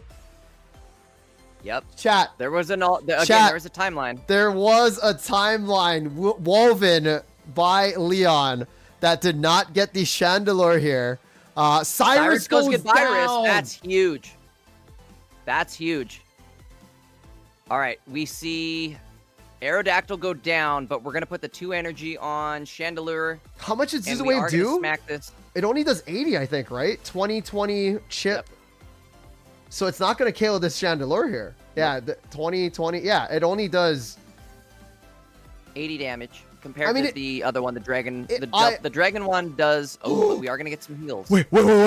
Jay, if this Altaria goes down, that's 1 less Swablu for Leon to work with. But now, the Giratina is going to be a problem. We are going to have to flip this Giratina out of here. Yeah, but you have the will. You have the Aerodactyl coming. Like the lineup is perfect right here. That's going to be big too. This is going to be big. Okay, Professor. No. Oh. I mean, it's fine. It's fine. You still have the Aerodactyl online. You just need a will, right? Research. Yep. Oh, research goes goodbye. What? Chingling, right? I would KO. Why? Like, I guess you're just trying to, in this deck, are you just trying to burn cards as much as possible? Is that what you're trying to do? And then wait, Jay, you play this deck passively, so you make their threats come out, and then you use your Aerodactyl, but also now Altaria can just stay here. Like, you feel me? Like, now they're like, oh. That was the play. That wasn't the play, because now you're going to get... You're going to get Do the Wave done, and it's like, he's not going to switch into his Giratina. Hold on, maybe, well, hold on, maybe. Because you do retreat back into... Or no, you're right, he's going to do the wave on him, and it's going to kill the Chingling. I think you needed to KO there, even though, if, like, again, Chandelure is your way to burn cards. It's not only that, but that Altaria is going to get healed to full health by that Indeedee. Oh, from Indeedee! Oh, hot. Yeah. Or do you just, again, stall as long as you can? If we get another candy and we get another Chandelure, we're going to see that, we're going to see double mill happen every turn. Be the mill house. Possibly, though. I don't know. I think it might still be too late. I think, again, our opponent has too much setup. Aerodactyl comes in, but even if you do flip this thing away, you're getting Giratina'd next turn. What are we getting rid of? Mega Alt. Amber going down. But again, the downside here, you either attack or you... Like, where do you go? What do you do? Something's dying here. Something's got to go. You could... no, as I say, you could choose to not attack. I don't know. You're in trouble either way here. I think this may be a loss. I don't see a window at this point. I don't know. Even if you do mill their deck, they've set up too much. That's what I'm saying. I think you needed to push with... Chandelure back when you had the chance. I agree with that. Now, there is still the possibility of going like this. Hold on. Maybe surviving one turn on this Chandelure.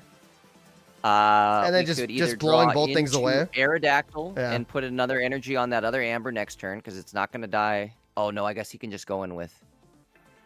Wait a sec. Hold on, though. But if he does decide to retreat, take the bait. Oh, double Indeedee.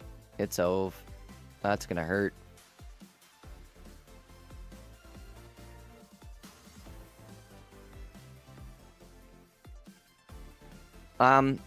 At this point, we're gonna be lucky to see Aerodactyl get a flip on Altaria.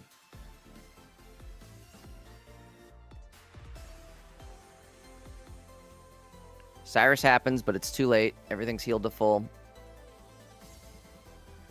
There's the copycat. I don't think it was enough.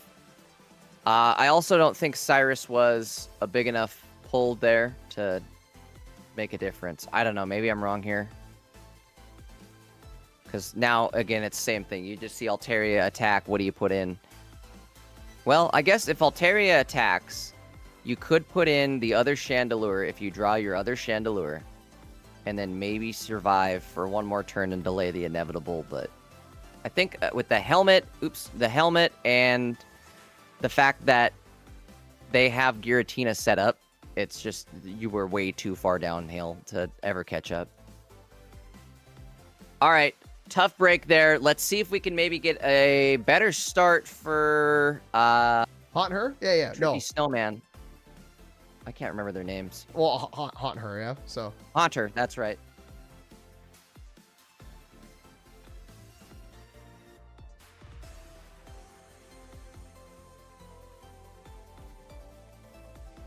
Let's see. Game 2 about to start here.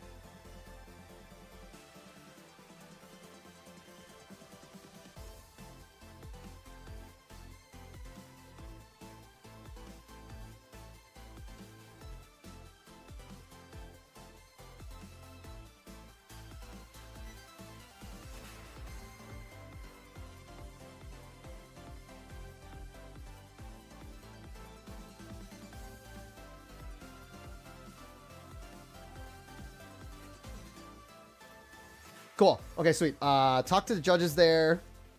And yeah. So again, this game 1 did go. I do like the Giratina in this deck for Leon. Because again, any deck that can run a Psychic Pure, right? like it just rocks with Giratina, right? So we do see Swablu come up in front here. Again, I like Peck Swablu over Sing Swablu. I like how Altaria is still trying to find its spot, right? Like I don't think nothing's in it like Sing or the Peck. Like you see how it goes. Also, again, this helmet, like maybe the helmet is there too for like something. We do see the double research in hand for Haunt Her though. Also the Aerodactyl draw. There's a Cyrus. Nothing on here. Do you actually? I mean, I guess you just can wait here. Attack. I think you need to continue to like that. Again, that helmet is really preventing them from doing any sort of. Oh Holy! Wait, that's where it comes in, Jay. Basically, if Chandelure attacks, it goes down to 120, and then it gets KO'd by the Altaria, which is gonna get dropped. So, that is that's an interesting way to use helmet. We never really seen Altaria decks run helmet. It is a bulky Pokemon, but it does make its attacks to 150, right? In a sense. So we are gonna see the candy happen. I don't think you attack though. Ooh, wait a sec. Why did you do? Maybe you should have waited though and like retreated into the baby Chingling? first. Yeah, I think that would have been what I did. Oh, yo, hey, at least Giratina gets KO'd. That's cool. Or sorry, Giratina did get discarded, so that's kind of big, but.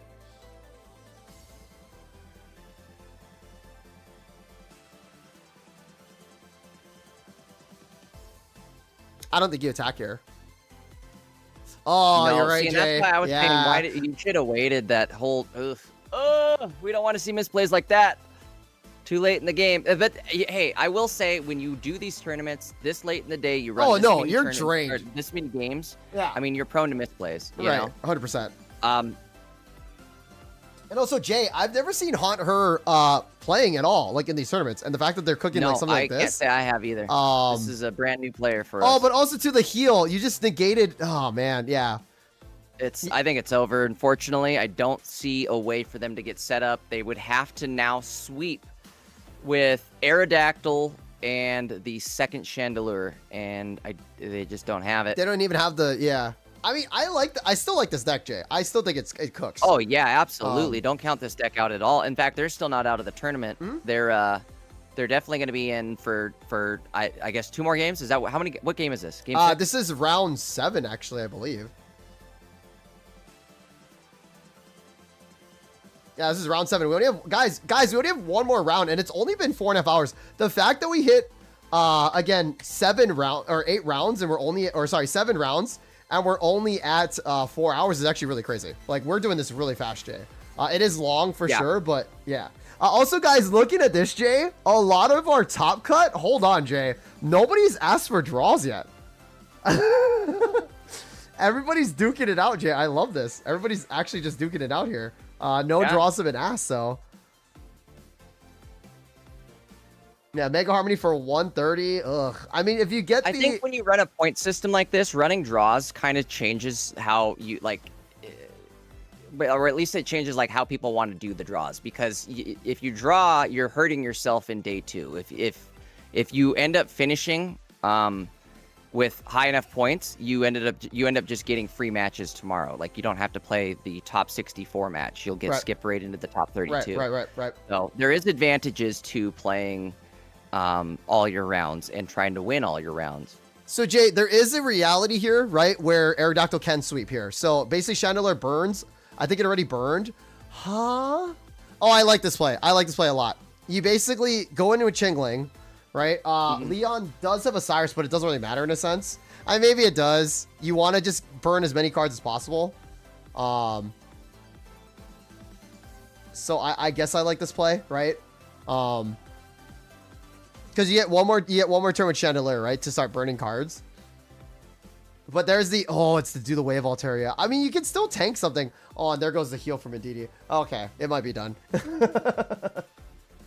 Yeah, I mean, they literally have Exodia set up at this point, and you're staring down at a rock with no energy on it and a Chingling that has 10 health. So.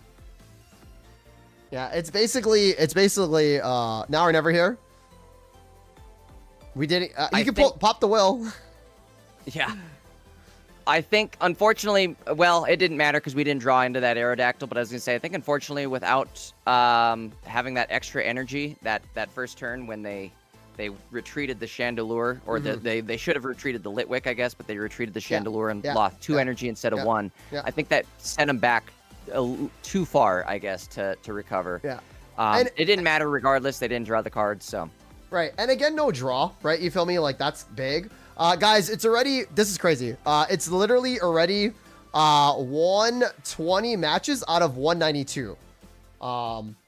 Like, you guys are flying through this right now. It's absolutely insane. Really quick, if you guys are just tuning in from Twitch or on YouTube, my name is Tajom again. This is the Pocket Mads number 7 tournament, $250 prize pool, sponsored by BoxGG. If you guys want to get cards, you know, if you guys can't find IRL cards, go to BoxGG, pull cards there, and then they'll mail it through to you via TCG Player. Again, Box, thank you so much for the sponsor. Again, use Maddie's promo code to save some on the gem bundles. And then also, Box has done collaborations with, again, Shroud, as well as Island Grown. A lot of big content creators there too. My name's Tajoma. You can see me on Twitch, twitch.tv/Tajoma, as well as on YouTube for some shorts, as well as some TikTok as well. And again, you can also see Jay Dankis on Twitch and YouTube as well too. Again, Jay is a player that does a lot of tournaments as well, but also loves casting with me.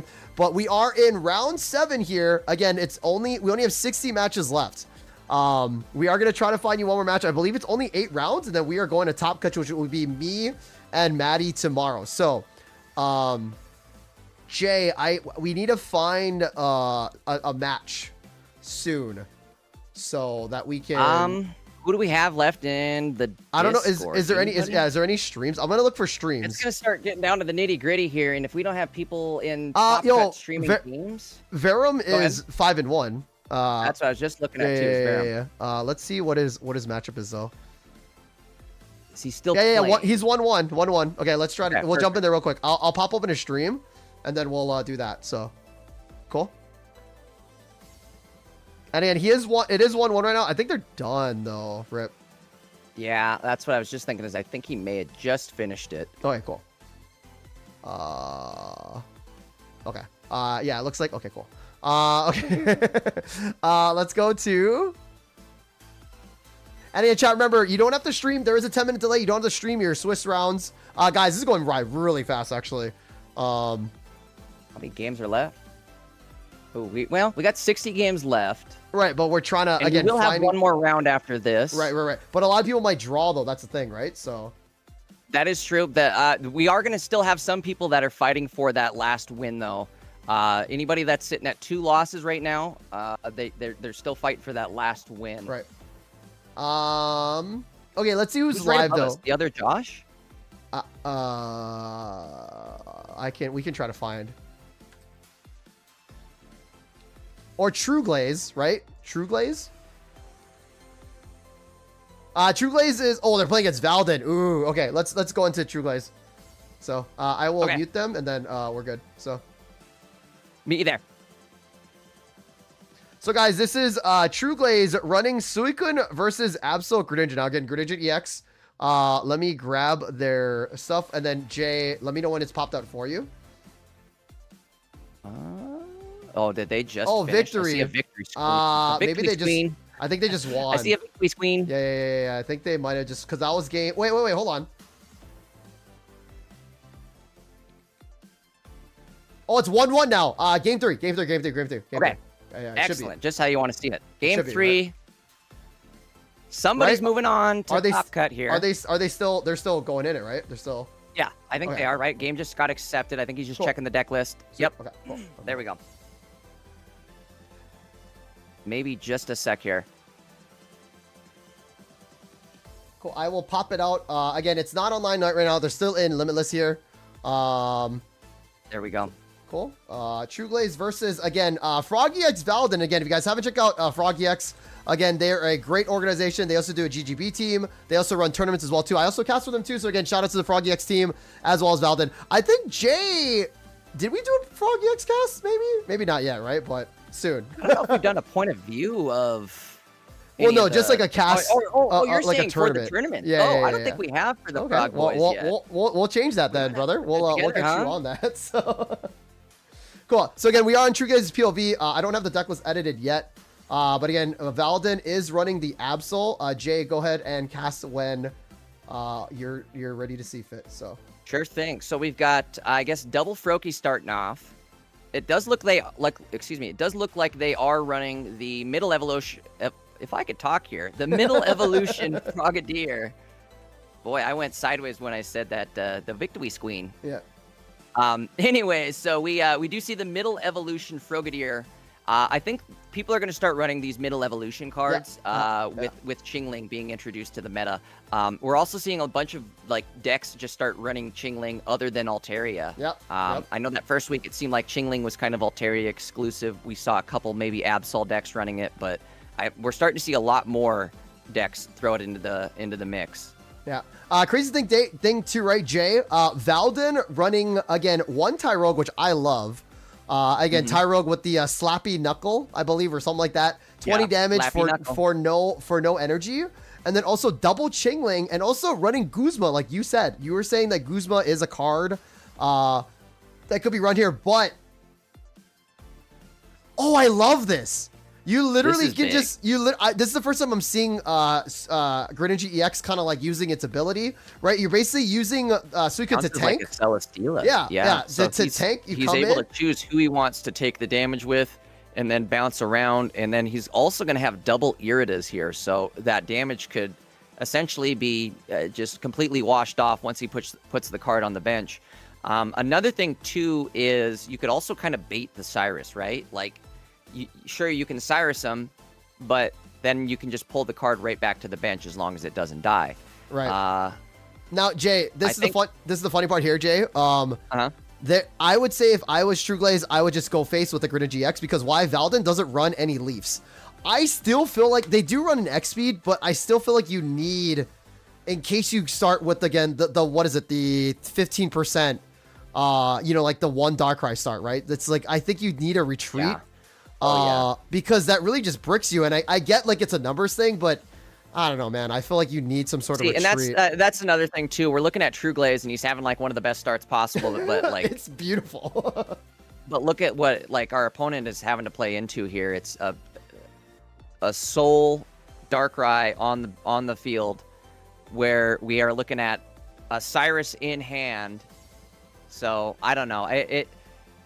If you're Valden, you're definitely not. I would Irida now. Right now. Yeah, I would Irida here. I mean, it's not much, but well. And then you can add the energy to your Suicune later, and then heal that later, right? So another reason you wanted to Irida that turn is I believe next turn you're going to want to save it for Cyrus, right? He's either going to run or what else is he going to do? I guess give up the Darkrai, maybe start building something on the bench. But even then.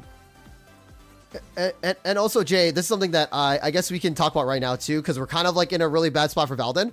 The numbers game, right? Like a lot of these players, again, Valden again is a top solid player. A lot of my friends that are like top 1,000 players, top 5K, top 1,000, they say like they don't run the Leafs because it's a numbers game. Like sometimes you will brick, but you want to build decks to win versus like the loss con, right? So yes, it's because yes, you can start with either Tyrogue, Absol, or Chingling, right? Again, there's two Chinglings, two Absols, one Tyrogue, or you can start with the Daikara and Brick. And I think like it's just kind of a bad time of the math, you could say. Like and you got to think too. It's like one card out of 20 cards. You have 5 cards drawn at the start of every game. What's the math on that? I'm sure there's a mathematician out there that could give you the percentage on how terrible that is to be able to start with only your Darkrai like that.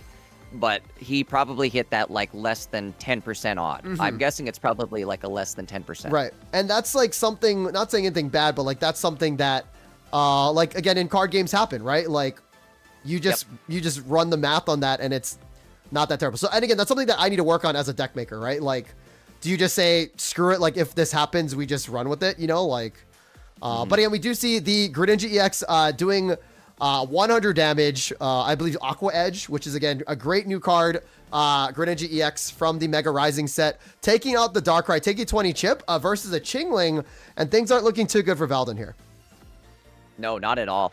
I suppose unless we see something set. Oh boy. Absol? What I concede. That's not how you want to see it go down, unfortunately. Nobody really likes watching wins like that. I will say, to at least circle back to your comment though, with like trying to build decks where do I build a deck where if I am going to have a bad start and it's going to lock me down so badly that I'll lose the game, do I build myself like an out? Or is it worth even trying to do that? I suppose in a tournament setting, especially once you hit top cut, you know, you're not allowed to lose a single match or your run is over. Right. At least going in the prelims here, you can lose maybe 2 matches out of your 8 games. So you have some flexibility, but again, what I'm trying to say is you have flexibility to lose those games where you do start with a Darkrai like that. But once you you hit top cut, can you afford that flexibility? And what can you, I guess, afford in your deck space at this point? With the only 20 card deck limit, there's not a whole lot that you can even tech in there to without sacrificing other good tech. Well, and again, Jay, what's crazy is that remember the Snorlax babysitter deck? It literally ran 1 Snorlax EX, 2 Darkrai's, and 2 Arceus EXs, and all the babies pretty much. So you're literally rolling for a baby start versus again any other of those 3. And that is an excellent example for that scenario. They were just like, yo, screw it. Yeah, like, we're just going to roll with it, right? How am I starting this? Right. You know, you start, like you said, you have your 2 Darkrai or your 1 Snorlax, and those are your 3 things you don't want to start with out of 20 cards. Right. So, Jay, it is 180 out of 192, guys. And again, it looks like, again, Quiet was in the chat, too. Again, props to Quiet. Okay. I believe that they are... Where's Quiet? I saw them. They might be secure. Where's Quiet? Am I just, like, blind right now? They were in here, I thought, weren't they? Well, no, they were in the YouTube chat. Oh yeah, so they're 6-1 right here. So again, so Quiet again. If they draw next, they should be making again. Don't quote me on that. Quiet. Make sure you do your math here. Like make sure you do your like again. Us casters are so brain fogged right now from yapping for 5 hours straight here. But again, guys, we are in basically 12 more matches here. Now, I believe we are going to see some draws from our top cut players, like our 7-0s. Because they for sure made it again if they draw. Again, keep in mind, do your math first. Don't listen to me. So we are going to have to try to find people that are more down here in a sense or more about people that are just like streaming their matches. So did we see our buddy win his game? Or is he going to have to play the final round to try to get his Who's our buddy? We have a lot of friends, Jay. I'm brain farting. Boy, like you said, the brain fog is starting to kick in after the 4 hours. Yeah. Our friend with the Chandelure deck. Oh, so Hunter again. We just watched that. They're 5-2, and I do believe they need to win this last one. Why don't we do this, chat? I believe, right? We could just. We're not gonna. We might have been streamer cursing them, right? So I say we let them. Maybe we shouldn't. I agree with that. We let them go through, right? We saw some great matches. Again, Hunter does need again to win the next match to win. So, or again, they're 5-2. They need to get 6-2 to make it to tomorrow. And again, that would be a nice one to watch for sure, Jay. But let's try to see if we can find anybody else. I'm totally down with that. Yeah, in the Discord. So, and I don't think we're gonna have any other matches live right now. Who's Roko? Let's just like take a look in the Discord. Roko just popped in. Roko's name does not match in Limitless, which is fine. Bounty Hunter, let's see how Bounty's doing. Bounty Hunter, we did see their POV last time. They did lose to Bugs, so they're 3-4. Looks like they're out. Matt Alex. There's only about 10 games left. Matt Alex is still winning. Matt Alex is still playing against Pain Pico, so let's jump in there. Go for it. All right, cool. Jay, can you actually? I'll pop it out. I got it pulled up here. I've got it out. Okay, so it looks like we've got a Greninja EX ready to attack right into a Hydreigon. It is the Hydreigon, the opponent's turn though, so the Hydreigon's going to attack here. Or well, actually, I'm sorry, it has to heal if it wants to attack. Oh, and it is over. It is one. Is it 1-1? I should have looked. Sorry, I think it is 1-1. Right? I think it is 1-1. 1-1. Pain Pico versus guys. We might not have the deck list up for this, but we just wanted to get you a game so you guys can watch. I will try to change their names at least so you guys can see what's going on. Alex, Matt, I think? This actually, it's not over yet. This could be this could go either way. We see the Absol hit the Greninja. It's going to bring it down to 60 health. Copycat getting tossed in the garbage. There's no more cards left on the on the Greninja side. So we're gonna have to try and evade any sort of Cyrus. I don't know. We didn't get to see. Oh wait, no, it's game over. I didn't do the math. I didn't see what the health was at. That's all good. I assume we were hitting into a full HP Absol. No? That'll be it for Matt. He takes the win. Cool. And again, looks like they also too. We might have to watch him because he is now 5-2. So maybe we can watch him next. Like we'll just keep a tab on this. Just hang out here. Yeah, that's fine. We didn't really get a good. Yeah, feeling of it anyway. it's Sui Ninja too, right? So so we'll definitely keep a tab on Alex for sure. And also too, I believe is Valden still in too because he's still streaming, right? So let me see. Yeah. Oh no, Valden is 4-2. 5-2. That's not enough to make it though, right? I think. As long as you don't have 3 losses, you're good. It's since it's point based, all you need is 18 points. And so what is each win's 5-2 and 1 worth get? 3. What is 5-2 and 1 get? 5-2-1 is 15 points, right? 5 points times 3 is 15. 16 points. Who tied that? Somebody's gonna be upset. Somebody's gonna be heartbroken. Right. So it looks like everybody is done. Jay. Okay. And again, it's 187 out of 192. So Jay, I'm gonna show the screen again here, Jay. We're gonna show the metagame really fast. Sure. So again, metagame. Holy snikes. Jay. So the metagame here. I'm gonna try to move you around here just a little bit. So Jay, Suicune Greninja 48% win rate. Mega Absol 40% win rate. Decidueye 50% win rate despite all that. Magnezone Oricorio 56, which actually has the highest percentage win rate right now. Mega Altaria and DD 53, but then Mega Blaziken 37. Like that is that's almost abysmal. Yeah. Same with Ampharos too. That also hurts to see. Ampharos sitting at only a 37% win rate. Again, I keep wanting Ampharos to do better. It's surprising to me that we can have Magnezone do so well, but Mega Ampharos does so poorly, I guess. Jay, I'm super sorry for interrupting. Mega Blaziken Heatmore 70% though. Maybe it's the play now. Maybe that's the bee's knees. Where's that at? I'm going by win percentage. I just click win percentage, and then it shows again Shandy, Aerodactyl, Savali, Pichu, also Sylveon, EVEX, which is kind of crazy. But again, it does have a great win percentage, but I will say that it only has 17 games played total between 2 players, 3 players. Right. So the data is kind of skewed in that sense. Right. We have 3 players that are doing really good with the deck, and I think that's going to jump it up to that 70%. Right. Yeah, the more people, that is true. So, but again, we do see again, right? Like here, we do see the Magnezone Oricorio 56% win rate, right? So, yeah, that's it.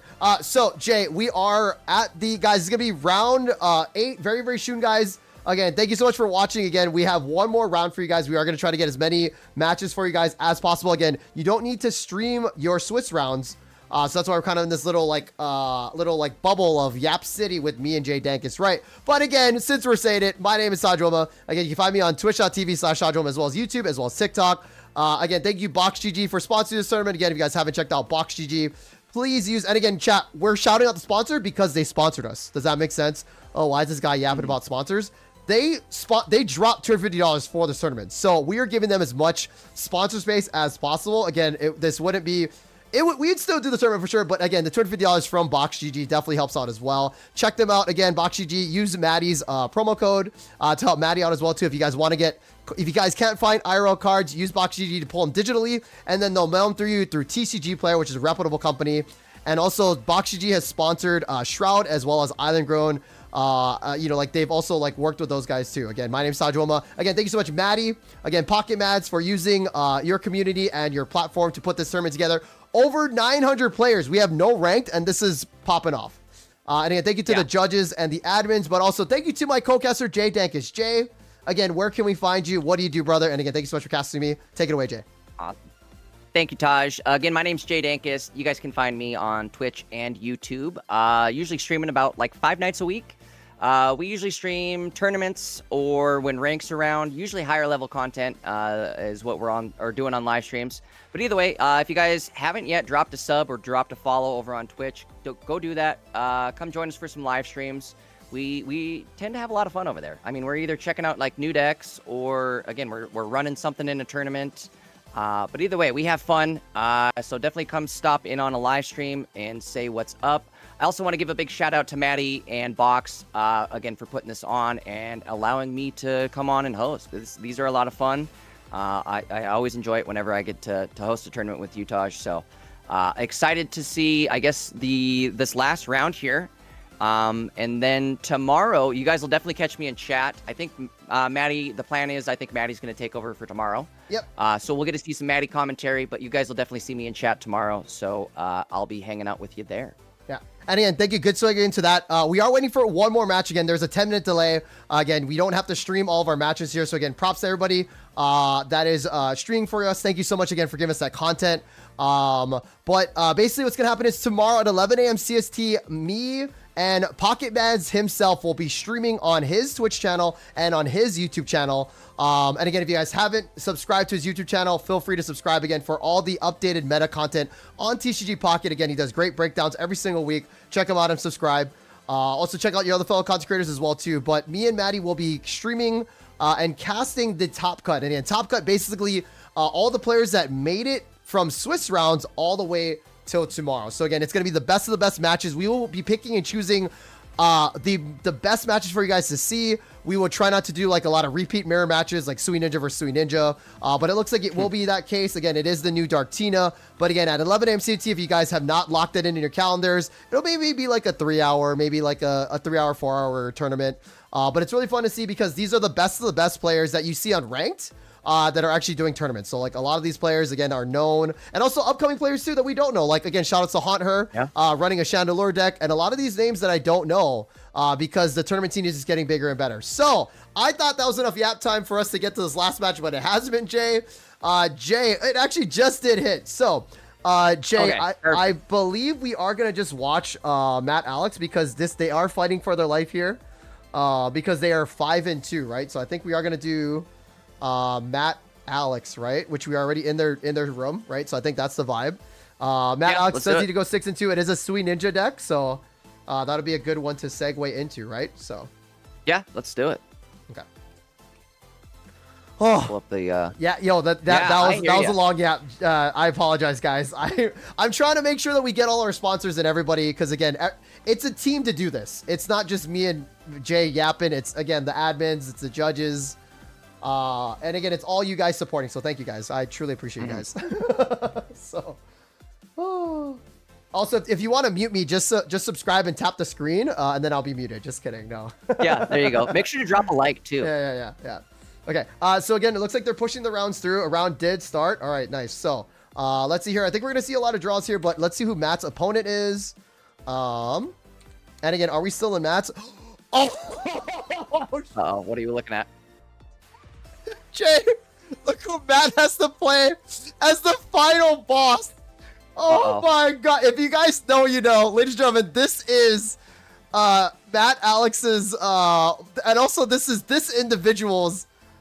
Oh my god.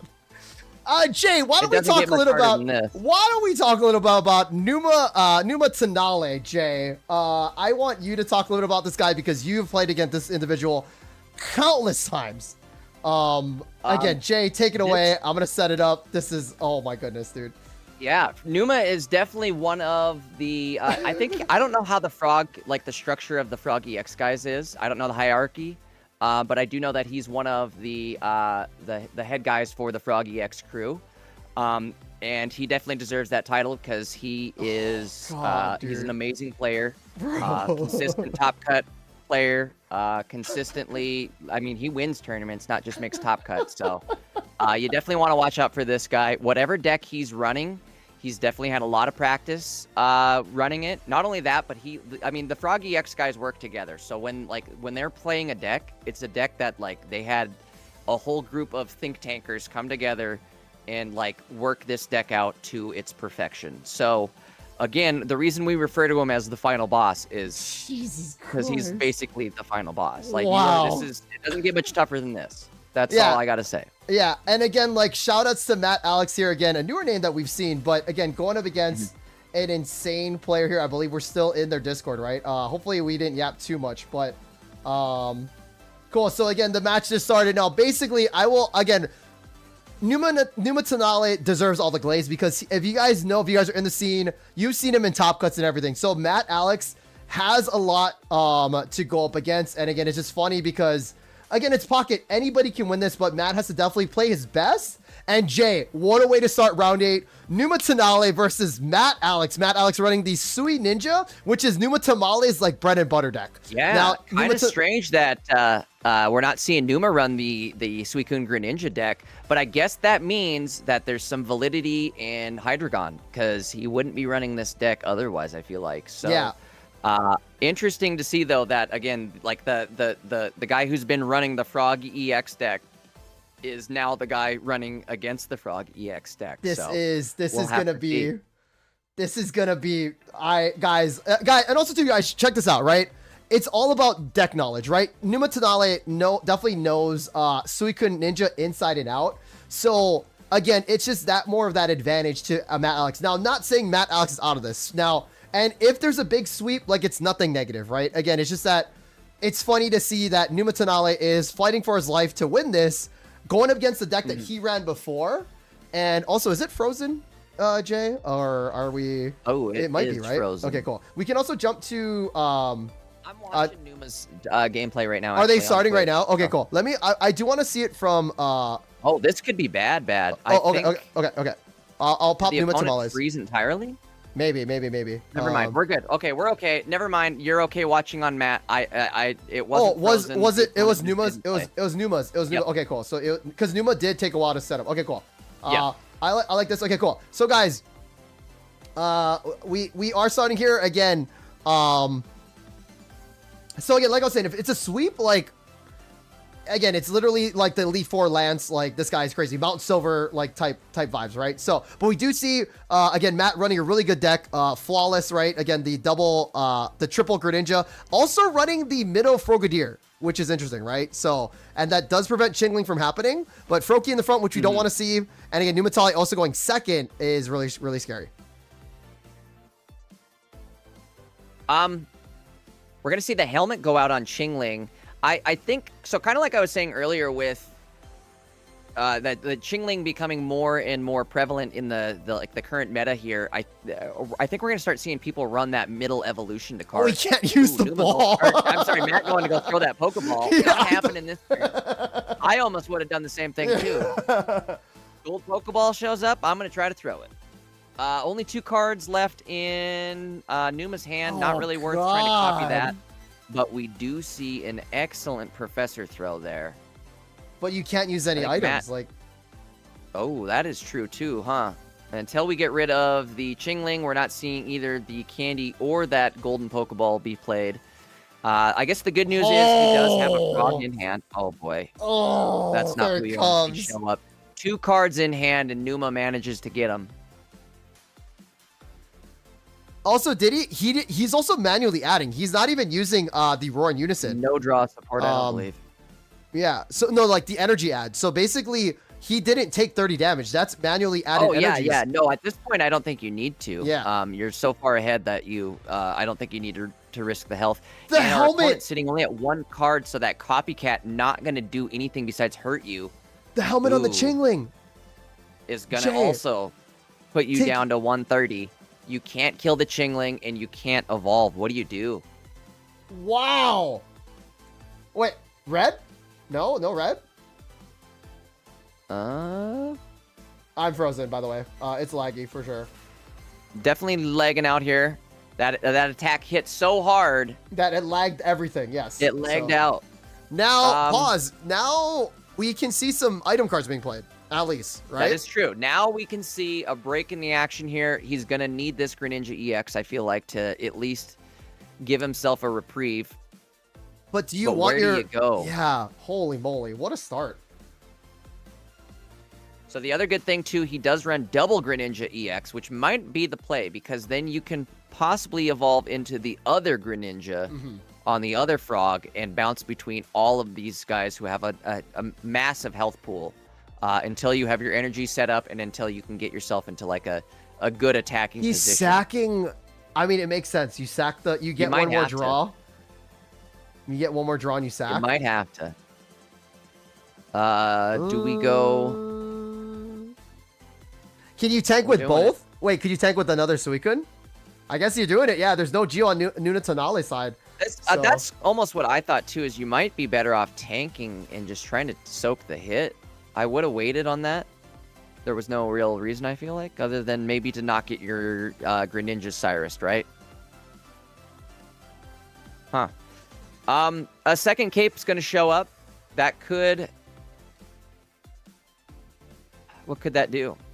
I guess that could bump up the other Greninja into 140 area. If you decide to put the Ping Greninja on. If you decide to put the Greninja EX, I don't know what you would even consider running here. Probably Greninja EX just to have more health. So what's the math here? Hold on, pause, right, Jay? So 30 damage goes on to High Dragon, right? Now we can also send out that other Suicune to do some damage. Now, can we get to 1 to... Ooh, we cannot go to 120 anymore. Cyrus. We cannot go to 120 anymore because why? Ain't happening. And then you're in a lot of trouble. Well, okay, hold on though. Are you in a lot of trouble? Greninja hits it and you can't. Because... No, Greninja can't, or he can't. Numatonale doesn't run any heals. So now the Greninja comes in, hits for 100. It can't out heal the passive chip. Oh yeah, okay, you're right. Oh, and there's the ping too. Oh, but we can't. No candy yet. No candy, but it's fine. Candy it up. Because now you're just fighting a Dino. Wait a minute.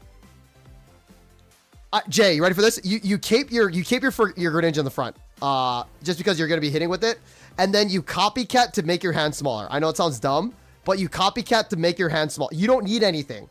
You feel me? I think that's the play here. Your opponent's running 2 copycats. That's what I'm saying. Too. So you thin your hand out. I think that's the play here. You feel me? I think you may have been right there. You copy. And, honestly, like the 2 cards in your hand aren't gonna. Well, they do something, but. I mean, you don't want to give Numatonale nothing here. You don't want to give him nothing. You feel me? And he's gonna get something here. Oh man, I know it's a risky play, but that's how I like to play. But like, I think you make your hand into 1, you copy his hand, right? And then he draws a copycat. He doesn't get anything. Because now Numatonale is stuck here unless something happens, right? So I think next... Oh, I guess you can't do it next turn either now, right? Like, you're going to give him 2 cards. We see an X-Speed. And do we go into a Chingling? Yes, but like, now he can't evolve... No, but now that High Dragon is stuck. That's what I'm saying. Numatonale is really stuck here. There's nothing... I think you do the play here. You copycat here. You copycat here. This has to be... You don't need... Cyrus. You don't need to Cyrus it. He has no heals, Jay. That High Dragon is stuck. You need a copy. Right. He needs the copycat here. Right. That High Dragon is stuck. There's no heals on Numatonale's side. Again, maybe I'm just being a ding dong here. Or do you just wait it out? You copycat here. You do not want Numatonale to get 4 cards. Right. You're up to 4 cards now. Oh, that's a lot. Come on, dude.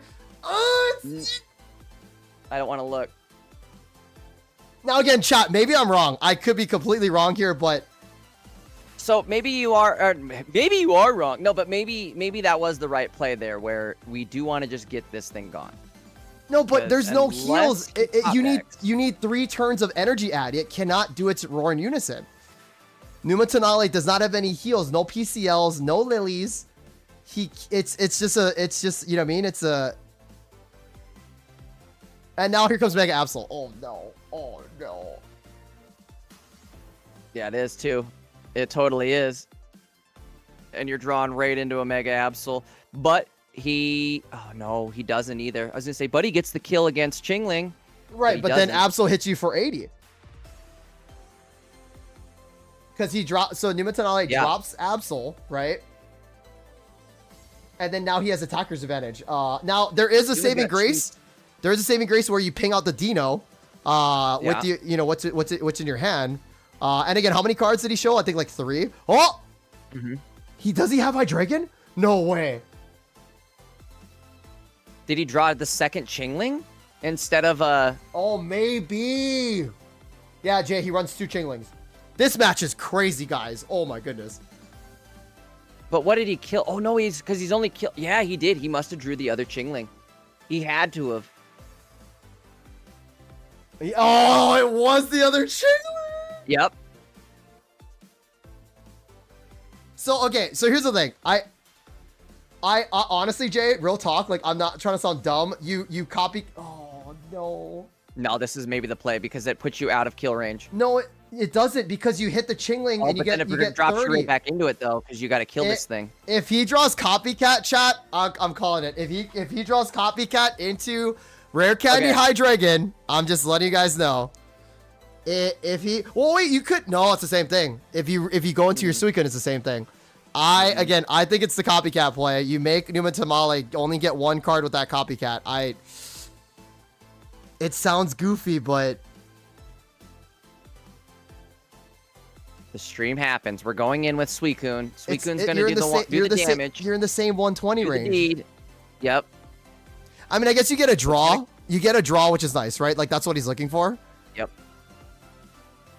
Oh, that's true, too. You get the extra draw. He's hovering the concede because he knows it's coming down to this. How many cards does Numa Tamale have? He won't get to use it. He won't get to use it. I mean, next turn, it's GG's. So Copycat comes out. He has 4 cards to trade out. Oh, my God. I'm watching Jay! Are you kidding? Are you kidding? I called it. Don't do it. Numatala, don't do it. I mean, again, hard the cards here, but like, this could have been prevented. This timeline could have been prevented. Oh, no, it didn't happen, though. I'm watching the stream. I'm assuming so. You are? Oh, okay. Like, I don't know. Maybe, am I just being goofy on that play, Jay? I think that's the play, right? You thin your hand out. You called it because, I mean, that was, other than the fact that he just didn't get what he needed, you know, like that was. Well, Mega Absol can still tank a hit though. Wait, no. It's not over yet. It can't though, because it's the Froakie's gonna come in and. No, but what does that matter? Like, you can't one shot the Absol now. Because you can 2 ping if Chingling dies in 1 ping, 1 more turn. No. But so you Absol hits here, right? You have to send out your Greninja, but also, oh no, he doesn't hit here. Mm-hmm. Like, Cyrus is gone, Jay. Wait, put in the EX one though, and then you could survive a hit, and your whole team can survive 2 hits. I would have done that. Right? If you put the EX one in instead of just trying to ping. First of all, yeah, send out your.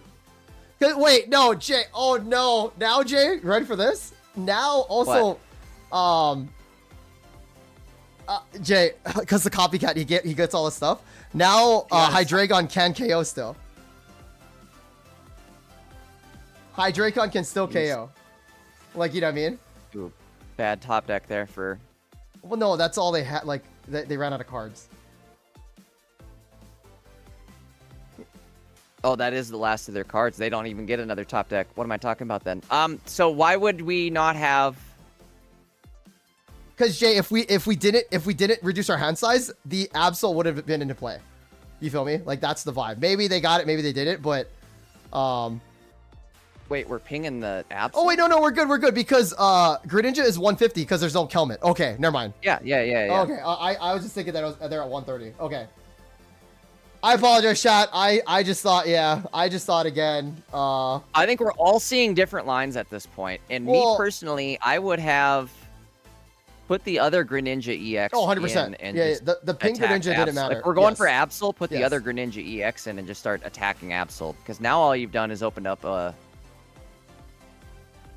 Oh, but he doesn't have Cyrus now. He doesn't have Cyrus to bring out anything in the backline. He should have pinged He should have pinged the Chingling. Oh wait, he couldn't have pinged Chingling. He could have pinged Chingling. Oh no. If he pinged Chingling last turn, he takes this 130. Oh no. Bro, no way we're gonna see it lose like that. Oh no, why didn't we ping the Chingling? Especially since you could see the cards and you could tell, like, there's no way he's healing Chingling. There's no way he's putting a cape on it. Oh, it's okay. Chat. Oh, no. Chat. It's all good. We solved multiple lines here. Again, the pressure's on for Matt and Alex. He doesn't have Cyrus though. It's over. That's what say. Yeah. He doesn't. Wait, no, hold on, hold on. He can actually now ping. Hold on, and he survives with. Game over. No. He needs a big Chingling.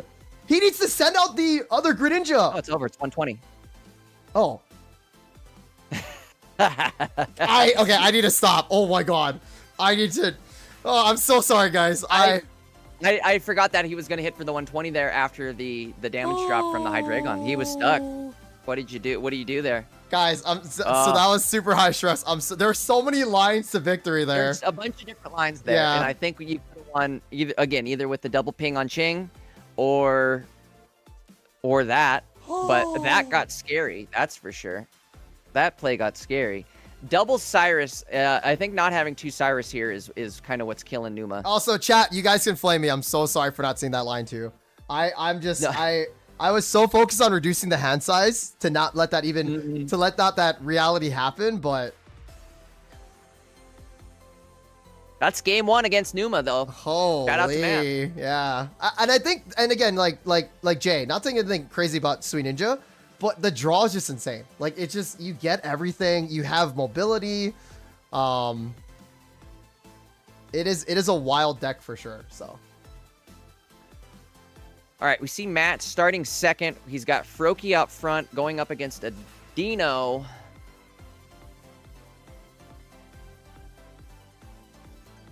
Helmet's gonna happen. That helmet is definitely an annoyance. Wow, but like I was mentioning earlier. I like this. Yeah, this is big. What was that?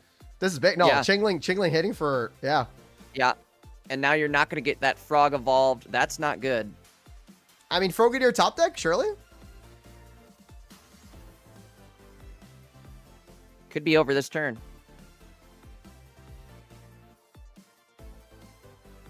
I mean, even slapping for... Oh, actually, yeah. If we see a rare candy. Oh, wait, you know what's funny?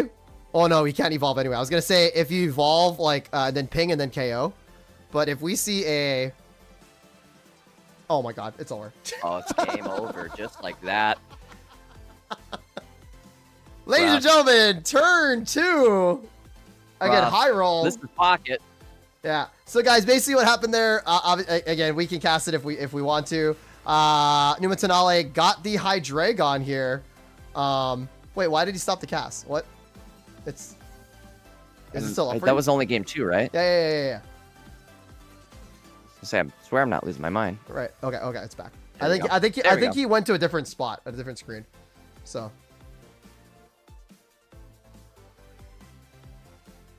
Holy moly. Also, guys, I think the 10 minutes to flame is coming up, so.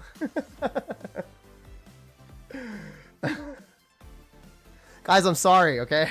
I was stupid. All right, guys, this is round 8. This might be the last match of the day, because it's already, 122 games out of 166. So it's cool to see. Huh? Yeah, it's cool to see again. Both these players doing really well. Again, I looked at the chat. It looks like Matt Alex is using S-Gun's decklist for Ninja. Yeah. So, which again, it does look good. I don't see anything really wrong with it. That one Evo, right? Yep. And again, I don't think just in case anybody in chat was wondering, S1 Gun is like the consistently #1 ranked player in the world. Yes. Somebody just joined our... Oh, it's Matchstick. Okay, cool.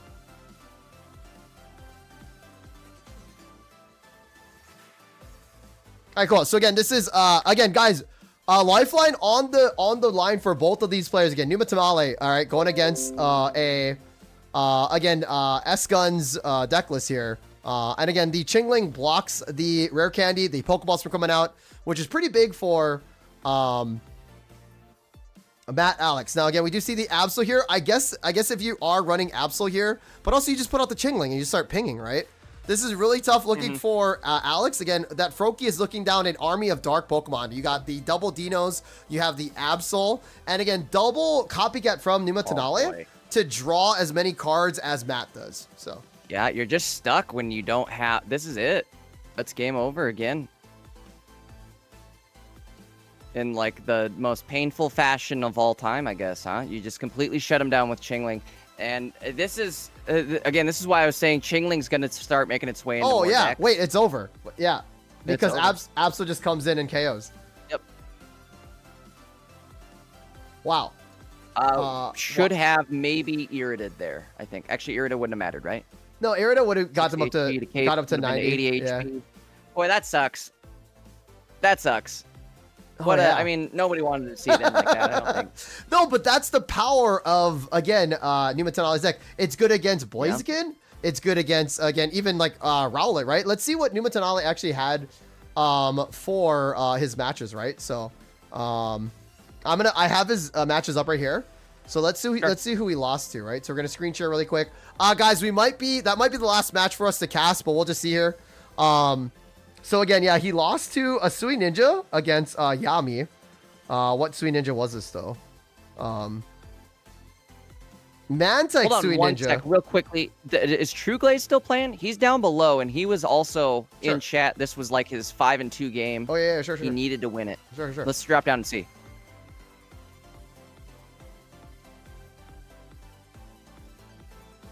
We might catch the very end of this. What's the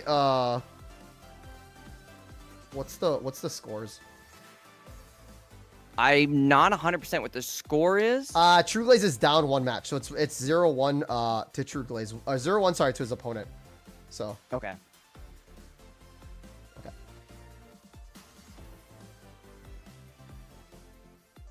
So this is only game 2 then, you said? correct. But again, True Glaze is down a match, so he needs to win everything else. Okay. I think he's got it here, actually, right? If he survives a turn, which he will, the ping will kill Chingling, and he is going to move on to the game 3, I guess, huh? Wait, I believe True Glaze is running the same exact deck list as Mad Alex was, which again makes sense. It was made by S-Gun, so Yeah. yeah, cool. So Very it is, consistent deck, very Yeah, optimized. So it- it would make sense to see like at least a couple people running the same deck here. oh, Jay, he's going Mm-hmm. up against Oricorio. Who is this guy? Yeah. Yeah, So that's what I was saying. He's going to it's Magnezone the Magnezone Oricorio. Ooh. Yeah. He just won that game there, so let's see if he can take home the Dubski here in game 3, right? This will be game 3? Yes, this is game 3 now. Yep. Okay. See, so Jay, now I'm wondering what I want to bring to the Milwaukee Regionals. See, you might want to be careful with the Suicune Greninja, or at least run like a variation of it, I suppose. Well, I don't know. You might be onto something with Hydreigon. I think that might be the more safer Well, bet. it's such a especially high roll since- deck. Like it just blasts, you know. So like Yeah. but also I'm not good at control. Like you feel me? Like I think that's the part that I'm worried about is that Numa Tenale knew exactly what to do. Like I wouldn't know when to Chingling, when not to. I'm the same way too. Where I'm like, is this my window? The first Yeah. thing that like the first opportunity I have to attack.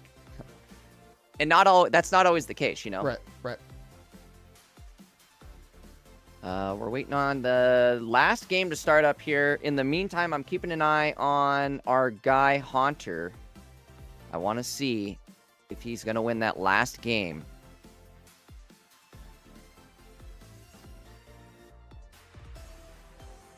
Okay, so that's Freezone, and then True Glaze, or sorry, pardon me, True Glaze is running. Yeah, pretty much exactly the same one, right? Froakie, Frogadier, Greninja, Suicune, right? So, oh wait, no, True Glaze is running Suicune. And then Matt doesn't run Suicune. Wait, this is crazy. Cause what? Wait, did I have the wrong deck pulled up? Or did Well, the no. same deck pull up twice? So Matt never ran Suicune. Hold on. Yeah, but I swear I had his deck pulled up, and maybe I was just looking at the same deck list twice. Right. But again, now True Glaze is running double Suicune though. Does that make sense? So Yeah, no, that makes sense. But I Yeah. was saying I had 2 different deck lists pulled up, and I think I I was thought it was just the looking at same. deck list. I thought it was the same, but it's not. So, guys, why is he watching YouTube, bro? Bro, he's got to get that last second Pocket Mad video in. I wish. Oh wait, he's watching the stream. Wait, bro, you gotta close it, dude. He has the stream open. Hold on, let me tell him. Unless he's trying to chat in it or something, but I think because he was chatting in it earlier, so he knows that like I guess there's a 10-minute delay. So it's not like he's getting anything off of it. Right. Not just for us, but I'm saying I think he wants to know if we're nobody thinks he's doing this. Yeah, I think he wants to know if we're like. Also, guys, ad space. There's ad space, guys. So again, you can put the ad space on there. Okay, we do see Suicune go out front, which is a choice. It's a choice. And guys, this is for life of the line for both these players, yeah. So yes, I guess that's a decent choice considering he can pop up the other Greninja EX that can swap between cards or swap the cards on the bench to the active. So he could always get lucky and pull both Greninjas and another candy.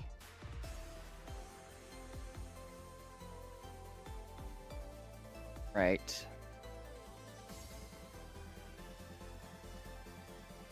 Oh boy. yeah, No candy's gonna be played now. Chingling, man, Chingling, dude. Shutting down decks, that's for sure. Again, Jay, you know me crazy. This is my prediction, Jay. Chingling gets a mega in the next set. Because we're gonna get some ZA pack. I bet you, Jay, we're gonna get some crazy ZA pack. You think? I think it's gonna be too soon. I don't think they're gonna give us ZA megas that soon because they don't like to spoil games to people. Like in like even the most simplistic ways of like. I mean, yeah, we all know that what mons are coming to the DLC. I guess because it's not even in the DLC. Yeah, that's true. That's true. Maybe when the DLC drops. When the DLC drops in December, we'll get a Mega Chingling, a Mega Chimecho. I think it'll be at least 6 months, unfortunately, before we see any ZA cards. Like which after ZA launch? I hate to be the bummer of bad news. No, because ZA, the DLC comes out, I think, in December. So. Yeah, and almost 1 month exactly. Right. Okay, anyway, let's focus up. Guys, this is our last match, I'm pretty sure. Both Lifeline on both these players here. Again, it's been a 5-hour stream. Again, the Chingling is disrupting True Glaze. And again, both of these players are fighting for the lives of the line, I believe, 5-2. So. Chingling just preventing all of these evolutions from happening, which really sucks because these ninjas are ready to start rocking. I mean, this isn't too bad. This isn't too bad now, right? You have to go get some Magnezone or an Oricorio, and then your ninjas are now active, so... You are also healed to full, too, so the Suicune can survive a hit from, what's his name? Magnezone, thank you. Oricorio is going to come out first, though, so you are going to have to find a way around that. But with both of these ninjas in hand, it's going to be super easy for you to do. Wait, no, hold on, Jay. You only have the one Greninja to handle this Oricorio. Oh, I suppose that's kind of true, too. So if you knock out the first... All you need to do is, if you double evolve, you can ping the Magnezone in the back right now. Oh, yeah, and then ping the one in the back, and then it's GG's, right? You're going to hit it for 140. Ooh, wait, no, he needs one more Pokemon. Basic. If he gets a basic right here, it's looking real good. Close. But no cigar. I guess you have to... Do you Irida here? Or do you accept your... Irida's not going to save you from getting Magnezoned, I feel like. By the way, if True Glaze does not evolve into regular ninja, he's cooked. Okay, I was about to say. Okay, there we go. Yeah. Now, who do you add the energy to, Jay? You've got to put it on that one. Right here, the regular ninja. Wait, isn't that... No, it's not enough, right? He needed... I mean, think about this, Jay. Say you do it anyway. You bring it out, and then you ping it, and then you go in. Does that make sense? Like, I feel like... What do you mean? So like you KO it because again, actually, Javi does have healing, so there is that heal factor, right? There's one PCL. I would ping Magnezone and heal. But you're and just end your turn. Ping Magnezone, heal, and end your turn. And then you can hit the Magnezone for 140 next turn, or excuse me, 120 next turn. With you can't though. Yeah, you're not gonna survive it. You're not gonna survive. Yeah, you don't have any energy built up. I thought he had energy already built up on the other the other Greninja. So I like this play, but it's gonna be thwarted by PCL though. So like you see this. I mean, I get this, but you know what I mean. Oh, I see. Because then he can ping it this turn too, huh? Right. Yeah. Okay. You are right though. We are hoping and praying for no cape or PCL. Oh, there's a cape too. Oh.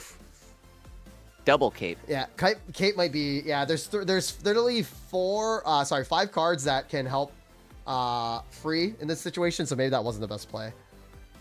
But what do you do though, right? Like, and also if nothing's laying down yet, so there's PCL. I guess you come in next turn and you clean up with your Greninja and actually you win it. Because then you Irida and you're good. That's the scary thing right there is that Magnezone. Do we run 2 Cyrus? We don't. So if this other Magnezone does get online before... With the retreat, but now it's just dead though. Now it's just dead. Damn. Wait, pause. Now Greninja just cleans his first Oricorio, and then he wins the matchup on the second one. Like... Irida in hand to keep you alive. Yeah, he wins the 1v1. Yeah, he wins the 1v1 here. Like, May happens too. Can you pop in another Suicune? Is that what it is? I mean, yeah, but you don't want to put anything. I guess you have the Greninja in case there's a Sabrina play, right? So. Yeah. So you chip down. Yeah, this is kind of a bad play on free. You chip down this Oricorio in the front, and then you hit it for 60, and then now the other Oricorio comes out, and then you just win. Yep. And again, it's been a long day, chat. Yeah, I don't know if they really did. They have another option or another out? What was their other out? I mean, you just KO and then you go from there. But now you're just in a back. Not over yet, I suppose either. Too. If they put a cape on, and that Magnezone comes out. Oh, a cape to survive 1 turn, actually, Jay. And then if you draw into Magnezone, then you just KO the yeah. Okay, hold on. Here's how you do it though. You have to, if he capes right now. He capes Ori. He has to cape Ori. You have to cape the Ori to stay alive. If you don't cape the Ori, or if he does cape the Ori, you ping on this Greninja and you... Ooh. Okay, hold on. Does he have... Wait, that's still 80. Does he have a cape? Cape brings us up to 100, but now it's susceptible to... I think this was Greninja. Yeah, I think... Or even... No, Sui's not. Yeah. What? This is maybe a decent play, though. No, it's 60-80. No, it's 60-20. It's GG's. Oh, yeah, he doesn't have the cape on his end. What am I talking about? All right. Ping the front and then ding the front, and it's game over. Grats to True Glaze on Top Cut. Yeah. Cool. I think that's it there. So again, True Glaze wins it. Again, it's been a long day, right? So yeah, it's hard to see these lines at this point. Yeah. Cool. Again, so congrats to True Glaze here. Let's see if we have any more matches for you guys, Jay. Yeah. So let me also ping. That may be getting close to it. I will say, let's see what happened to our guy Haunter. Oh no. Did Haunter make it? Nope. Who did Haunter play against? 5 and 3. Knocked out by Magnezone Oricorio, unfortunately. Yeah. I mean, again, like maybe these matchups is fine, but it's all good. It's still a really great deck regardless, right? So guys, we are at 163 out of what's it called? 163 out of 166. I'm super brain dead already. I apologize. Let me just ping Maddie real quick, but it looks like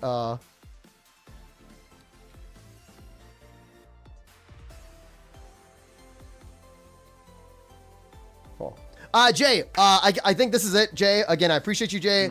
I'm going to do a little wrap up if you want to thank anybody as well, too. But Jay, where can we find you again? Great casting with you, brother. I appreciate it. Again, Jay, where can we find you? And any good decks that you liked as well. So You can find me again, Jay Dankist, over on Twitch, YouTube. I stream usually about 5 days a week. Whenever there's a tournament going on or higher level pocket gameplay to be played, I'll be there. Once rank drops, we'll be chasing ranked. I will. I don't think I'll be live again today, unfortunately. I may be live again tomorrow after Maddie's tournament concludes. So maybe catch me tomorrow. Drop in on the live streams. Come say, hey, what's up?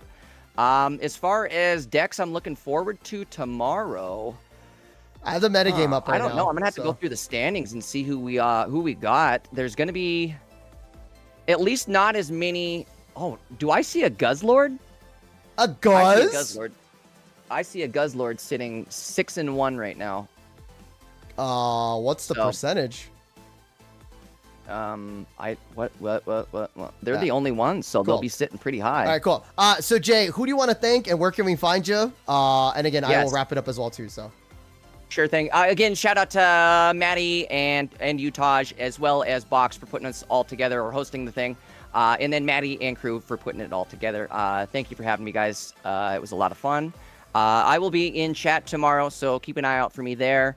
I think other than that, I don't know. Who else am I forgetting? And also, too, it's 8 rounds, right? Yeah, I think we're good, right? So. Yeah. All right, cool. Jay, thank you again so much for casting tournament with me. It's a blast. Again, we are on a 10-minute delay, so I appreciate you guys. But really, really quick, if you guys haven't subscribed to Pocket Match channel, follow me and Jay on Twitch and YouTube as well, too. Again, shout out to BoxGG for sponsoring this tournament. Again, $250 prize pool. Again, the mods will post a link for Maddie's promo code. But again, this tournament was absolutely insane. Again, shout outs to, again, Hunt Her for using this really cool Chandelure deck that we got to see. But also Sweet Ninja creeping up, doing really, really well. But also Chingling kind of holding it down as well, too. So it's going to be really crazy. I love the meta right now. We wish we had ranked here. But again, if you guys haven't joined the Pocket Mads Discord, if you guys haven't joined a tournament, again, feel free to join next week for sure. I won't be there, but I will be casting for you guys tomorrow with Pocket Mads, 11 a.m. CST. Again, this is going to be the top cut. All the people that survived today will be playing again tomorrow for you guys, and me and Maddie will make sure we'll get the best best matches for you guys. So again, if you guys have not locked in tomorrow, Sunday, 11 a.m. CST, again, there will be a 10-minute delay on Mads YouTube channel and Mads Twitch. Again, we will be streaming there. Please jump in and hang out. Again, we had a 900 person tournament, which is absolutely insane.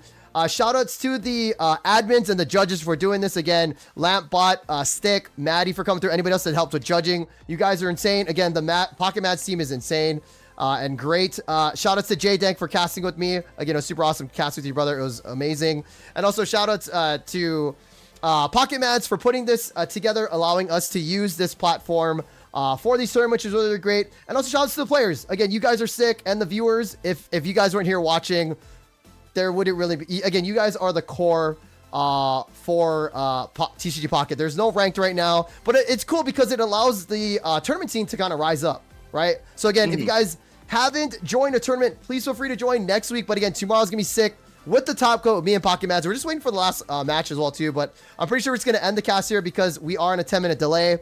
But yeah, I think we're just good, dude, right? I'm gonna just double check with Maddie really quick, but I guess one thing I want to add on to your spiel right there, these tournaments are free to enter. Oh yeah. And we definitely need more people like joining. These tournaments have had great turnouts, but we still need more people. The more people that join the tournament scene, the better it is for the game. So again, head over to Limitless and join up on these tournaments. Even if you guys don't think you're gonna do well, whatever, just who cares? They're free to enter, and you have a chance at winning money. So why not? Yeah. All right, guys. Again, my name is Saul Tajwama. Win your coin flips. Always give your thanks. I'll see you guys tomorrow with the top cut with Pocket Mads and me on his Twitch and YouTube channel at 11 a.m. CST. Thank you, guys. We appreciate you guys. Have a great night. Bye-bye. Thank you. I'm ending here. We're going to do this. Do I want to discard delay?